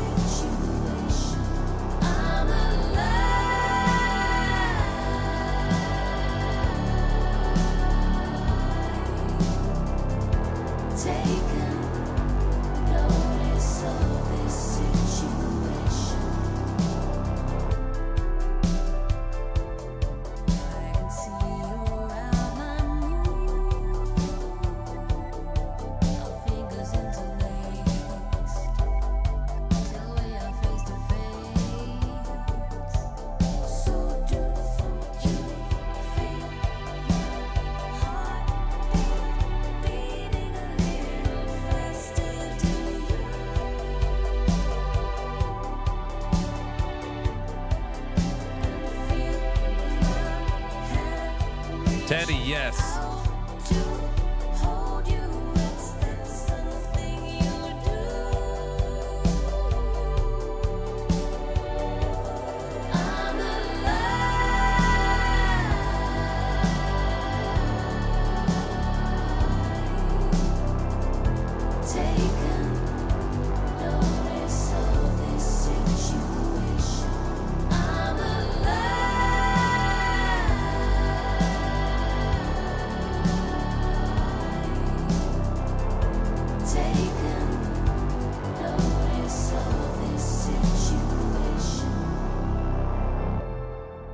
I've been standing here a while, trying to figure it all out.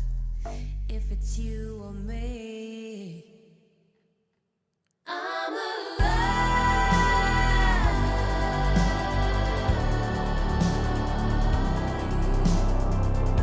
Taking notice of this situation. I'm alive.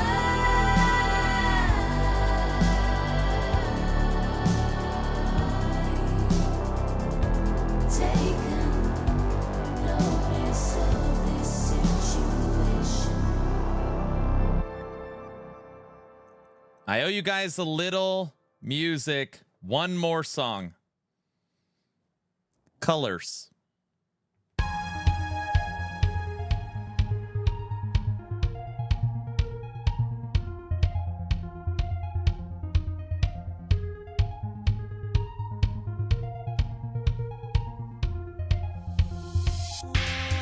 Wash away the stains within your mind. Don't look back, you've left it all behind. I'm not even looking when all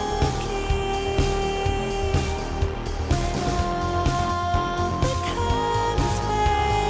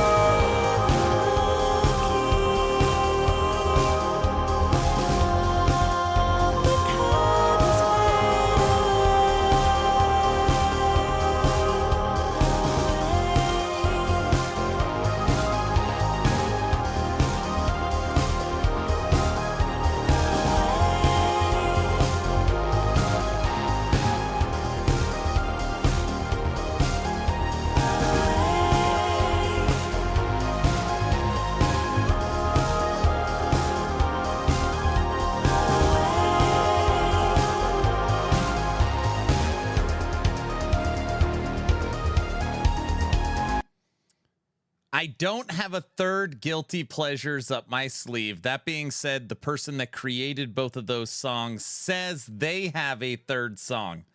So my old channel moderator, his name was Guilty, which is funny that I have a new channel moderator also named Guilty. I don't know what the odds of that are. They always get confused. Created those two songs. They've been a part of this stream for many, many years.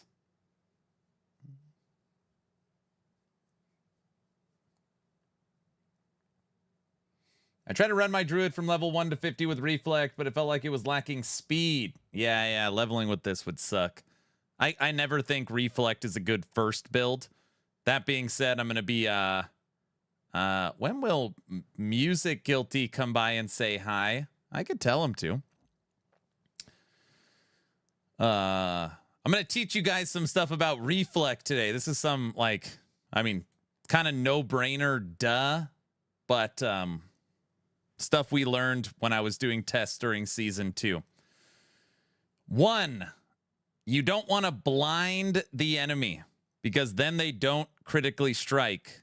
2, you don't want to chill the enemies because then they attack. Their attack speed and cast speed is less.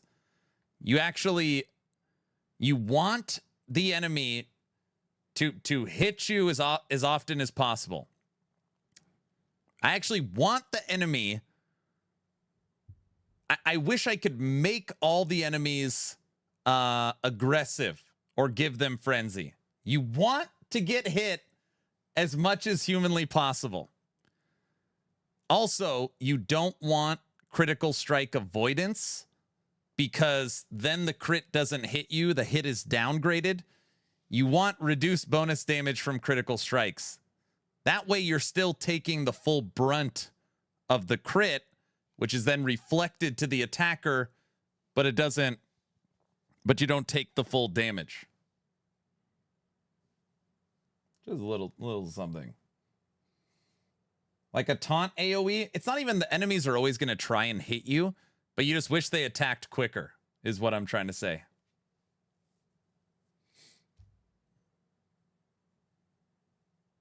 Does Sentinel have a passive / skill that makes enemies focus on you? Like a taunt? Hogan, what's up? Yo, how are you doing? First time I don't know what I'm doing season start, right? You still got 2 days. Guilty, can we buy / stream the songs? Okay. This entire build is based upon how much damage reflect you can get and attunement you can get. As much attunement as humanly possible. As much attunement as humanly possible. We're up to 113. Yes, every idol is identical.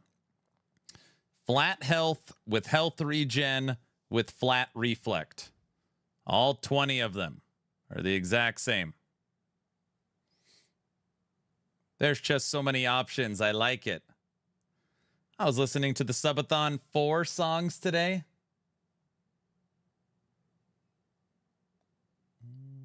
Foot of the Mountain. You like Foot of the Mountain?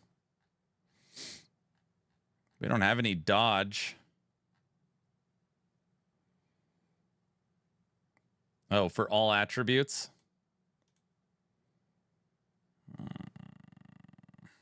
We would have to put on...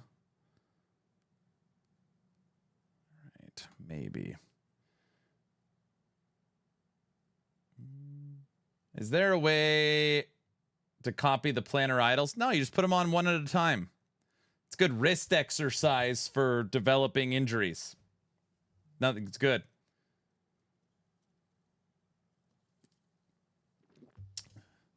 Good luck trying to get those idols. I have like 40 of them. I have like 40.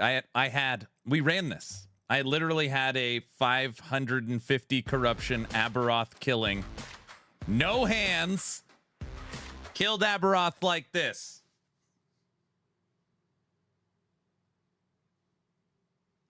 All right, maybe not like that. What was that? Hey, thanks for the Nexus store purchase. Thank you, thank you. So this should be a nice, this should be a big boost. Aaron, thoughts on power creep from the last 2 seasons? I'm not that concerned.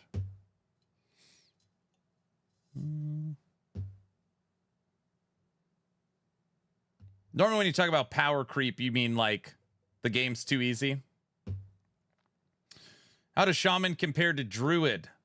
And they're practically the same.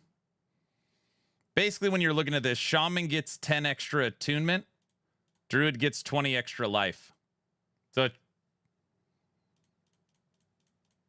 But I already have one built for Druid, so I was like, okay, I'll make a Shaman version.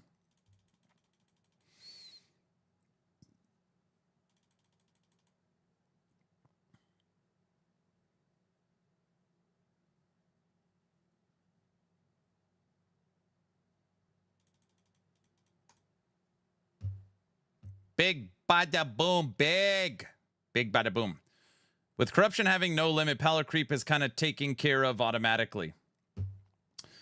You know, the more and more I think about power creep, I try to think of friends that I have that play this game. I think Last Epoch is figured out from a build guide perspective. If you play this game using meta progression, the game will feel easy. I do believe that. If you're using S tier broken stuff, you have to do no testing and you're just solving the already solved puzzle. I think for a lot of people, it's not that challenging. I think if you go in blind, I think it's very challenging. It's pretty, I mean, and you could probably say the most, you know, it's like two different games. Go play Alien Isolation blind and then play it with a walkthrough guide. Totally different games.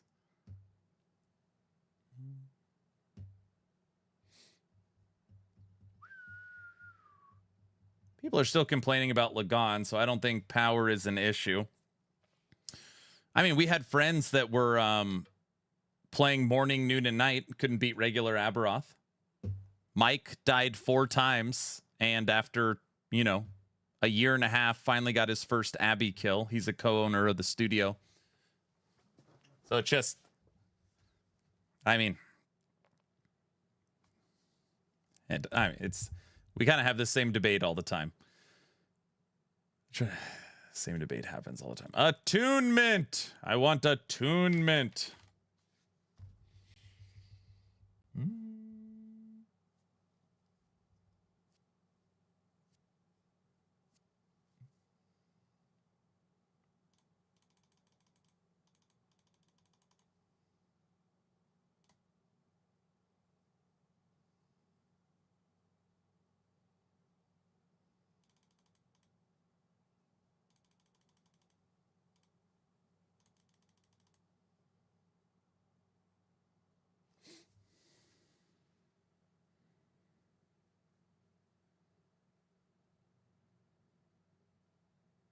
I haven't even tried to kill Abby yet. I'm going to try and kill Abby this season. It will be my first time. Does anybody know what a good target should be for EHP versus 1 hits in the planners? I don't know. I have to see. You guys can do it. I have faith. I believe it.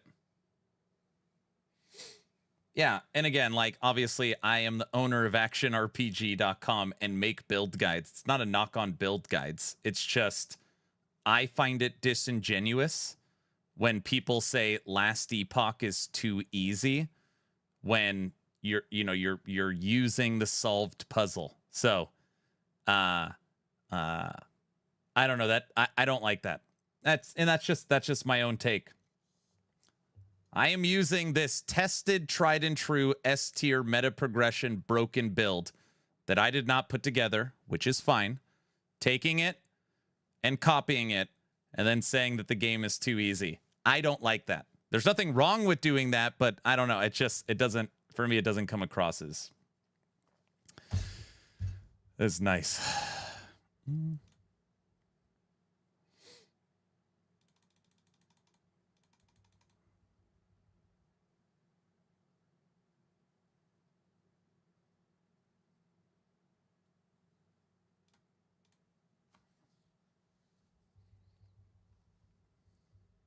Those S tier builds never work for me for some reason.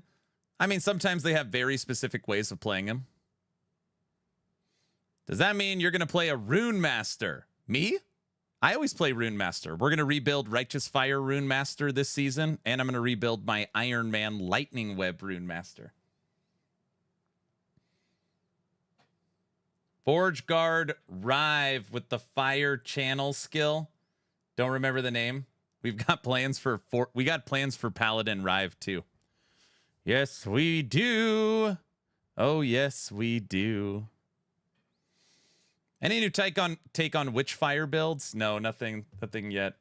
I haven't theory crafted any Warlock. Warlock should be, for the most part, unchanged.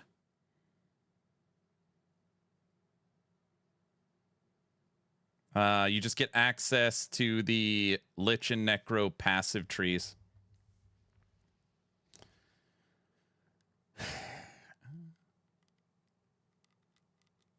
Any ideas for the primordial overkill item? No, not right now.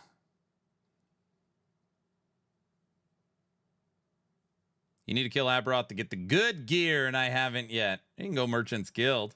I'm an altaholic. Me too.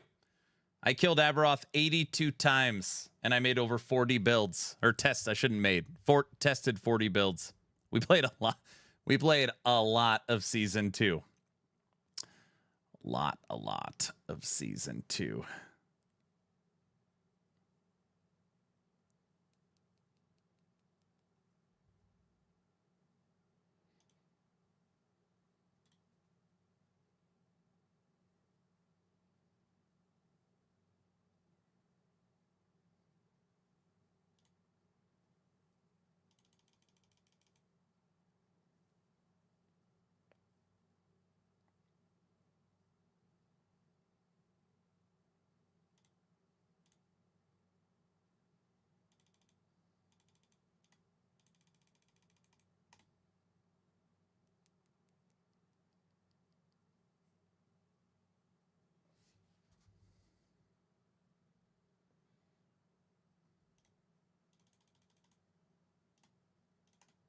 Bam. Wait, Aaron played Season 2? Yes.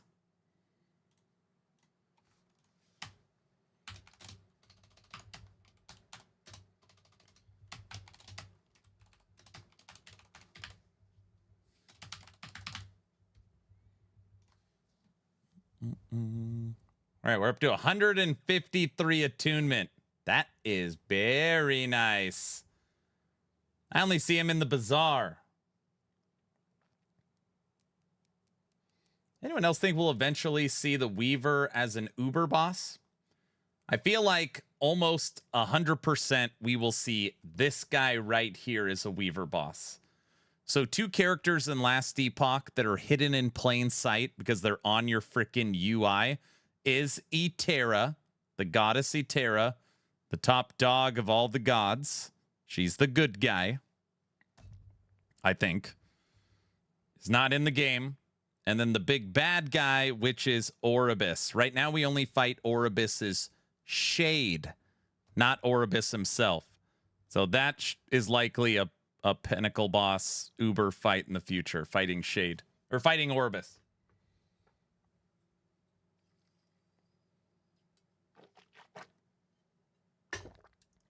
Yeah, Tara's getting a makeover, yep. Tara's the absentee landlord.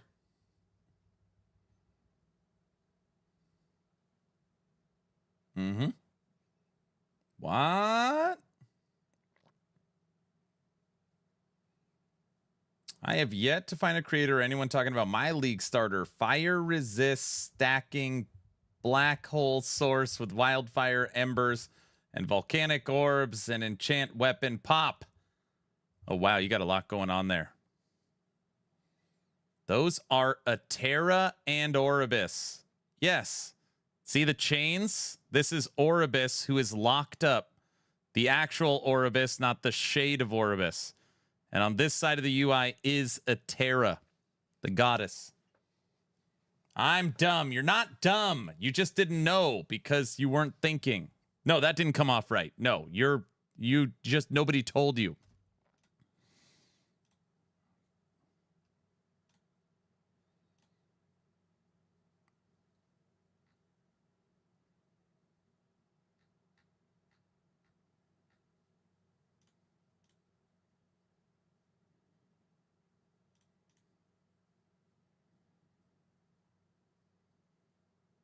You only lacked info, correct.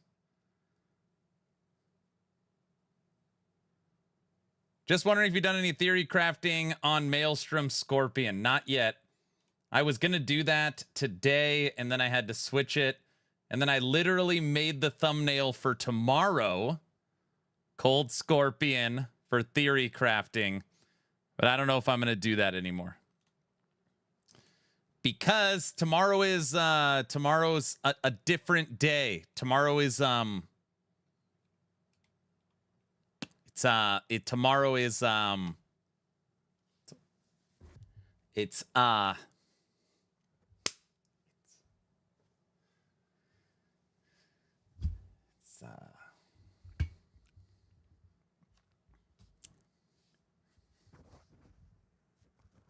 'PoE day.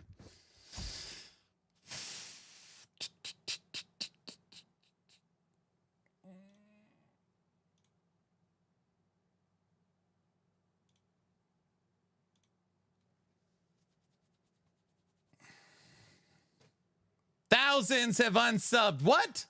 What did I say? I did not know that. Riot. Ew. PoE. PoE. PoE. PoE. Any other changes outside of the build for Shaman? No, it's pretty much the exact same. Do you actually do guides for PoE? When early access dropped, I put out, I don't know, 5 or 8 guides for Necro. Sorry, for Elementalist. So I put out a bunch of guides for each minion based upon Juice T16 maps. But I basically played no Dawn of the Hunt. We logged in, we played Dawn of Hunt for 3 or 4 hours, and then I never went back. Wait, what? Say it again. Tomorrow is the announcement live stream of the 3rd edict for PoE 2, which will have a watch party for, followed by, I think, Ziggy D's interview. Guys. Guys.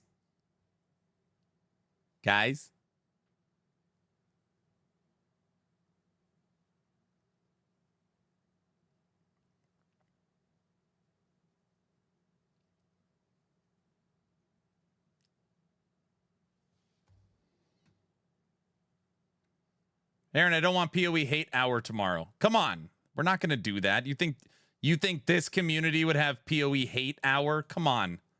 They wouldn't do that. It's a free country. Oh, brother. Uh-oh. Okay, wait a second. Yes, absolutely. Nothing wrong with checking out a competitor to see new ideas. Thank you, Final. PoE hate hour equals happy hour. We riot. Get the pitchforks for tomorrow. Let all just love ARPGs. I like PoE too. You can't hate your children. You're just disappointed at them. Just disappointed at them. Oh, man.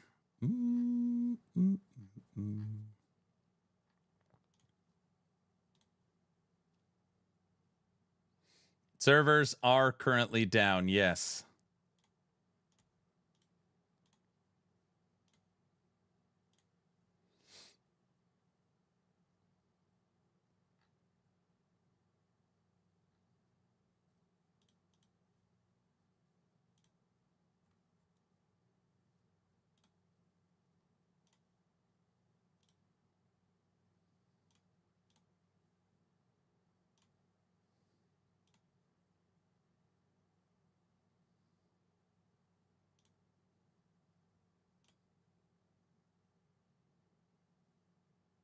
I'm sharpening my pitchfork as we speak. Come on, guys.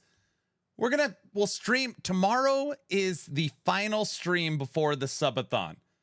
We'll spend a couple of hours covering PoE 2. We'll do a final tech check on all the subathon stuff. We'll go over subathon goals. And then that, it'll be a fun PoE day before Ellie.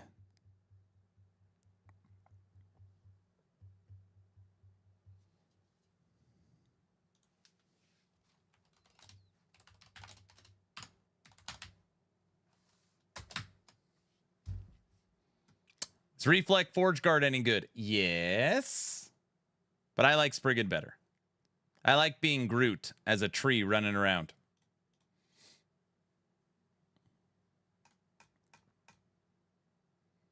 PoE 2 is not fun. It could be fun. I'm adding an extra spike to my pitchfork. Admittedly, I don't hate PoE. I'm just indifferent. It was a slog and no fun as a solo self-found player. I hope PoE 2 does something new outside of PoE 1. I really am not saying this is like a diss Nash, but I don't think that's the design space. I think PoE 2 is just taking all the PoE 1 leagues and just moving it over, right?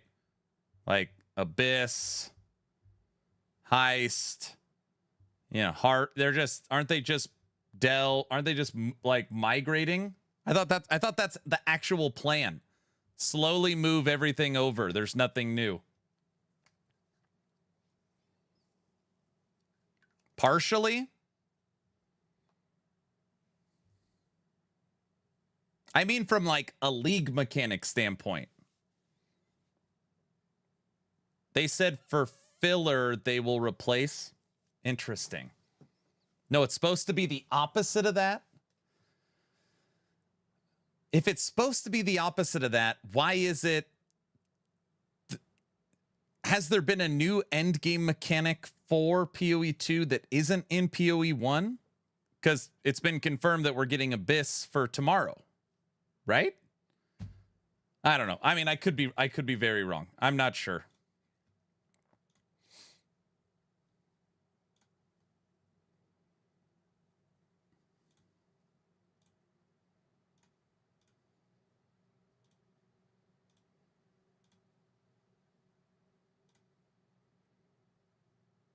When is PoE 2 leaving early access? I don't know. Their initial time frame was 6 months to a year that they announced, and a year is December 6th. Towers is new. Just the old ones allow for faster iterations. That makes sense. Probably a while from now.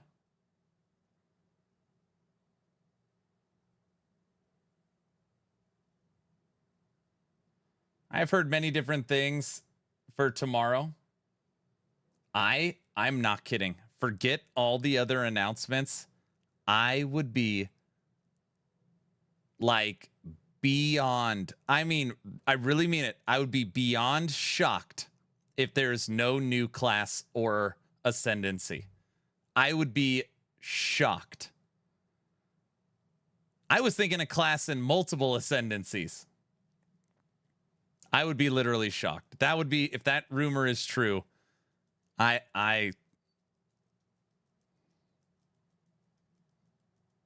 really love your stream, Aaron. Probably the best last Epoch streamer in South America. Thank you so much. Ghost, I appreciate that. Thank you. Prepare to be shocked.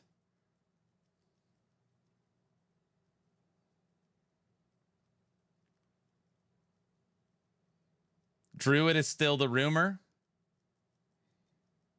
Does GGG do the like it's funny because we watch all these, but I just can't remember. You know, they're done with the presentation. Oh, and there's one more thing, like an encore we forgot to show you, and then like hit you with the big thing. Druid has been confirmed as a no in 0.3.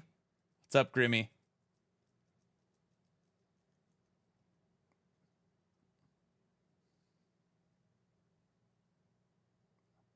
Crossover with Fortnite, very funny. Darth has already been to the studio and said it will be big. Now, they usually reveal maybe a little bit after the presentation interview. Grimmy knows everything. Grimmy, just tell me what's coming. Somehow you know already, or you can't tell me. You probably really do know. And knowing is half the battle.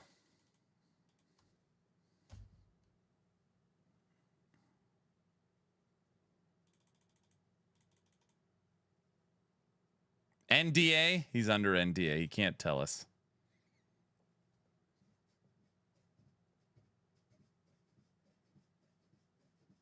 PoE is still in beta mode. Do you think they will complete their campaign before the new year? I don't know. I have no idea their time frame.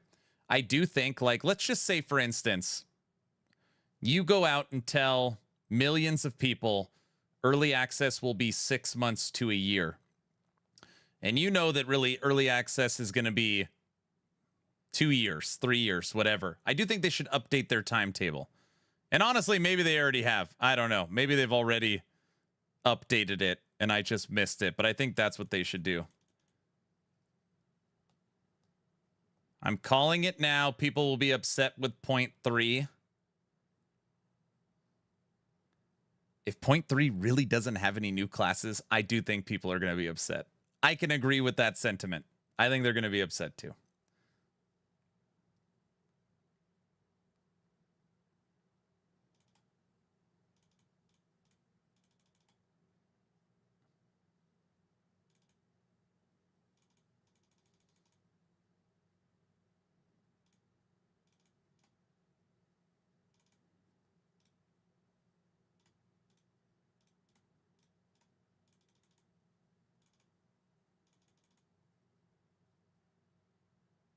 Sorry for distracting from the build theory. Was this all because of you, Necro, we're talking about this? New teaser for PoE 2? You better not be messing with me.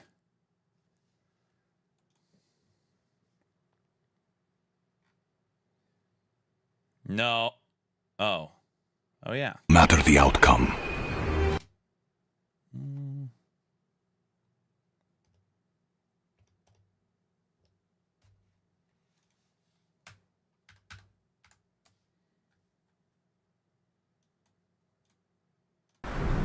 Here, you will survive, no matter the outcome. Here, you will survive, no matter the outcome. Step forth into your mountain home and seal the door. If all else fails, the Var must live on.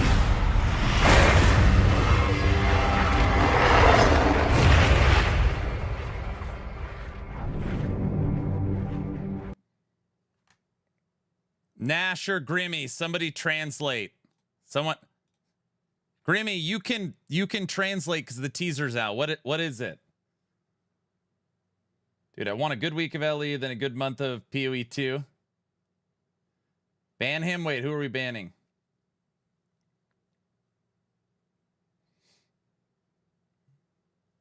No, really, I can't. All right, Nash, what is it? Next zone? Next zone is probably Ice. Chapter 4 of the campaign, Ice. PoE 2's introducing walls. Leave Grimmy alone. He's on the test servers. Yes, the servers are down, Smokey. They're expecting millions of players to hit the server, so they took them down a day early to fix everything. Yeah, they'll buy that. Also, Muffin told me to leave him alone. It's not his fault. There you go. Of all the teasers, it looks like Aztec Powers. It says 8:20, 11 a.m. Yeah, Smokey. They got the times mixed up.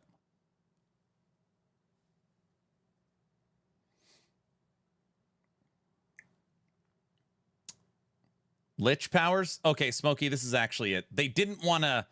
They took down the servers for Last Epoch now to try and help promote PoE 2. They didn't want any distraction. They're trying to be a good neighbor. So I think that's what actually happened. I think that's what it was.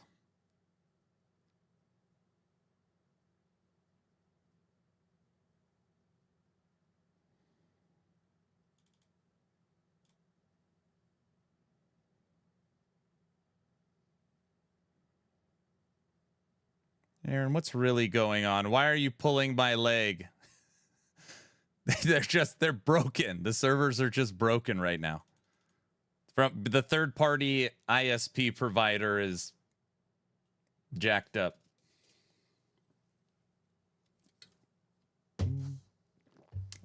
But don't worry, they're fixing it now. They're fixing it now.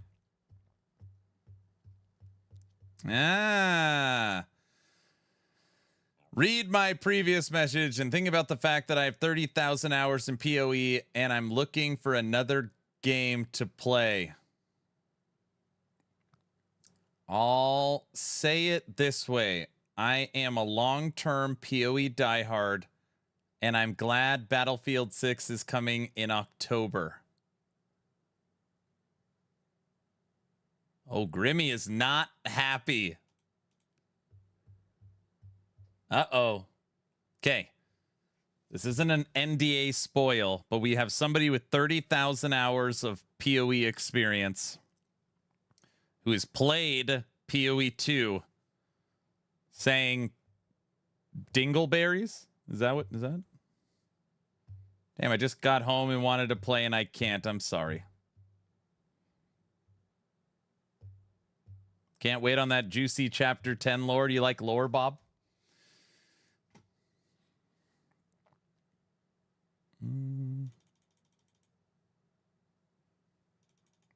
Hey, look, Raven, do you remember this or is this dead to you? Spriggan, huh? You like Spriggan, I thought. Wait, do you still like Spriggan?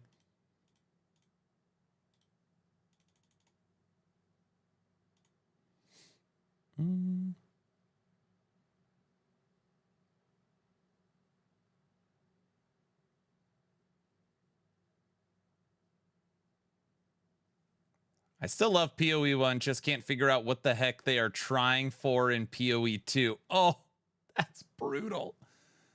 Oh, that's brutal. Spriggan isn't dead to me, just you. JK, love you, buddy. What do we play tonight? Listen, tonight you just relax. I always tell everybody the same thing. There's two things you could do. One, you could go here.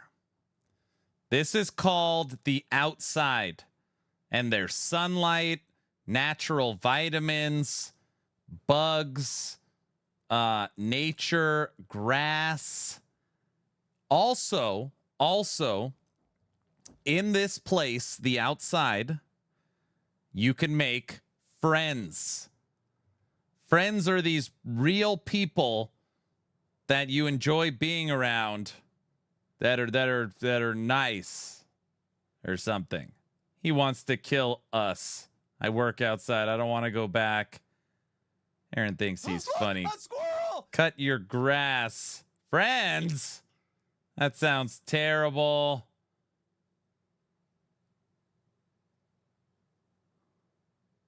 Guys? Ew, sun and grass. Outside is smelly. Do friends scale with minion damage? So many weeds. Those weeds are coming from under the fence. Gosh. Okay, it took me a while for you guys to get me revved up. Do we have a straight jacket? That's probably better.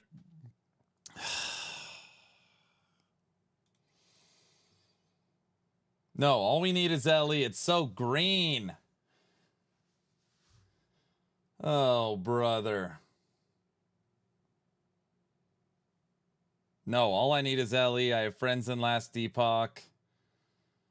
Oh.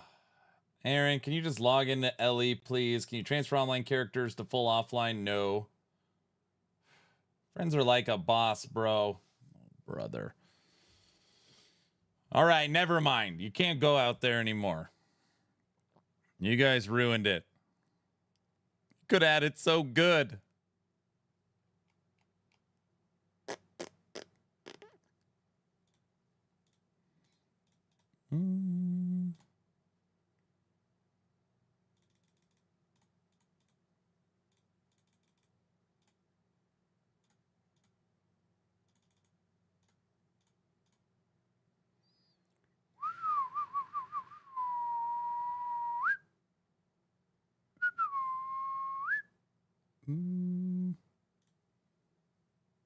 Scepter.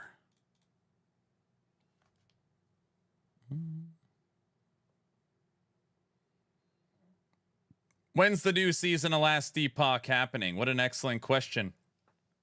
You come here to get expert analysis and instant answers. Answers. 1 day in 18 hours.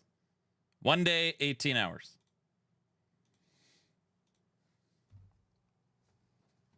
Cajun, stop laughing.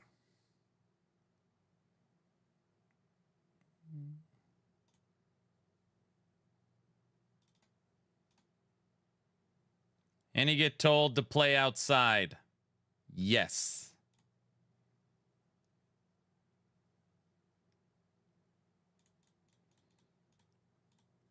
Okay. Oh, we can't do that. Can't have totems because we'd have to give up an idol to trigger the totem. That's why we don't have Thorn Totem on this build. Give up 4 idols?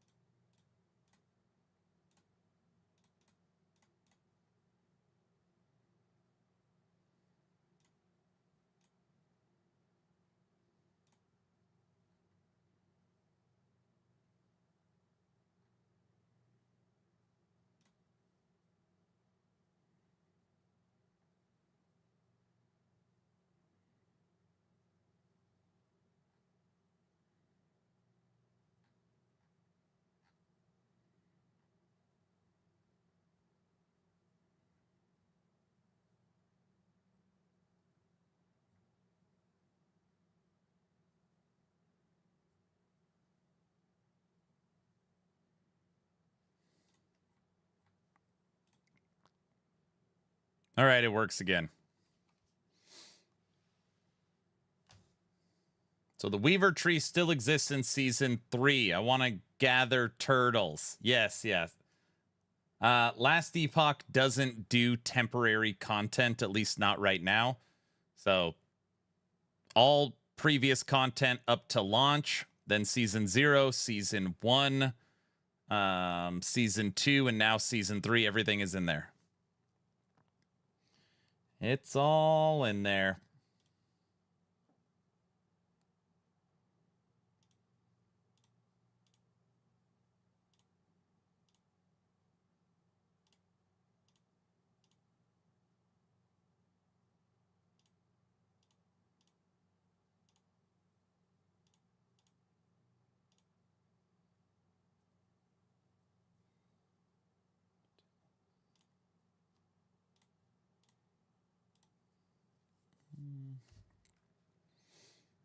No leveling build. Wait, leveling build? What do you need a leveling build for?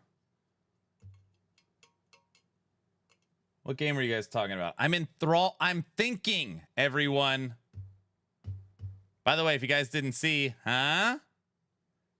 today they announced Dawn of War 4. The only thing from the event that I was like, interesting. That's not oh, wait, I mean, that's not, I don't know why. I don't know, but never mind. Never mind. Boomers for war. Oh, Nash, you don't play RTS? That's probably too difficult. I didn't mean it like, not like it's too, I didn't mean it like that. I meant how I said it. Wait, that still sounded bad. Never mind. Never mind. I don't have the mental capacity.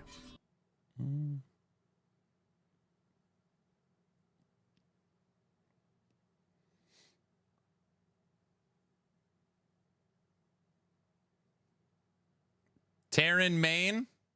Oh, if you're a Terran main, you might have some skills. How do I become an action RPG official lore historian? Is that your cup of tea? I've been nerding out big time on Ellie since Alpha. What's up, Brandon? Ellie just said the servers are back online.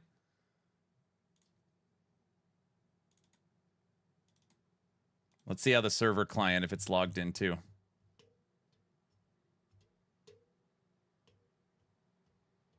Just wait till you see the new goals sheet. Community is going to have fun with Aaron. That doesn't sound good.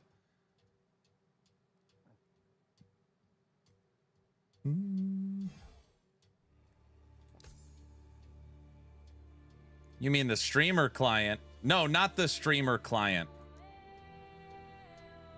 They should have left him down. Oh, the bazaar. Oh, I missed you. Yes. Wait. Hello? Never mind. Oh, it's still there. Beautiful. He's back in the bazaar. No, sorry, I can't focus when there's gold to be made. That's not what I meant. Aaron, I cooked up a ballista bleed build last night. Nice. Lots of lag. Did I have lag when I was in there?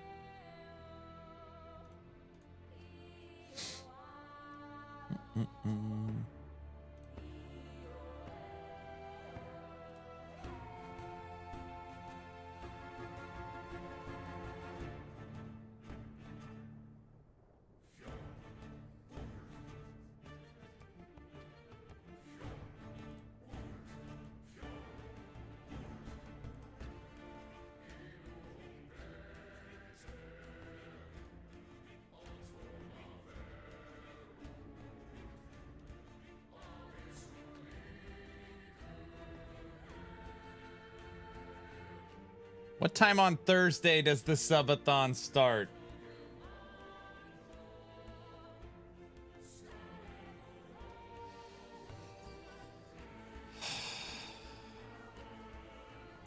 I don't know. Guys, are we really doing another subathon? I mean, come on.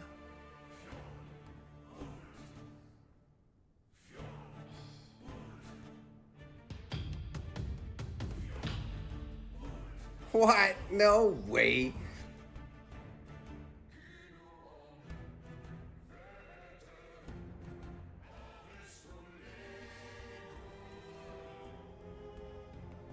It's kind of just a given at this point. The subathon that never ends. Aaron's fate, it just depends. With Hive Mind and Jungle Queen's chaps with T7 experimental bees, you can have 128 bees summoned at once. But is that enough to make bees viable? No. No. You scared or what? You guys remember when I fully spec'd into bees and we had 12 of them and we could get them to like 700 damage? It was like fully spec'd out 700. Also, how can you maintain 100? You can't. I like the idea though. Of course, there's a new subathon. Where's the breakdown levels? You had an entire chart for the previous one. Yeah, I got stuff. Don't worry about it. We'll do a giveaway every day. Finish him. We got the fence cam ready. I got other stuff. Don't worry. Tomorrow is the subathon preview. Yeah, I'll show the goals sheet. You guys, it's going to be a smaller event. 5 to 8 days.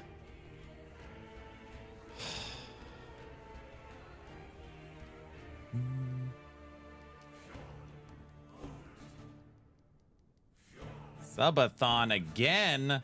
It wasn't my decision. I said no subathon. 5 to 8 months? No. Summon Drayden? It was the wife's decision? Oh, gosh.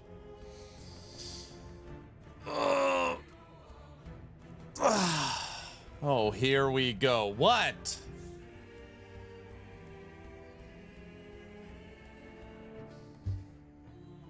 Guys, this new Thicket of the Blinding Light is a new primordial body armor that damage is reflected to attackers every 0.5 seconds. You blind all enemies facing you and deal damage to them equal to the damage reflected. More damage reflected to bosses and rare enemies. Armor, more armor against blinded enemies. Physical resistance, damage reflected to attackers per uncapped physical res. This actually reminds me, we don't need reduced bonus damage from critical strikes. Why? Because we're blinding everybody anyways. These boots can go away. We could put on Foot of the Mountain. Your bear can use Earthquake! What?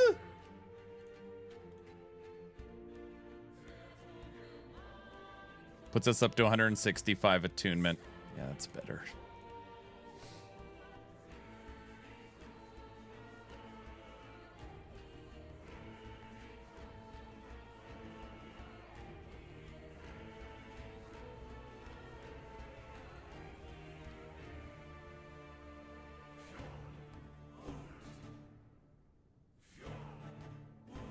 Quick question, does LE have HDR? Like the visual settings?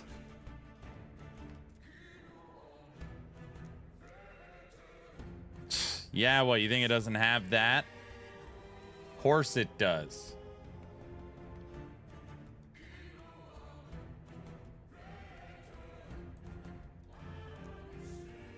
I reckon you're a filthy liar. I don't know. You guys can't call me a liar at the same time. Well, do you have an HDR monitor? I do. I always leave it off. I hate the way it looks. Makes everything look cloudy. I don't like HDR. But I'm also like old, you know.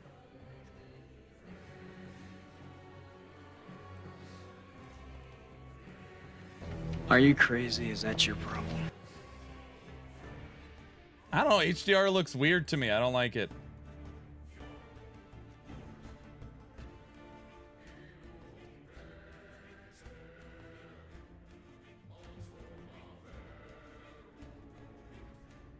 You're weird to HDR.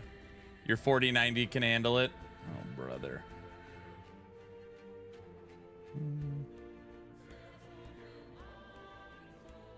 Diesel, do you like HDR? You leave it on?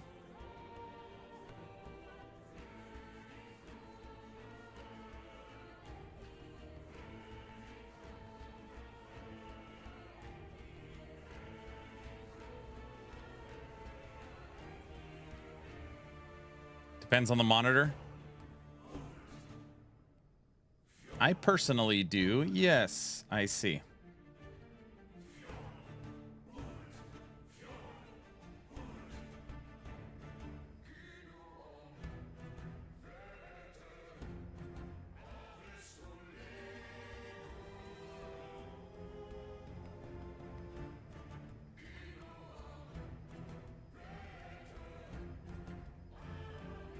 I don't have a monitor that could fully support it. Anything under 1K HDR isn't worth it. Oh, so I see you gotta have good HDR. Is that what it is?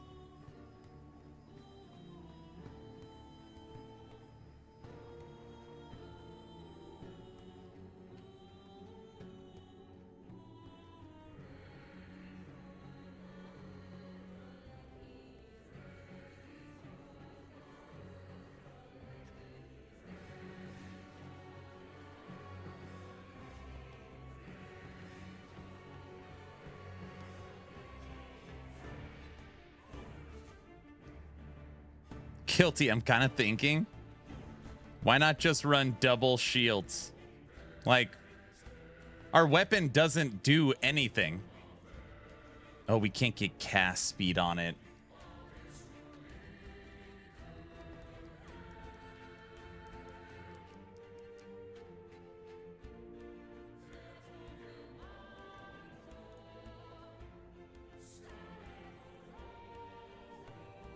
Thank you for the Uniques video. It was nice and quick and saved me a lot of time having to find them all. You're very welcome. Glad it helped.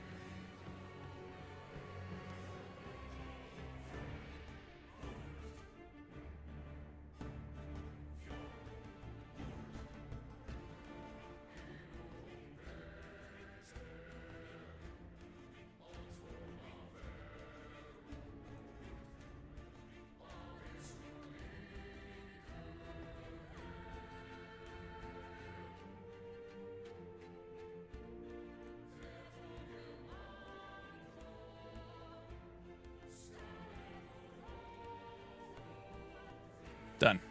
What build are you working on? When is Gamescom? You missed it. We already did 2.5 hours of Gamescom opening night. It's over. Done. If anybody wants to run full reflect.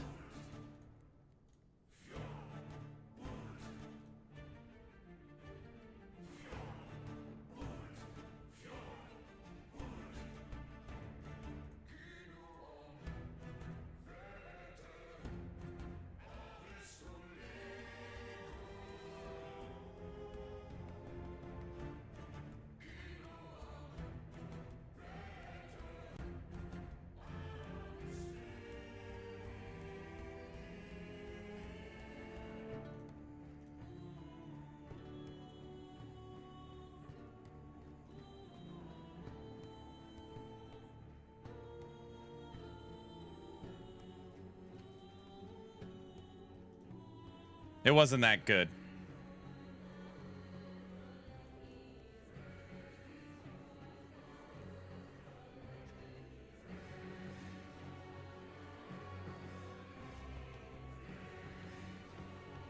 Yeah, it's done.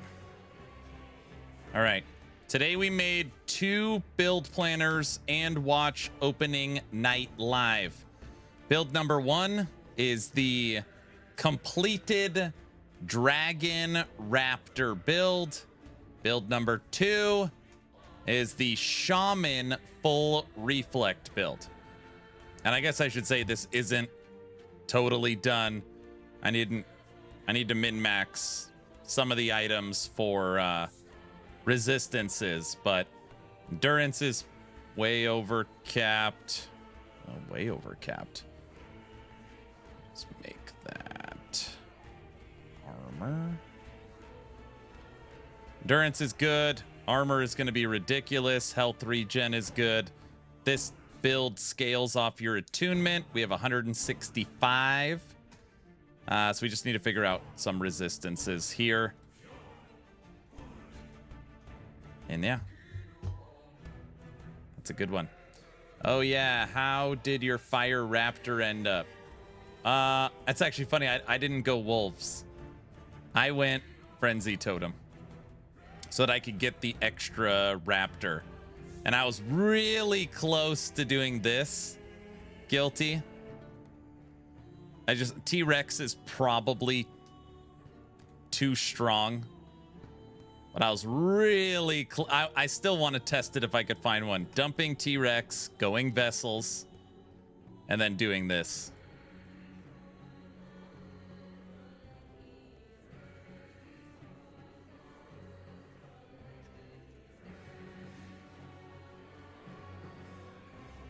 Dumping T-Rex. I know exactly what you mean. With this type of regen at 30%, you're talking 3,000, maybe more ward. So 3,000 free ward. And your raptors get a 240% increased. And you get an extra raptor. So this would give you 3,500 ward and 7 raptors with 240% increased. Or you go back and just 6 raptors, you lose the ward, you lose the 200%, you lose a raptor, but you gain a T-Rex. T-Rex is probably better. I lean T-Rex.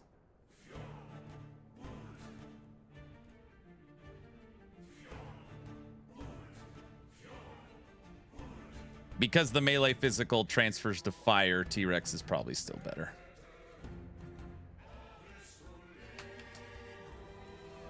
Still no Lich, huh? No, I haven't even looked at it. Gotta see T-Rex being bad before I give up on the minion builds.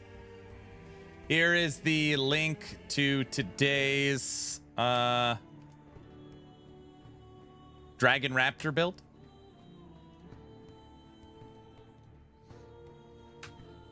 If anybody is curious.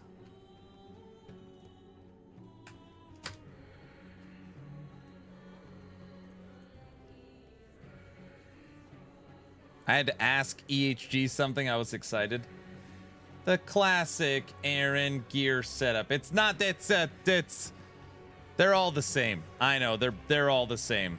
This one I definitely had to do some finagling to get the crit avoidance, the endurance, the resistances, the health regen, the max life, and the crazy armor. This one definitely took some finagling, but I feel like it came out really, really good. Wow, I don't think I've played offline mode since 1.0 dropped. I only have 3 champions parked there. That's it. Well, the game's back up and running now, so you could play online. Is there a way to make void DPS for T-Rex? No. Let me guess. Null, Cleaver, Phantom Grip, Shocker. Well,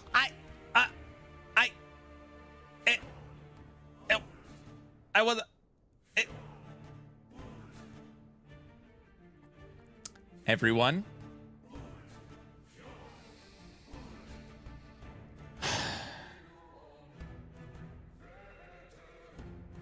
I made Dragon Raptors. That's daring. Everyone. One more stream tomorrow. One more stream tomorrow. Until last Epoch, Season 3, Beneath Ancient Skies. Including one more stream tomorrow until Subathon 4. Crazy? Don't mind if I do.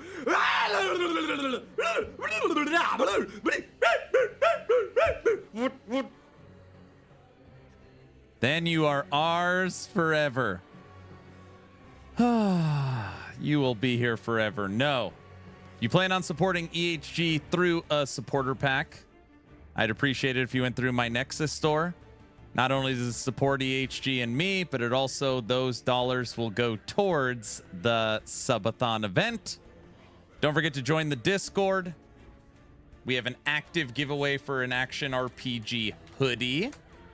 So just for being a member of the community, you could win a hoodie. And under the general chat is the sign up for the new treasure hunt event, which kicks off on the 21st. Also, we do the game nights, movie nights, giveaways. All the stuff is through Discord, so make sure you get in. Wait, are you not get season 4? We are not. I'm not subathoning for season 4. That'll be in December. No way. No way. Jose. Brandon Lee donated $2 for a super chat. I'm sorry, this was 40 minutes ago. Check out the new Paladin gear in your IRL channel.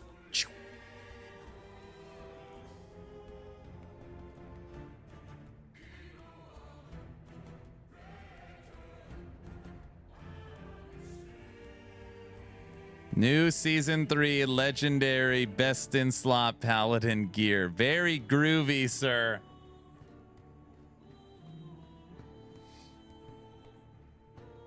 You will definitely be subathoning till December. No. No. This subathon's going 5 to 8 days. 5 to 8 days. Your subathon can now cast Upheaval. Yes. Yes, it can.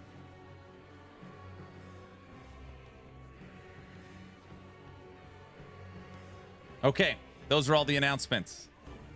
Today's stream was supposed to be 3 hours long. I cannot believe I've been streaming for 5.5 hours. These are supposed to be only a couple hour streams leading up to the subathon. I'm supposed to be resting.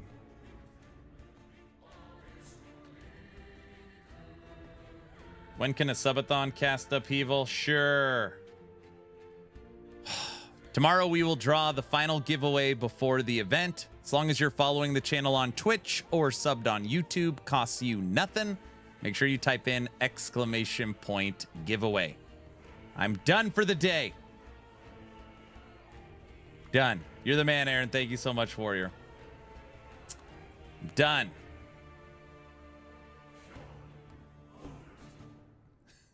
I'll see you guys tomorrow for the PoE 2 stuff. See ya. Bye.